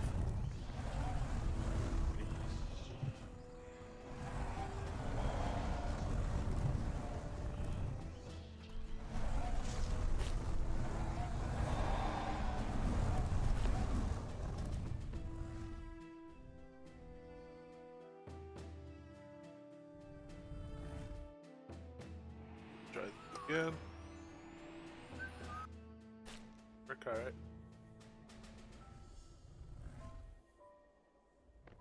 It's reasonable that, you know, kind of falling summon thing doesn't, but I figured we'd give it a shot.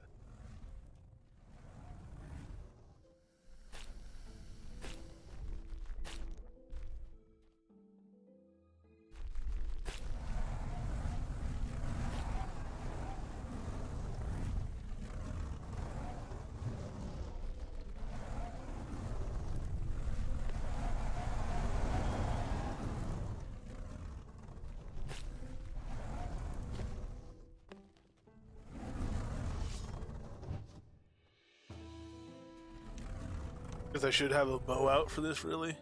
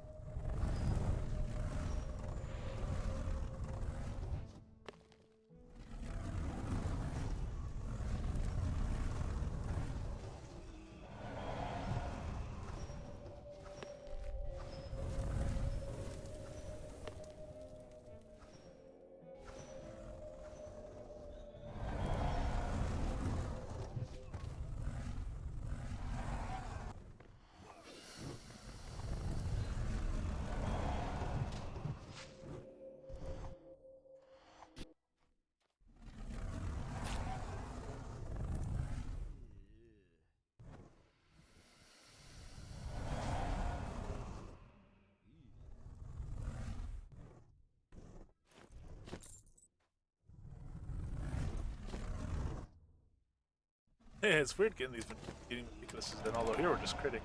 Good lord. That was like 4 crits in a row. Very nice. Usually when we break the meticulous. I don't have my skiing jewelry, so it looks like if I had like a legendary proc, it was properly buffed. If we weren't, you know, having to keep him, you know, we're not bothering to buff because we're taming over it. If we were gonna have a pet that was just, you know, running around the whole time attacking, fighting everything. Oh, I'm gonna die. Fighting everything. I could afford, I think, to lose at least one of my rings, maybe both my rings, and put on skinning speed jewels. May lose my belt, put on the skinning belt, and skin a lot faster as well.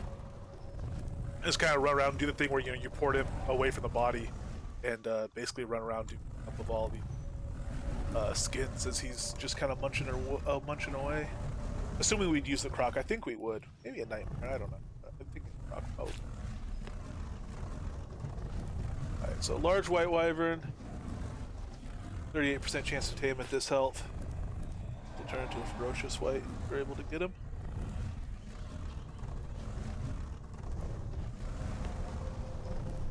Ferocious white.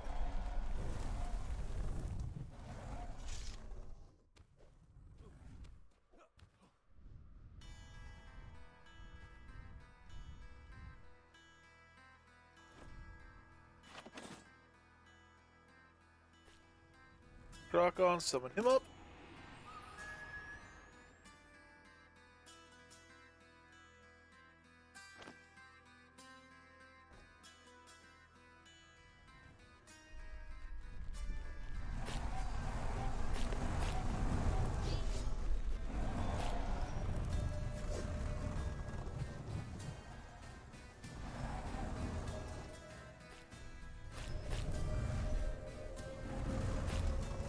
And I'm going to go ahead and grab this Ferocious Purple, and that'll be enough Ferocious Purples for now.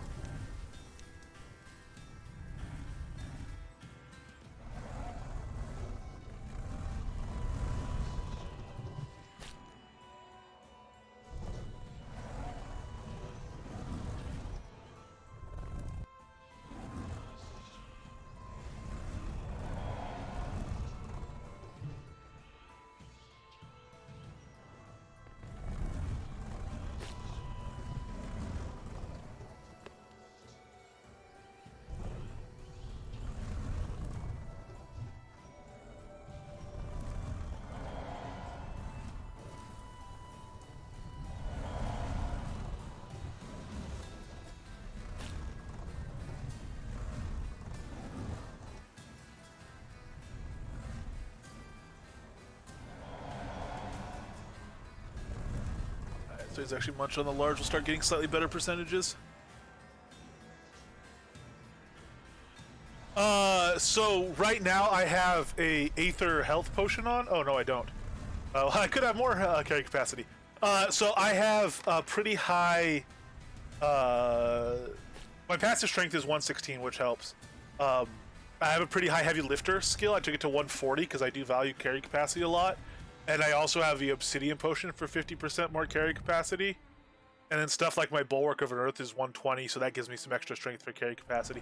Basically, I have the heavy modifier from heavy lifter, and I have the 50% from the obsidian potion, and that multiplied by the 200 strength is what gives me that.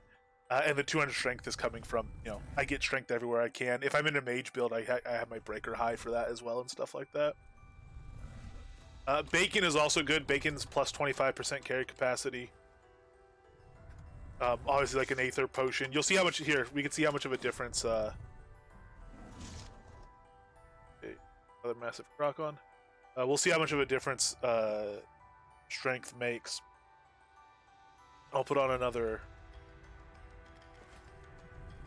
might potion.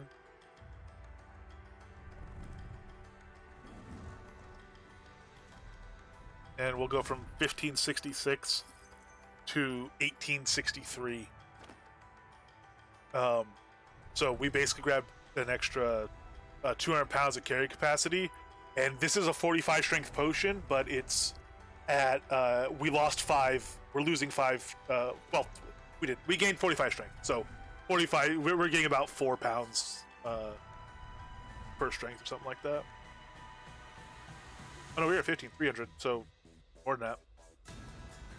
Anyway, sorry, it's been kind of long. Let's go get some more wyverns. Starting to lose it.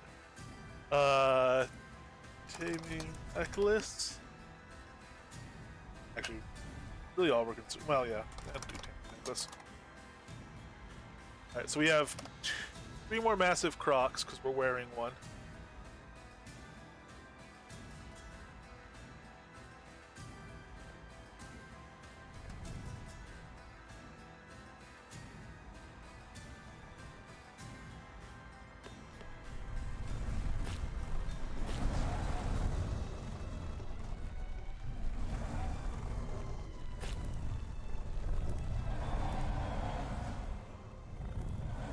That go to him.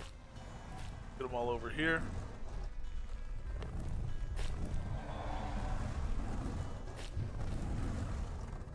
Got me.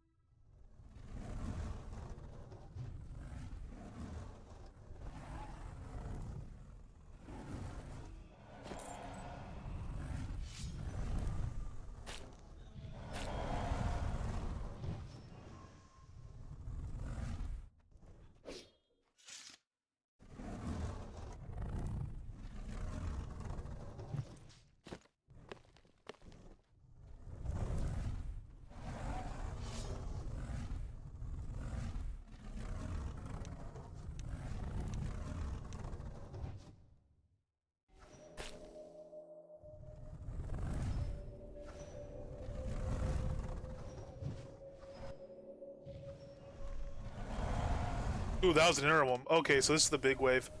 We will try to tame one of these, but what we're going to do first is see how well the croc does at staying alive.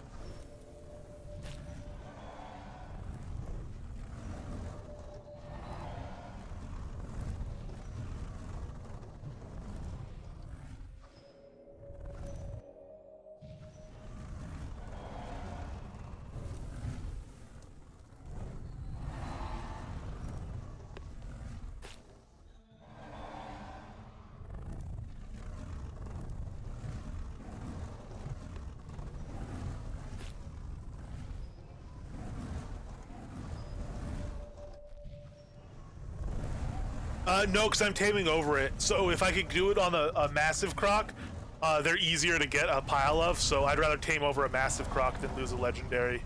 if possible. If I were just going through fighting, intending to kill all the way to the end, I would go ahead and a legendary most definitely, or spider or something. Nightmare possibly. We'll try some different stuff at some point and get an idea of it. But so I'm gonna go the huge that's taken down a bit, and 25% chance on him when he's not at half health. But so yeah, a little more difficult. No big deal. Ooh, all right, they're onto me. They're onto me. We end up with another ferocious purple, but oh well. So now I would say I could pull out a legendary and just kill all these guys, but there's another white, large white wyvern there. So actually, I'm gonna pull out another mastiff. I'm gonna try to grab that large white wyvern, and have another juvenile white because we have our ferocious white. Because we have 4 ferocious purples and 1 ferocious white so far.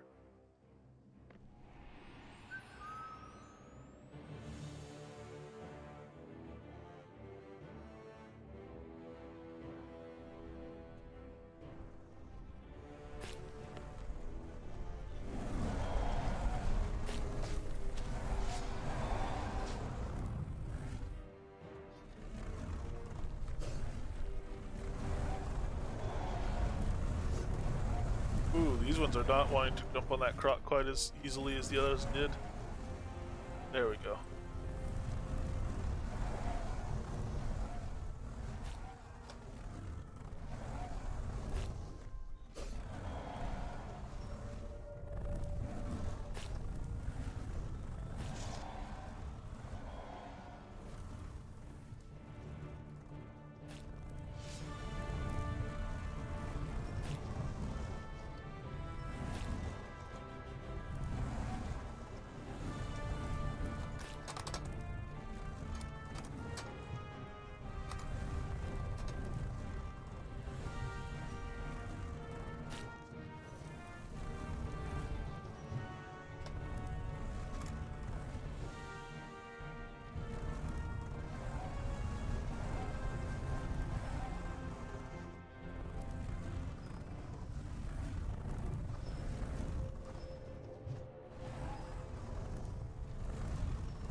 Sorry, I'm just trying to type and stuff, and not even having friends on those poor guys. Let's see. Let's get him up to higher health. We're on the white wyvern, so it's gonna be a little bit harder since he's not overtamed. I mean, not reduced at all in health. Ooh, Lord.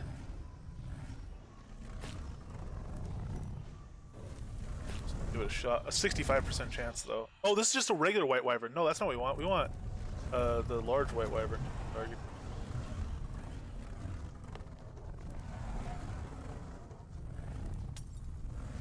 There he's. Oh gosh, he's almost dead. Oh no! So is my croc. No! Disaster.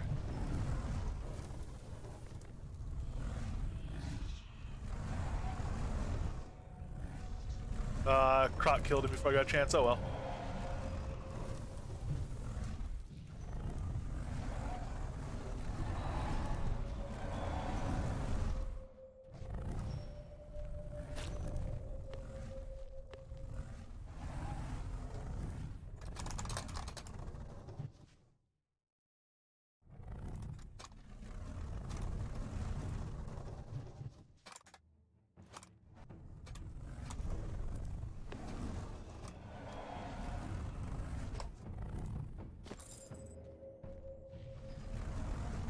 Nope, we lost him. Sorry, typing. So we'll res him. We missed a chance at the white, so I'll res him just so we don't have an empty collar, I guess. But I'll switch over to like a legendary. We'll chomp through the rest of those.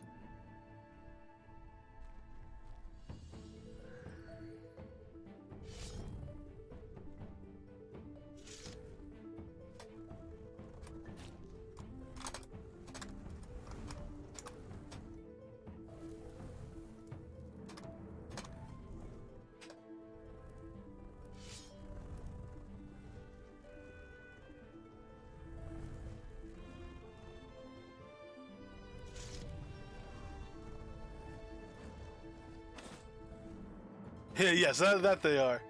But we'll use. Yeah, we'll just use legendary. Why not?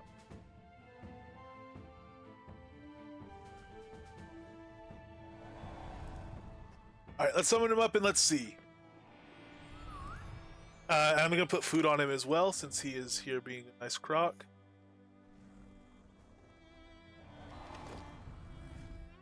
So dragon kibble most definitely.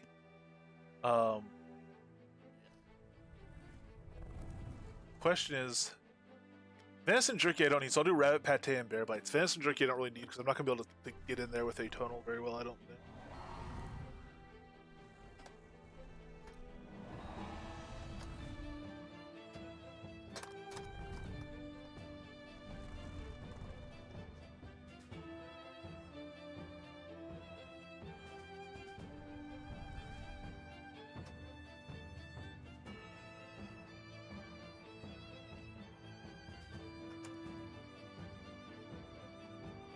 All right. Yeah. Let's just go in. We'll finish buffing him when we're up there. Oh,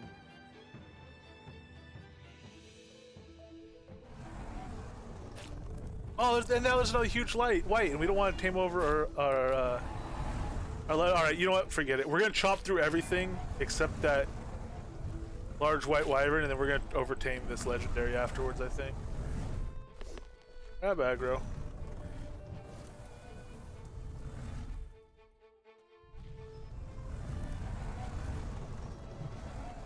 Fighting. Unless he's not fighting the large white. Okay, he's fighting a small guy. The skin before it disappears.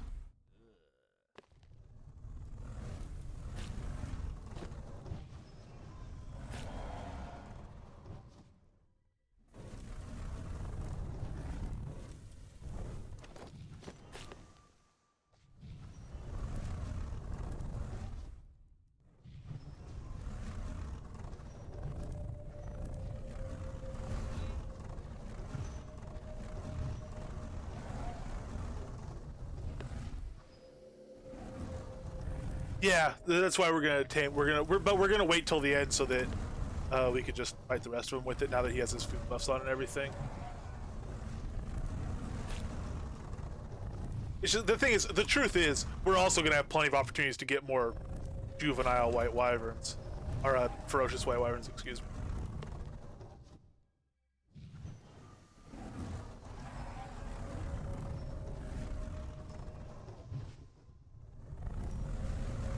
So we've gotten a purple, a white, a ferocious purple, and a ferocious white already. Actually, quite a few ferocious purples, and we managed to tame a huge one.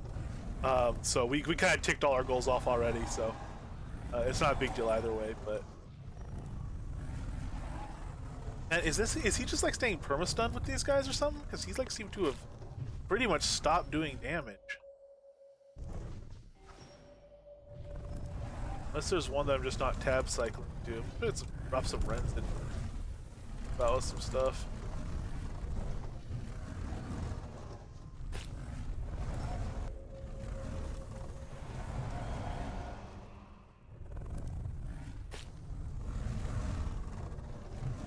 Yeah, I figured. They've just done that way out there, then ran in with it.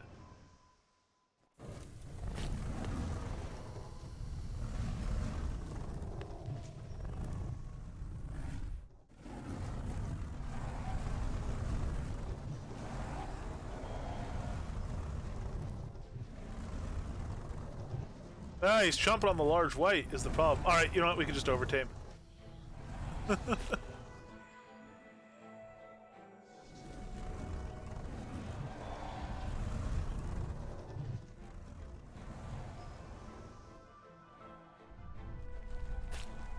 Got him.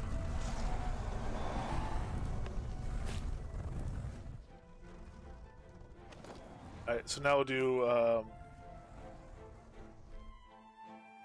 yeah, we'll do the craft. We'll do Voracious.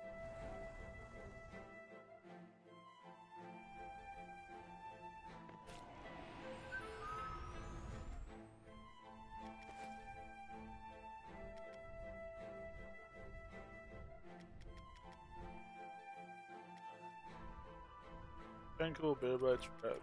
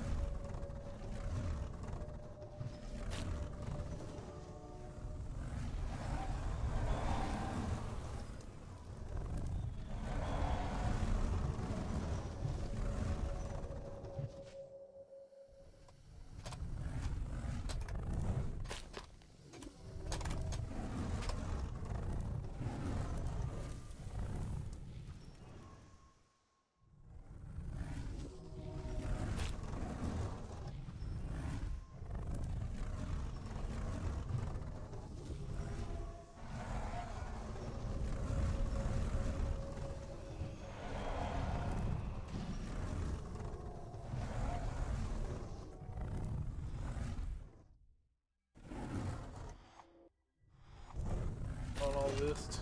That's so weird standing here, and as long as they're not doing a tail swipe, you're pretty much good.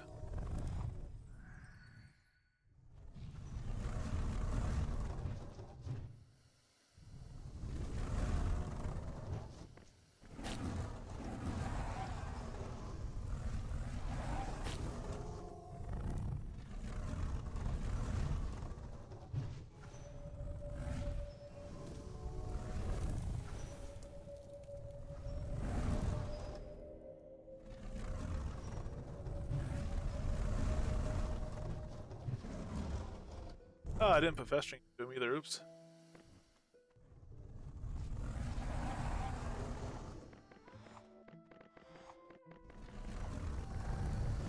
Bend love around everything.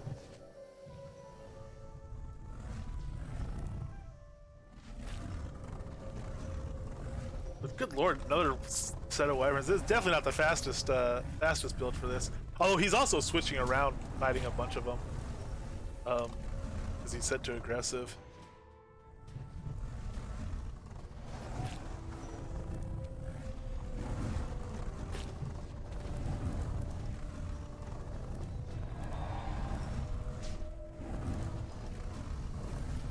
See if I can get away with atonal. Atonal off. Next, not. Yeah, turn it off.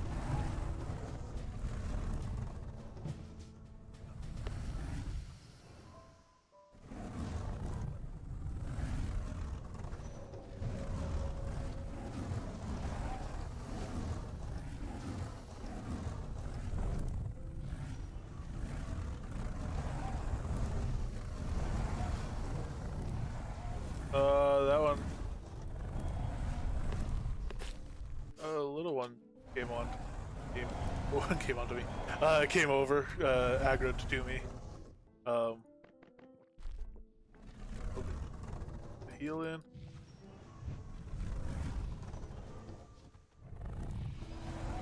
A lot of drones need to focus on him though. They had more time, I think, to get mad at him. Pretty close now. I guess I could have been running around doing coup for a while now too. 130 on Rend. We're just gonna take that to 141 and leave it there. That's where we want it, and it's where we want it for the build after this as well. It's doing a lot of work for us right now, so it makes sense to just take it all the way there.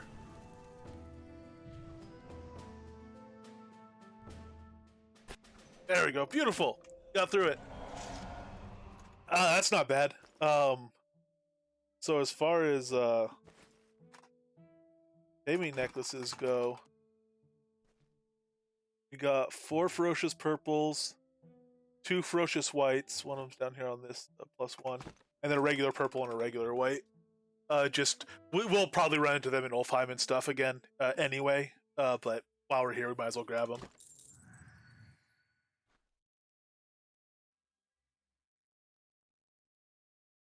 Fantastic. And one of those ferocious purple wyverns, we should put it on a +1 collar, a +1 necklace. But one of those guys is a huge wyvern that we tamed. Absolutely no difference in the end result, but it's fun to, we tamed one of the huge wyverns, so that's fun. It's not incredible, again, I'd rather do that 20 times than tame another Snarler in terms of, what'd be easier. The Snarler's fun and rewarding, but a lot harder to get than the huges. Alright, let's go ahead and we'll just dismiss that guy. Port on over to Arlia.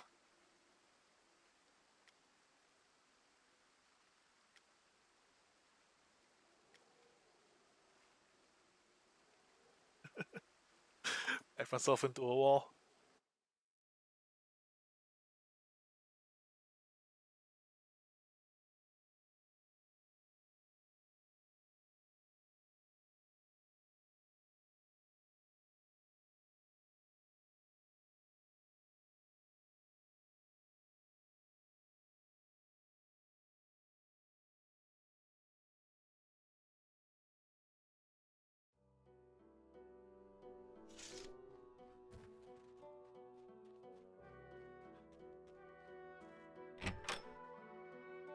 Alright, we will drop these guys in chest.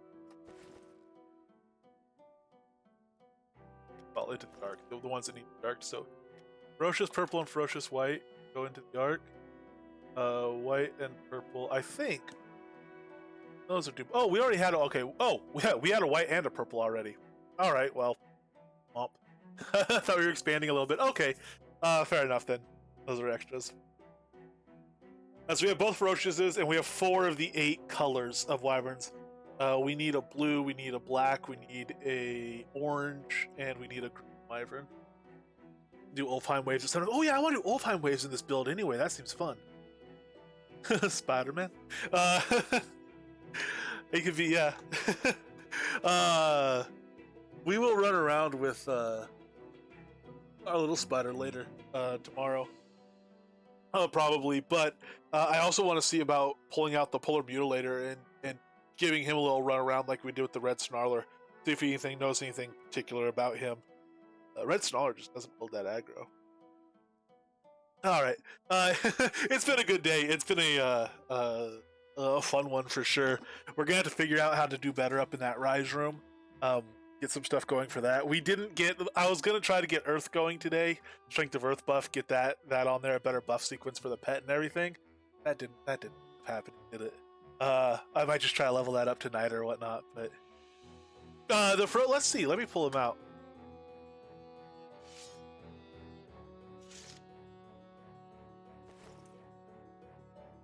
I don't need actually that.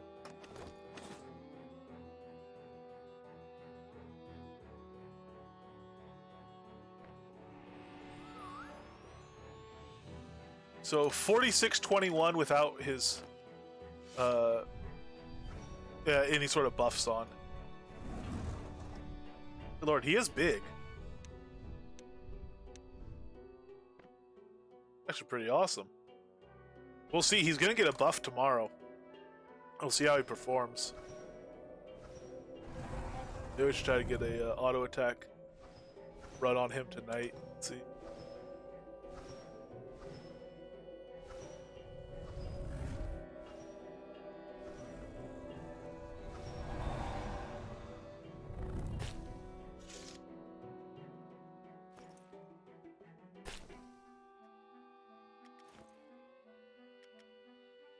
So Dragon Kibbles, I won't put fishing nibblers on because that's basically cheat.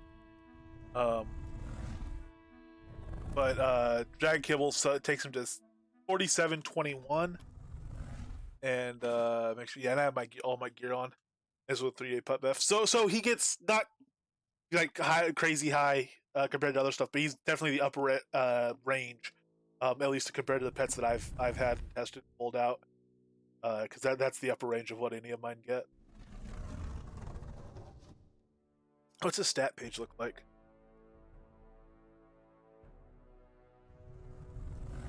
$980 strength, 524 dex. He's got good numbers. 130. Man, it really just is his attack speed. So if the attack speed goes up, he's at 125 right now. Oh yeah, because my frenzy's just that high now. Okay, sorry. So if his attack speed goes up tomorrow, it won't be a higher percentage. It'll just his 100% will be more. He might be pretty strong, pretty hardcore. We'll have to look at that, and maybe we'll get stuff tomorrow. Anyway, tomorrow's release day. I'll be streaming tomorrow, most definitely. We will get we'll get our release notes. We'll look at them. We'll see what there is. I don't know what we'll actually be doing tomorrow. It's going to depend on what the release is, but I'm sure we're going to be having a lot of fun. I'm pretty excited for this one. So. I'll wrap up for today, and I will see you guys all hopefully tomorrow. Thank you very much. Good night. And speaking of having fun, we can actually go hang out with Sid Deckard because he's up and streaming right now. And he's running around adventuring too, which is always the best because he does it without his UI on. But actually, it's always it's immersive and fun and cool. To watch him run around adventuring on stuff because it's very cinematic. Once mine's all cluttered with Lua and stuff. His is just full on glorious adventuring. All right, catch you guys all tomorrow. Take care. Good night.